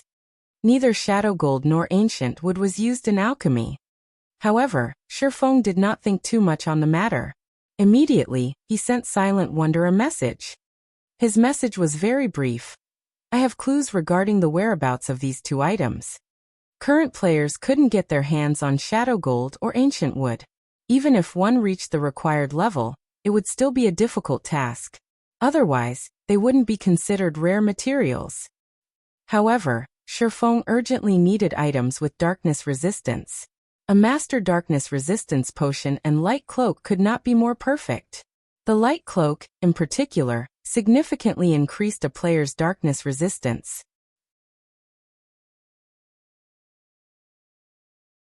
As long as he equipped the light cloak and consumed an intermediate darkness resistance potion when he reached Demon Island, he could roam the island with ease. Shortly after Shifeng sent his message, he received a friend invite from Silent Wonder. Shifeng then agreed to the friend request. This way, they could discuss the matter through a video call. Do you really have the clues leading to Shadow Gold and Ancient Wood? Silent Wonder did not appear very old. She looked like a woman in her mid-20s. She had an oval face and large, golden eyes. She also gave off an indescribably cold and strict feeling. Shadow Gold can be used to craft darkness resistance equipment, and Ancient Wood can be used to produce a staff that possesses the power of the Ancients, which amplifies the effects of the wielder's spells. Am I correct? Shifeng said, smiling. Hearing this, joy illuminated Silent Wonder's golden eyes. Both Shadow Gold and Ancient Wood were extremely rare epic materials. Even she had spent a long time researching to find any information about them. Now that Shifeng had casually mentioned the material's functions, he proved how familiar he was with the items. Come out with it. What must I do for you to tell me the clues? Silent Wonder asked straightforwardly. She had spent a lot of effort in her search for these materials. She had used every connection she had, yet she hadn't learned anything that would lead to their locations. She had simply come to the dark auction to try her luck. She hadn't expected anyone to know anything about these two items. You're an alchemist, right? Shifeng responded to her question with a question of his own. How do you know? Did you investigate me? Silent Wonder was slightly surprised, and she could not help but grow cautious. Why would I need to investigate you? Shifeng laughed as he shook his head. Don't you realize that you're wearing the Advanced Alchemist's insignia? Different subclasses had different insignias, and each provided certain benefits to their respective classes. The screen showed that Silent Wonder currently wore an Advanced Alchemist's insignia. This showed that Silent Wonder had already become an Advanced Alchemist. Shifeng had to admit that Silent Wonder was truly impressive. Despite being an independent player, she had grown into an Advanced Alchemist so quickly. The various large guilds had to spend a ton of resources to nurture an advanced lifestyle player. Even then, very few lifestyle players actually reached the advanced rank, yet Silent Wonder had done so without help. One could just imagine how talented she was in alchemy. Moreover, Silent Wonder had been more than just a Grandmaster alchemist. She had also been a Tier 5 class. I completely forgot about that. Silent Wonder could not help but laugh awkwardly as she looked at the insignia on her chest. That's right, I'm an Advanced Alchemist. Is there a problem with that? Of course there isn't a problem, Shifeng said, chuckling. You want the clues for those two materials, right? My conditions are very simple. Give me the Master Darkness Resistance potion, and light cloak and craft potions for me for 1 month. I'll provide the raw materials. Are you kidding me? Silent Wonder rolled her eyes. It would have been fine if Shifeng had only wanted the two items. However, he also wanted her to work for free for a month. He must be crazy if he thought she would agree to such conditions. I never joke around. Shifeng understood what was going through Silent Wonder's mind. Immediately he sent Silent Wonder a message and said, "Take a look at this. If you still think my asking price is too high, you can reject it." Are you that confident? Silent Wonder felt as if she had just encountered a lunatic. First, the man wanted her items. Next, he wanted her to work for free for a month. Did he really think he could get her to agree by sending a single message? Following which, Silent Wonder impatiently opened Shifeng's message and read it. However, only after reading a few words, her expression tensed. Why do you have such an item? Silent Wonder felt as if she were dreaming. Shifeng had sent to her none other than the records of potions, which he had obtained shortly after joining God's domain. All alchemists dreamed of owning this treasure.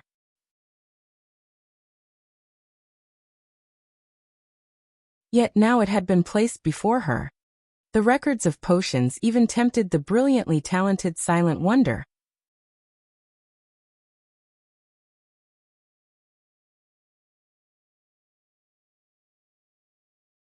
Chapter 1177. Reconstructing a Town. Under Chapter 1177. Reconstructing a Town. This is still only a part of it. How about it? Interested in my offer now? Shifeng smiled calmly as he quietly looked at Silent Wonder's joyful expression. Like the Book of Forging, the records of potions was a treasure that could improve one's alchemy success rate. Moreover, it contained basic information about potion crafting. With the records of potions, players would not have to explore basic alchemy techniques blindly. It could pave the way for becoming a master alchemist. As for whether one actually became a master alchemist, however, that depended on the player's talent. Silent Wonder did not have the support of a guild. According to Shifeng's memory, in the past, Silent Wonder had obtained practically all of her alchemy materials by herself. Also, unlike guild alchemists who could confide in each other regarding alchemy techniques and improve together, Silent Wonder had gained her alchemy techniques without any assistance. Moreover, ordinary NPC cities also did not possess facilities like special workshops. Needless to say, the various large guilds didn't allow non-guild members to use their limited special workshops. After all, they didn't even have enough to nurture their own lifestyle players. Furthermore, independent players had no access to NPC cities with special workshops. Take the holy city of Titan, for example. Without sufficient strength and luck, reaching the city was simply impossible for an independent player like Silent Wonder. I'll say this first. Once I've fulfilled my 1-month contract, I'll leave immediately, Silent Wonder stated. With her alchemy skills, she could easily join any large guild. Even super guilds would willingly accept her. However, she hated the various restrictions that came with joining a guild, and disliked doing work that didn't interest her. Hence, she had opted not to join a guild. You're overthinking things. It isn't even certain if you are capable of remaining in my employment after a month, Shifeng said, chuckling as he shook his head. Hearing Shifeng saying so, Silent Wonder frowned. This was her first time being underestimated like this. She was a bona fide advanced alchemist. She would be an important member of any guild she joined. In fact, she had gained an invitation to the Dark Auction, to begin with, because a large guild wanted to recruit her. In her opinion, Shifeng was trying to use reverse psychology. However, such means were useless against her. Once the month was over, she would definitely leave. Following which, Shifeng and Silent Wonder signed a contract. The contents were very simple. Silent Wonder would hand over the Master Darkness Resistance Potion and Light Cloak. Afterwards, she would work at the Candlelight Trading Firm for a month. In return, Shifeng would share the clues leading to the Shadow Gold and Ancient Wood with Silent Wonder. After Silent Wonder confirmed that there were no problems with the contract Shifeng had sent her, she signed it. You can tell me the clues leading to the materials now, right? Silent Wonder asked coldly. If not for the records of potions, she wouldn't have made such an unworthwhile trade. After all, the Master Darkness Resistance Potion and Light Cloak were both precious items she had obtained after completing a difficult quest. Trading these 2 items for 2 clues was a loss. Only level 70 and above Darkness-type bosses have a chance of dropping Shadow Gold. Moreover, the bosses must be Grand Lord rank or above. Ancient Wood can be found near the lake in the deepest parts of the neutral map Stuyak. That area is home to elves. They aren't fond of humans, so it won't be easy to get past them. Shifeng revealed the information. The 2 locations he mentioned were the easiest places to obtain Shadow Gold and Ancient Wood.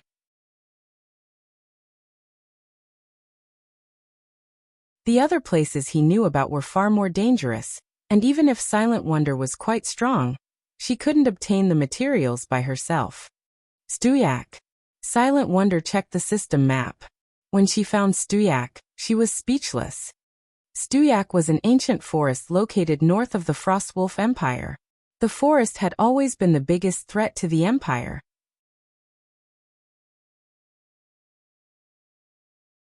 You had to be at least level 80 to enter. Moreover, The neutral map's size rivaled that of a medium-sized kingdom. She simply did not know what to say about this. With her current strength, it was impossible for her to act on any of the information she had just received. I've already told you the clues. You are to report for duty at Starmoon Kingdom's candlelight trading firm by tomorrow night at the latest. After Sherfong was done speaking, he immediately disconnected the call. Shadow Gold and Ancient Wood were both epic ranked rare materials. If Silent Wonder wished to obtain them, she needed to reach level 80 at the very minimum. Particularly, Ancient Wood was highly sought after by even super guilds. If Silent Wonder wished to procure some all by herself, she could not even consider doing so before reaching level 100 and class changing to her tier 3 class. Hence, Sherfong had not spoken in detail when he mentioned the clues to Silent Wonder. If he told the woman the minimum strength required to obtain these materials, she would most likely lose her mind. Afterward, Sherfong received the Master Darkness Resistance Potion and Light Cloak, delivered to him by a staff member. Without waiting for the dark auction to end, he said his goodbyes to Fallen Wind and Autumn Goose before returning to White River City. Although there were many rare items up for trade in the dark auction, there wasn't anything that Sherfong was particularly interested in, so there was no need for him to stay behind. Shortly after Sherfong exited the room, Starstreak, who had been in a stealth state this whole time, appeared a short distance away from room 017. Why is it him? Starstreak found it somewhat unbelievable when he saw Sherfong coming out of room 017. In his opinion, anyone capable of spending over 600,000 magic crystals within a short period of time must be an upper echelon of a major power. Yet the buyer of both the Magic Knight Legacy and Bronze Tablet was actually Zero Wing. However, Starstreak did not ponder too much on the matter. Immediately, he forwarded the information to Thousand Miles. What? Zero Wing was the one who bought those two items. Starstreak was given a fright by this message. However, he quickly revealed the sneer on his face as he said, "Good. Very good. Starstreak, go and make some preparations. Get Cleanse Maple to assist you in leading the Departed Legion, and kill Zero Wing's experts. Make sure to steal that Magic Knight Legacy, as well as those epic weapons and equipment from them."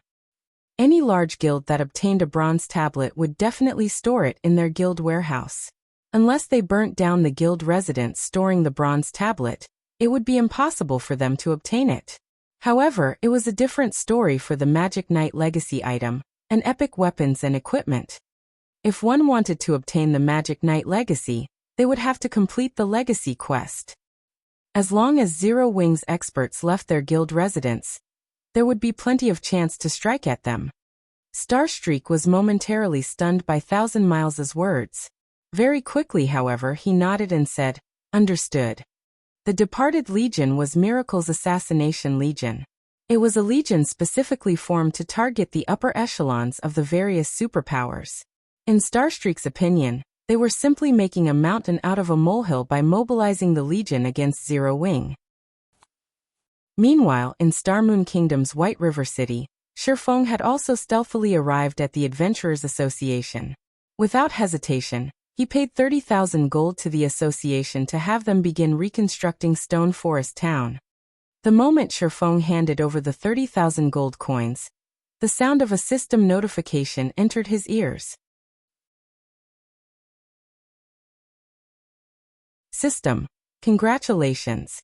As Zero Wing is the first guild in God's domain to have reconstructed an intermediate town, guild popularity increased by 200,000 points. You will also receive 1 Bronze Guild Residence promotion order.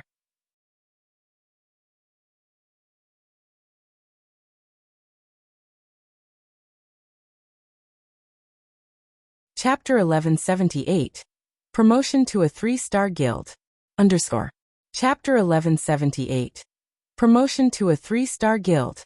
The sudden system notification put Sherfong into a daze for a long time. He had merely reconstructed an intermediate town, yet Zero Wing's guild popularity had instantly soared by 200,000 points. It should be known that a 1-star guild only needed 30,000 popularity to promote to a 2-star guild, while a 2-star guild needed 100,000 popularity to promote to a 3-star guild. The further one progressed into the game, the more difficult it was to obtain guild popularity. When a guild was still at the 1-star standard, guild members could earn quite a lot of guild popularity just by completing ordinary guild quests. With how many players there were in a large guild, the number of guild quests completed each day was plenty. It would take no time for a guild to accumulate 30,000 popularity. The truly difficult aspect of promoting a guild to 2 stars lay in obtaining the guild residence promotion order.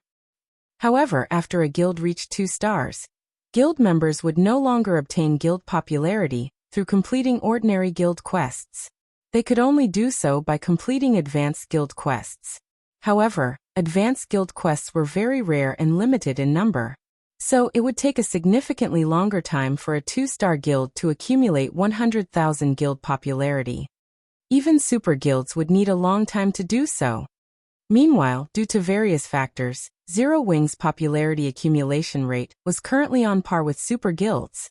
According to Shifeng's estimates, it would take another month or so for Zero Wing to accumulate 100,000 popularity.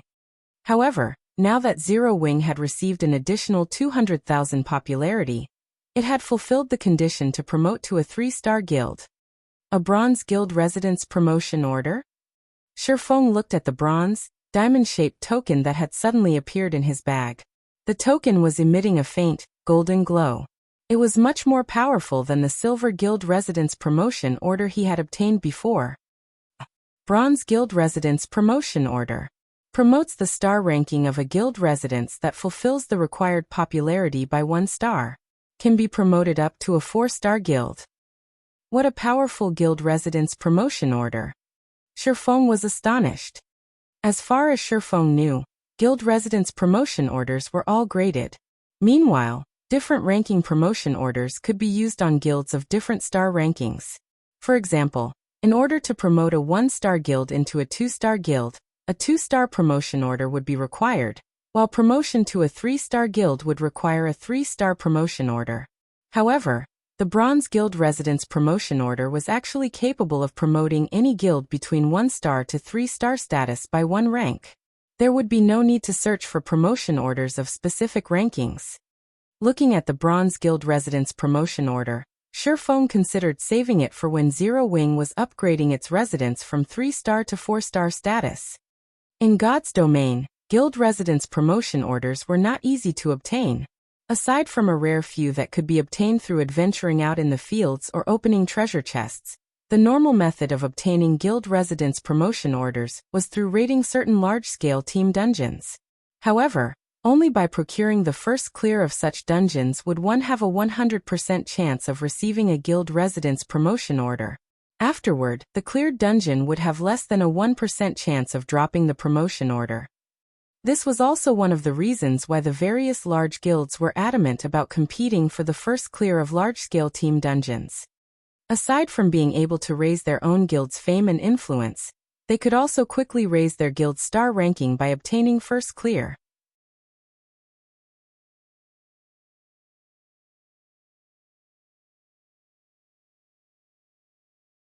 In the latter's case, every major city would have one of them. For 3-star and above, however, there would only be one such large-scale team dungeon in every few, or even more than a dozen major cities. If the first clear of such a dungeon was secured by a guild, other guilds would have no choice but to continuously raid said large-scale team dungeon for their own promotion orders. Thus, the 3-star guild residence promotion order would cause the competition between guilds to become even more intense. In the future, guilds would have to struggle with not just other guilds in the same city, but guilds from other cities as well. As for the 4-star guild residence promotion order, competition for it would become even more frightening as each kingdom would only have 1 or 2 large-scale team dungeons that dropped it. While empires had a little more, these dungeons were still extremely limited.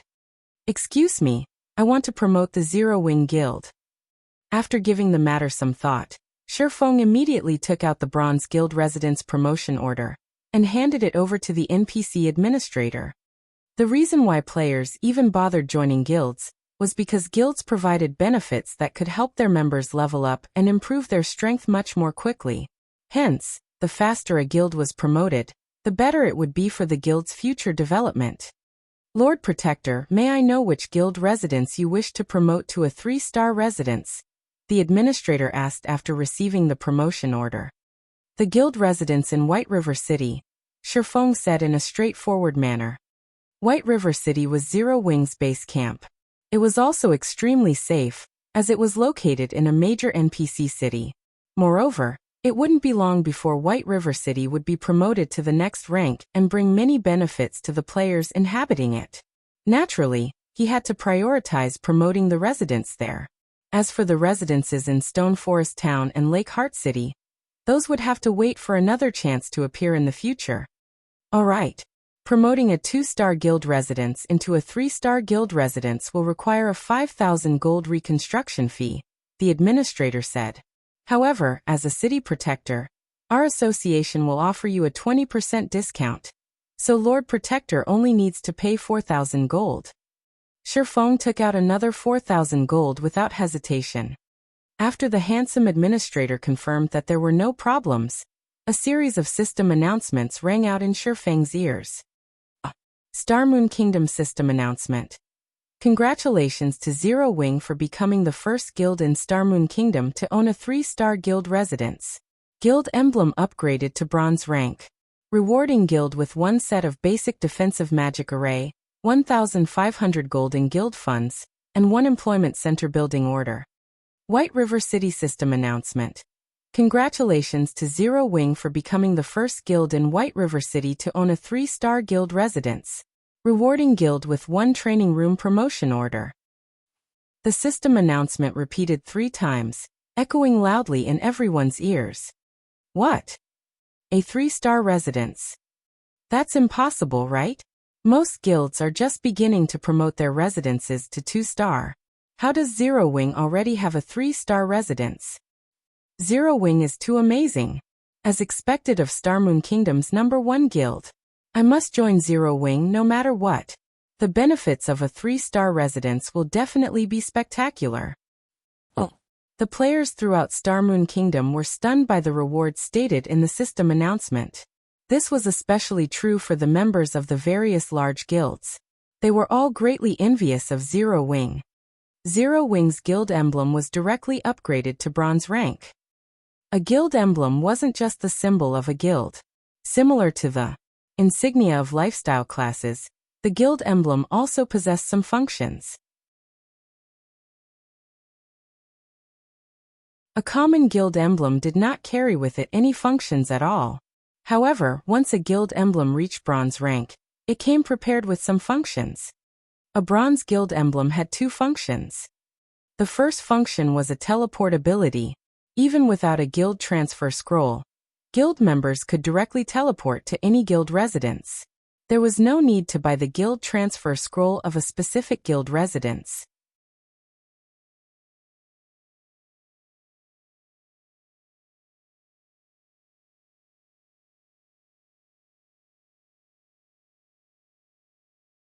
Chapter 1179, General Trend. Under Chapter 1179, General Trend. Big Sis Rain, what happened? Blue Phoenix asked when she noticed the strange expression on Phoenix Rain's face. I just received news stating that Zero Wing already has a 3-star guild residence now, Phoenix Rain said enviously. With this, Zero Wing is now the undisputed #1 guild of Star Moon Kingdom. Blue Phoenix was momentarily stunned when she heard this. Quickly she reacted and said, "How is this possible? Didn't they say that 3-star guild residence promotion orders can only be obtained from the Hell mode of level 50 large-scale team dungeons?" Although there was only a single rank separating a 3-star guild residence and a 2-star guild residence, there was a qualitative difference between the two. It was similar to shops that were promoted from 2-star to 3-star status. For 3-star shops, aside from having more special workshops, they also had the basic meditation rooms that were very beneficial towards the development of subclasses. In the case of a 3-star guild residence, the guild would receive a qualitative improvement on all its existing benefits. A 3-star guild residence would also be capable of constructing buildings that were not available to 2-star guild residences. Among them, there were 2 buildings of particularly significant importance. One of them was the employment center. Originally, the local NPCs would post quests in the quest area of the guild hall, and guild players were free to pick up any of them. Meanwhile, once a guild established its own employment center, all quests commissioned to the guild in the future would be placed in the employment center instead. In addition, the guild quests in the employment center weren't only limited to the local area. Certain quests would even involve other NPC cities, which would give rise to the number of advanced guild quests. However, these were still not the most important matters. Once a guild possessed its own employment center, it would also unlock large-scale guild quests such as a crusade against orcs, or assisting nearby kingdoms in battles against foreign races. The amount of EXP and coins one could gain from these quests was extraordinary. In addition, one could also obtain plenty of rare tools, weapons, and equipment. The other building was the training room. Unlike the Divine Colosseum's Trial Tower, which required players to blindly discover and learn combat techniques, the training room allowed players to receive the system's basic combat training from NPCs. This allowed players that had just joined the guild to grasp basic combat techniques, as well as skill utilization techniques, within a shorter period of time, thus allowing them to quickly go from being a new member to an elite member more quickly. It should be known that Zero Wing was a guild that walked the path of the elite. Currently, the guild only had around 100,000 elite members. Over half of its members had yet to reach the elite standard. However, once Zero Wing possessed the training room, the remaining members would be able to promptly become elites. It wouldn't be long before Zero Wing would have more than 200,000 elite members. With so many elite players, even first-rate guilds would barely be a match for Zero Wing. Meanwhile, this was under the assumption that Zero Wing did not expand and recruit new members. If the guild did a mass recruitment, Phoenix Rain did not dare to imagine how frightening the guild would become. However, unlike Phoenix Rain, who was feeling envious of Zero Wing, the large guilds in Starmoon Kingdom and the neighboring kingdoms were currently dying from anxiety. Previously, although Zero Wing was known as the #1 guild of Starmoon Kingdom, that was only a title. Rather than Zero Wing, these large guilds feared first-rate guilds even more. This was because with the number of elite and ordinary members Zero Wing possessed, the guild would only be able to occupy a limited number of locations in the kingdom. Now, however, things were different. Now that the guild had obtained a 3-star guild residence, whether it was the guild's elite member count or total member count, both would see an explosive increase soon. By then, Zero Wing would have enough manpower to occupy other NPC cities and capture more towns. Eventually, it would become a first-rate guild in the truest sense. Damn it! How did this happen? Why did Zero Wing suddenly obtain a 3-star residence? The various large guilds in Starmoon Kingdom were each suffering from a huge headache over this matter. Previously, they had been celebrating over the fact that Zero Wing had defeated the Blackwater Guild. After all, with Blackwater having suffered such severe losses, it was unable to expand its influence and control over the various major cities at all.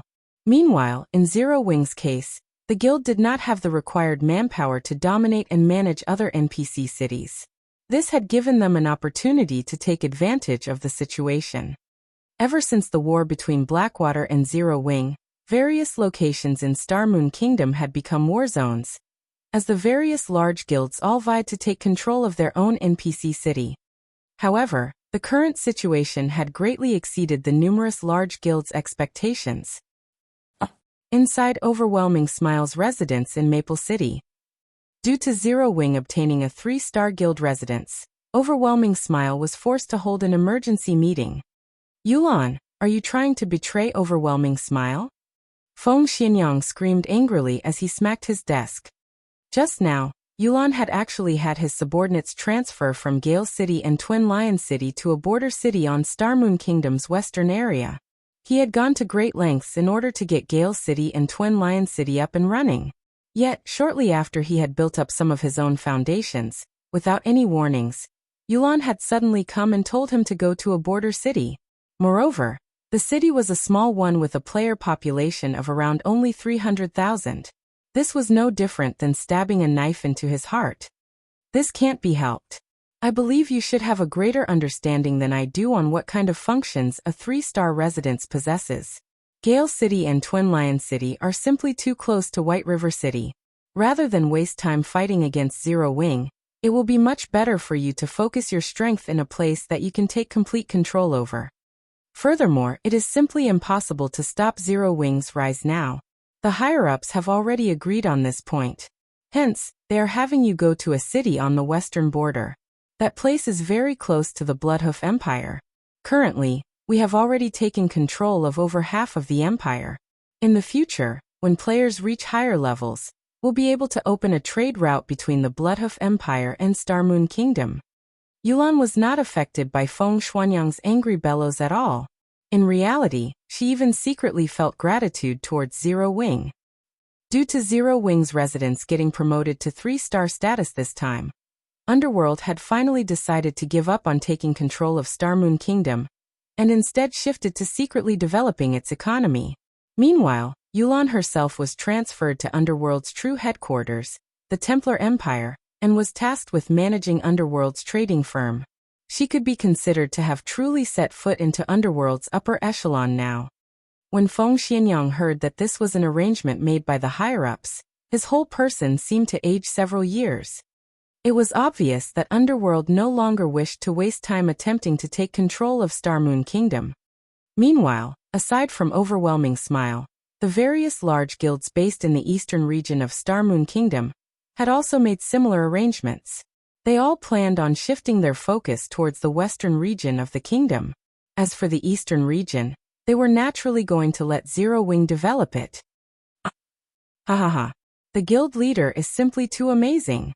He's actually managed to have the various guilds in Starmoon Kingdom shift their focus towards the western region in just a short moment's time. With this, Zero Wing will have a much easier time taking control of the cities in the eastern region.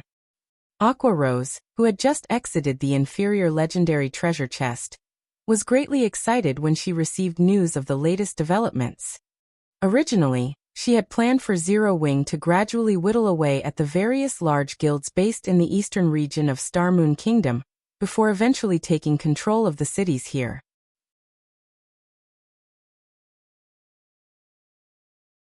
However, the instant Shifeng revealed the 3-star guild residents, these various large guilds all took the initiative to withdraw their forces without putting up a fight. Inside an NPC town within the vicinity of Starmoon City. Currently, this town had already been occupied by evil beasts. The town's surroundings were filled with level 60+ evil beasts. Among them, there was no lack of chieftain and lord-ranked monsters. Meanwhile, the town itself was also enveloped by a massive magic array, which gave off a frightening pressure. If Shifeng was here right now, he would definitely find this pressure very familiar. This was due to the pressure being emitted by the magic array having a strand of divine might mixed into it. Meanwhile, 2 players suddenly appeared outside this town. These 2 people were none other than Abandoned Wave and Laughing Drunkard. Zero Wing, enjoy your fun while you can. When Abandoned Wave received the report regarding Zero Wing, a cold smile appeared on his face. He then walked into the town enveloped by the massive magic array.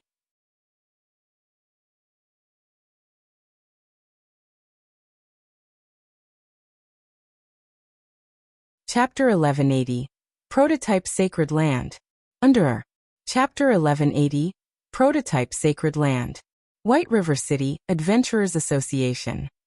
When Shifeng, who hid under a black cloak, descended the stairs from the second floor, he was greeted by a sea of players crowding the first floors. The majority of these players shared one similarity: they were all guild players. Moreover, these guild were all high-leveled with good equipment. What are these people trying to do? A newcomer, who had just reached level 10 and had come to report to the Adventurers Association, asked. Is there even a need to ask? They're all here to withdraw from their guilds. A level 30+ shield warrior explained from his seat near the entrance. Why? The explanation only increased the new player's curiosity. While it wasn't unusual to see players withdraw from their guilds, this was the first time he had seen so many people from different guilds at the same time. You're new, so it's expected that you don't know. They're leaving their original guilds to join Zero Wing, the Shield Warrior said enviously as he watched the various guild players. Zero Wing is on a roll. Its residence already has 3-star private rooms. If you rest in one of those rooms for 24 hours, you'll accumulate 30% of double EXP buff. Moreover, it has the employment center now. I heard that Zero Wing went all out, making sure it'll be stylish. The building has 2 floors. On the first, players can pick up ordinary and advanced guild quests, and the second floor allows players to pick up large-scale guild quests. The large-scale guild quests award far more than the advanced quests. Even elite members have a hard time picking up an advanced guild quest in other guilds. In Zero Wing, however, even ordinary members can pick one up. Once you become one of Zero Wing's elites, you can even pick up large-scale guild quests. As long as guild members have sufficient contribution points, they can also upgrade their guild emblem to bronze rank and get some bonus attributes. You're a newcomer, right? Now is the best time for you to join Zero Wing. I heard that as long as guild members are willing to spend some contribution points, you can receive guidance from NPCs in their new training room and learn basic combat techniques and skill utilization techniques. Those will help you become an expert quickly. The Shield Warrior's words immediately caught the attention of the various newcomers within the Adventurers Association. They were all new to God's domain, and they were completely new to the game's combat styles. As a result, they had a lot of trouble against monsters. Moreover, they had to learn the combat techniques on their own. When they saw players easily solo 2 or 3 common monsters simultaneously, they were jealous. Naturally, a location where they could improve their combat techniques would be tempting. May I know where I can apply to join Zero Wing? A beautiful, charming level 10 female cleric excitedly asked the Shield Warrior. In response, the Shield Warrior smiled as he pointed at a group of players that had just withdrawn from their old guilds and said, "That's simple. Just follow the players that just left their old guilds. They're all going to apply as well." When the several newcomers heard this, they immediately followed after the players that had just withdrawn from their guilds and left the Adventurers Association. Sherfong could not help his shock. He had never imagined that a 3-star guild residence would be such a powerful influence. It had only been a short time since he had upgraded Zero Wing's residence. Yet so many elite players were leaving their old guilds to join his. What Sherfong didn't know was that a long line had already formed outside of Zero Wing's residence. These players were all there to apply for the recruitment test. Quite a few were even guild players from other cities. The crowd made it difficult for Zero Wing's members to enter and leave the residence. Moreover, this situation wasn't isolated to White River City. The same was happening in Stone Forest Town. Only, unlike the players in White River City, the majority of those applying to join Zero Wing in Stone Forest Town were independent players. These players weren't just applying to Zero Wing, because the guild now had a 3-star residence.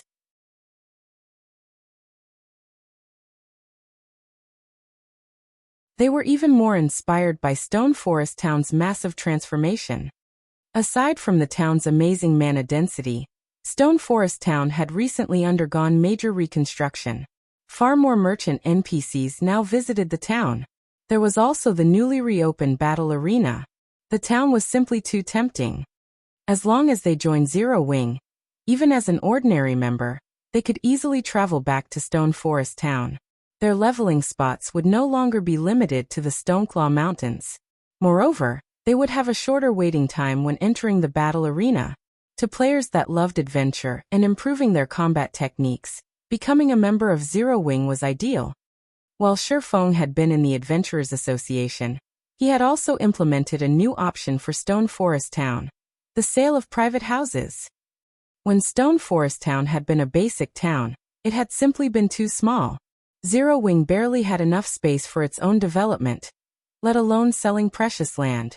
However, things had changed.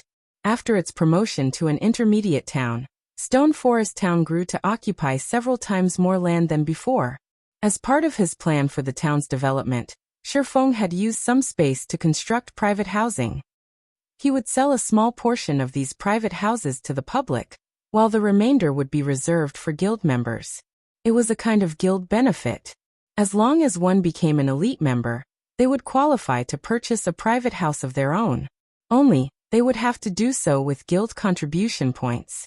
Fortunately, they would enjoy lower prices than the houses sold to the public. Many of God's Domain's players dreamed of owning a private house, not to mention living in a mana-dense environment like Stone Forest Town. The private houses had already become a hot topic among Stone Forest Town's players. Zero Wing is so stingy. They're only selling 100 houses to the public. There are so many independent players in this town. How is this supposed to be enough for all of us? I don't know if there's going to be enough to go around, but what I do know is that Zero Wing is too fraudulent. Even the cheapest house costs 400 gold. This price is almost as much as an outer area shop in a minor NPC city. Even independent experts are lucky if they have 100 gold on hand. How could anyone afford such expensive houses? I know, right? However, our adventurer team is prepared to pool our funds to purchase one. This way, our guild will have a gathering point. We won't have to waste our time on hotels anymore. Your team is going to have an awesome time then. As long as you become 2-star adventurers, you can purchase a fixed teleportation array and set it up in the house. You'll be able to transfer directly to your house. That's way better than joining Zero Wing. However, I'm betting that the large guilds are going to purchase most of these houses. That shouldn't be possible. Zero Wing has already stated that other guilds are not allowed to purchase houses. Moreover, the buyers to sign a contract with Zero Wing. Even if people from the various large guilds try to buy a house, they can't. As Sherfone relaxed in an advanced carriage, heading to the candlelight trading firm to store the bronze tablet in the warehouse, he received a call from Aqua Rose. Guild leader, Twilight Echo contacted me stating that they have something to discuss with you. Aqua Rose joyfully announced. Don't tell me Glorious Echo is looking for me? Sherfone frowned. He did not have a particularly good impression of Glorious Echo. However, he was rather grateful because if not for him, Aqua Rose wouldn't have joined Zero Wing. No. The elders have already sacked Glorious Echo. One of my uncles is managing the guild temporarily, Aqua Rose said, shaking her head. All right then. I still have some matters to deal with, so have him wait in the residence for a while.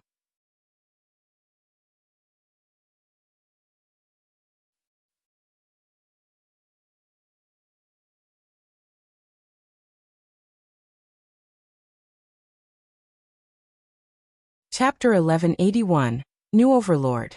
Underthor. Chapter 1181, New Overlord.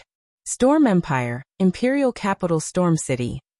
Although the sky grew darker, the Imperial capital shone brightly. Players crowded the streets.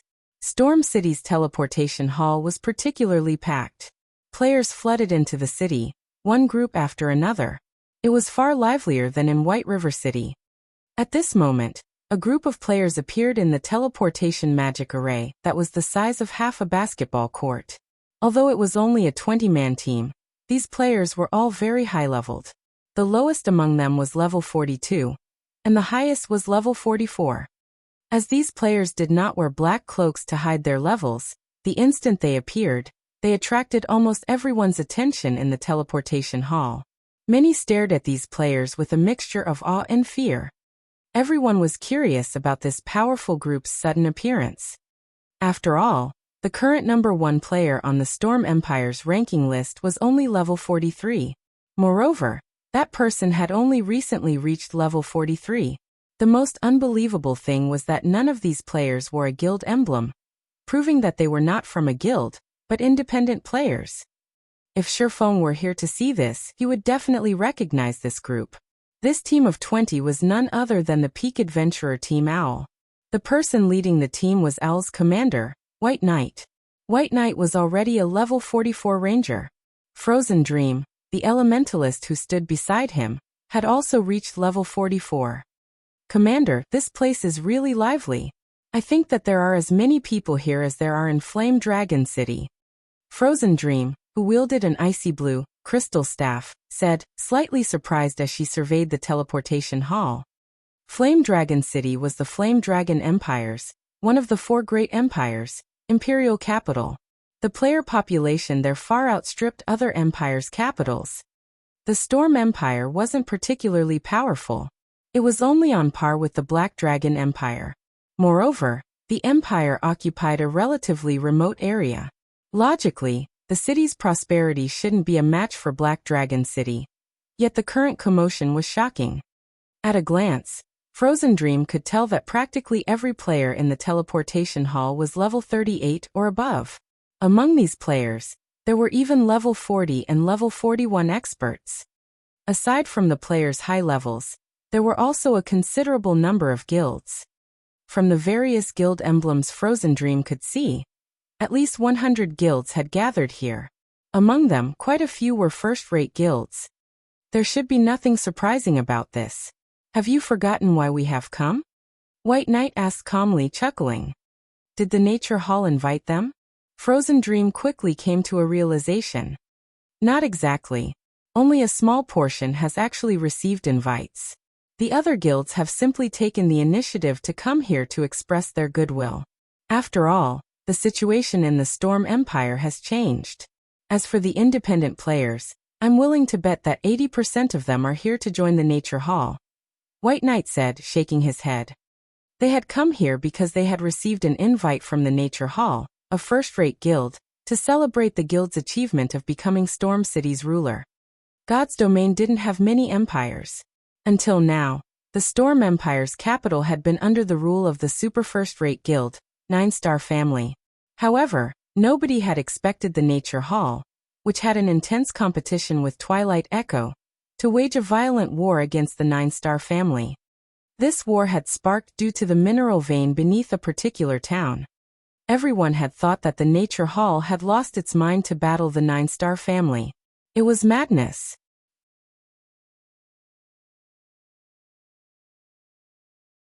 In the end, however, the 9-Star Family suffered a devastating defeat, and the Nature Hall had taken possession of the town. No one had expected this outcome, either. Although the 9-Star Family was a relatively weak super first-rate guild, at the end of the day, it was still a bona fide super first-rate guild. No first-rate guild could afford to provoke it. When the war had ended, everyone believed that the 9-Star Family would exact its revenge on the Nature Hall.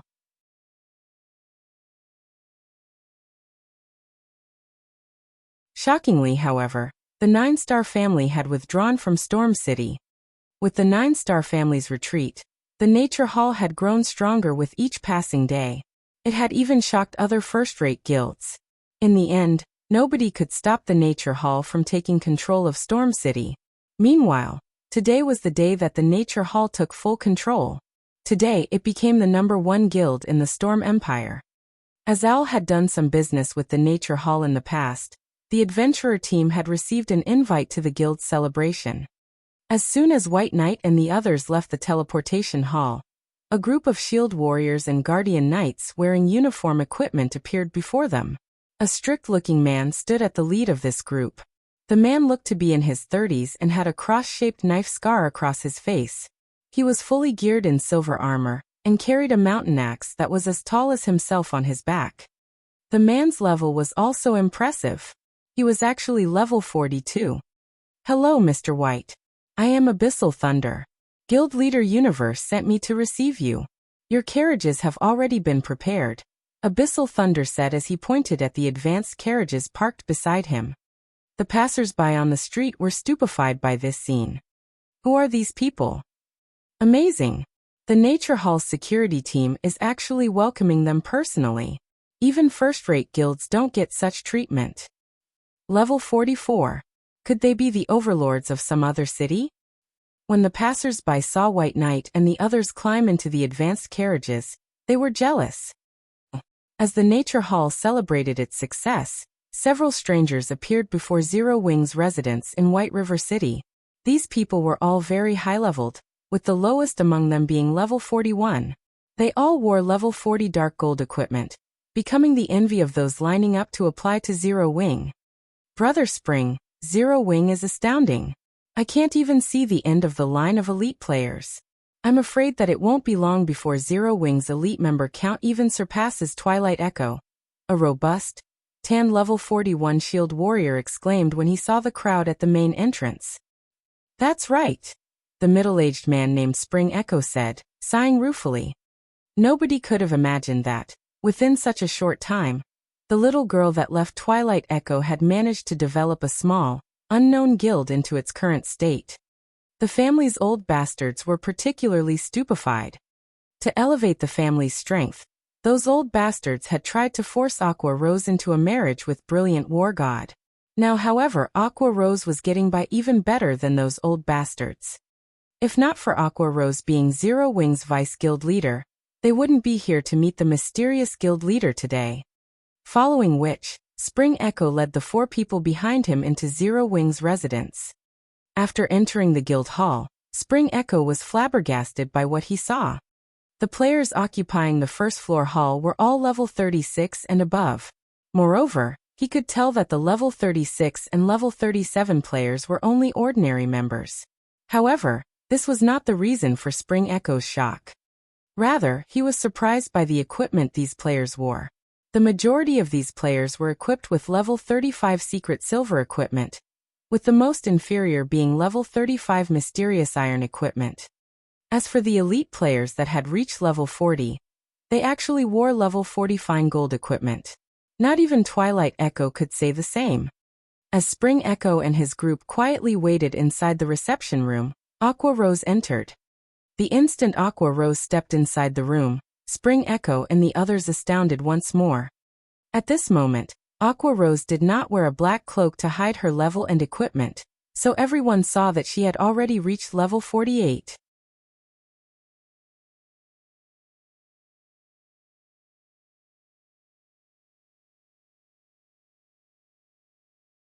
Chapter 1182. The Intimidating Zero Wing. Chapter 1182. The Intimidating Zero Wing. How did she reach such a high level? Spring Echo was thoroughly shocked. Level 48. Aqua Rose could definitely rank number 1 on the ranking list in any kingdom or empire in God's domain.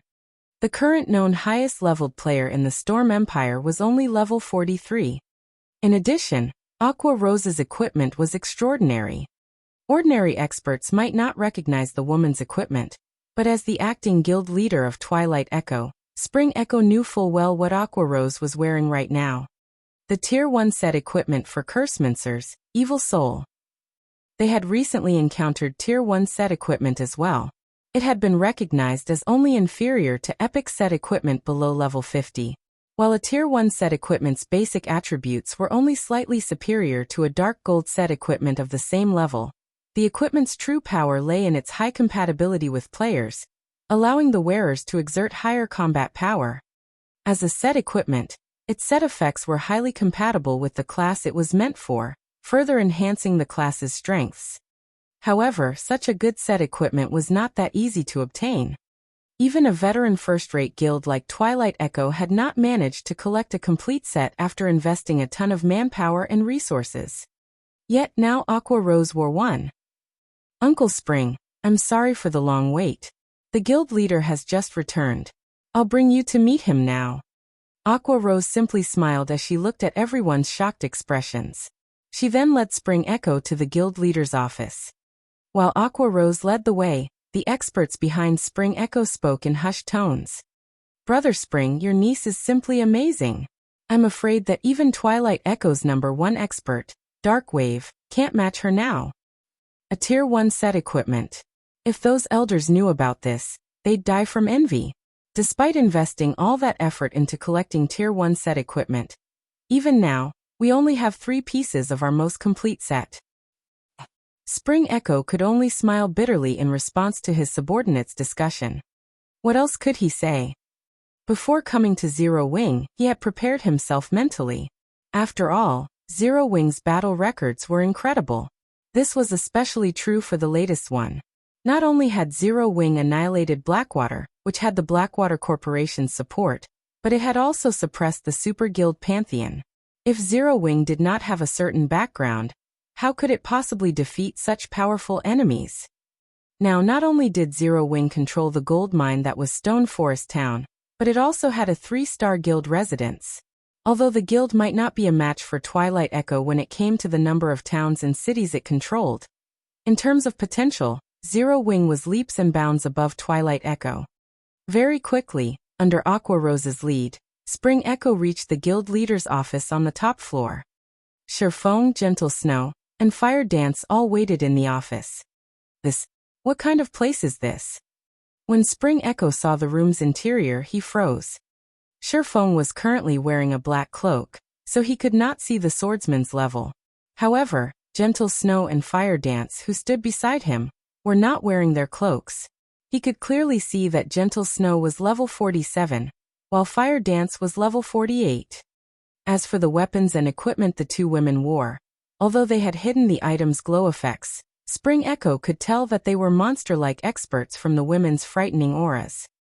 Moreover, from the information Twilight Echo had collected on Zero Wing, he knew that both Gentle Snow and Fire Dance had reached the rumored realm and become true peak experts. Only now, upon meeting the women in person, did he realize how massive the gap was between them.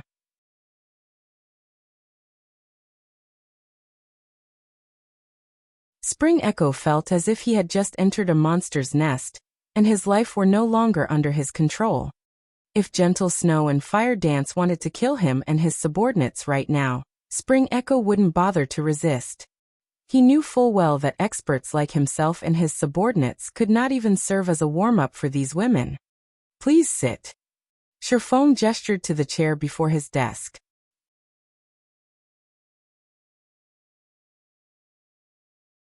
He was utterly satisfied with how effectively Gentle Snow and Fire Dance had shocked Spring Echo and his companions. This was an act to help Aqua Rose increase her bargaining chips and influence in her family. I heard that Twilight Echo has some business to discuss. May I know what that business is? Guild Leader Black Flame, I'll get straight to the point. Twilight Echo has discovered a mine in the Storm Empire. However, with only our guild's strength, I'm afraid we can't secure that mine. Hence, Twilight Echo wishes to cooperate with Zero Wing and operate the mine together. As for the profits, we'll split them 50-50. Spring Echo understood that Twilight Echo could hold no secrets from Sherfong. After all, Aqua Rose was here. However, it was also precisely because of Aqua Rose that Twilight Echo had sought out Zero Wing to cooperate. This is interesting. There's a mine that even you guys can't handle? Sherfong found the revelation somewhat surprising. No matter what was said or done, Twilight Echo was a veteran first-rate guild. The Storm Empire was already famed for its mineral production. There were plenty of mines throughout the empire, so much so that first-rate guilds had no reason to compete with each other. What if I tell you that it produces energy ore? Spring Echo asked, smiling. Are you sure? The news stunned Sherfong. Energy ore. That was an even higher-ranked material than Raven's Manatite Oregon. While players had a certain chance of obtaining magic crystals when mining Manatite ore, there was an even greater chance to obtain magic crystals when mining Energy Oregon. Moreover, energy ore was an extremely rare mineral that had many uses. Currently, a stack of energy ore could sell for roughly 2 gold. If sold in an area where minerals were scarce, one could easily sell a stack for 3 gold. The high demand was due to energy ore's 2 main purposes. The first regarded forging, since it could increase forging success rate. The second was in engineering, where it could be used to produce core components and engineering tools. Hence, energy ore was expensive. Normally, players could only harvest some scattered ore. No one had found a mineral vein that produced it. I can assure of this, Spring Echo responded seriously. I can agree to work with you. However, I want a 30-70 split. 70 to Zero Wing and 30 to you. Moreover, the nearby town must be placed under Zero Wing's control. Sherfong proposed his conditions after giving the matter some thought. When everyone inside the room heard Sherfang's conditions, they could not help but gasp. Even Aqua Rose hadn't expected Sherfong to be so demanding. Guild Leader Black Flame, aren't you going a little overboard? Despite Spring Echo being a well-mannered person, even he could not help his growing anger. He felt like Sherfong were trying to toy with him, rather than negotiate. You're tuning in to the Li Mei's Wuxia Whispers YouTube channel. We're so grateful for your support, and don't forget to subscribe to join us on this incredible journey through captivating stories. Your generosity through donations truly makes a world of difference, as it's the primary source of revenue that allows me to expand and enhance this channel for you. Thank you from the bottom of my heart for being a part of this adventure.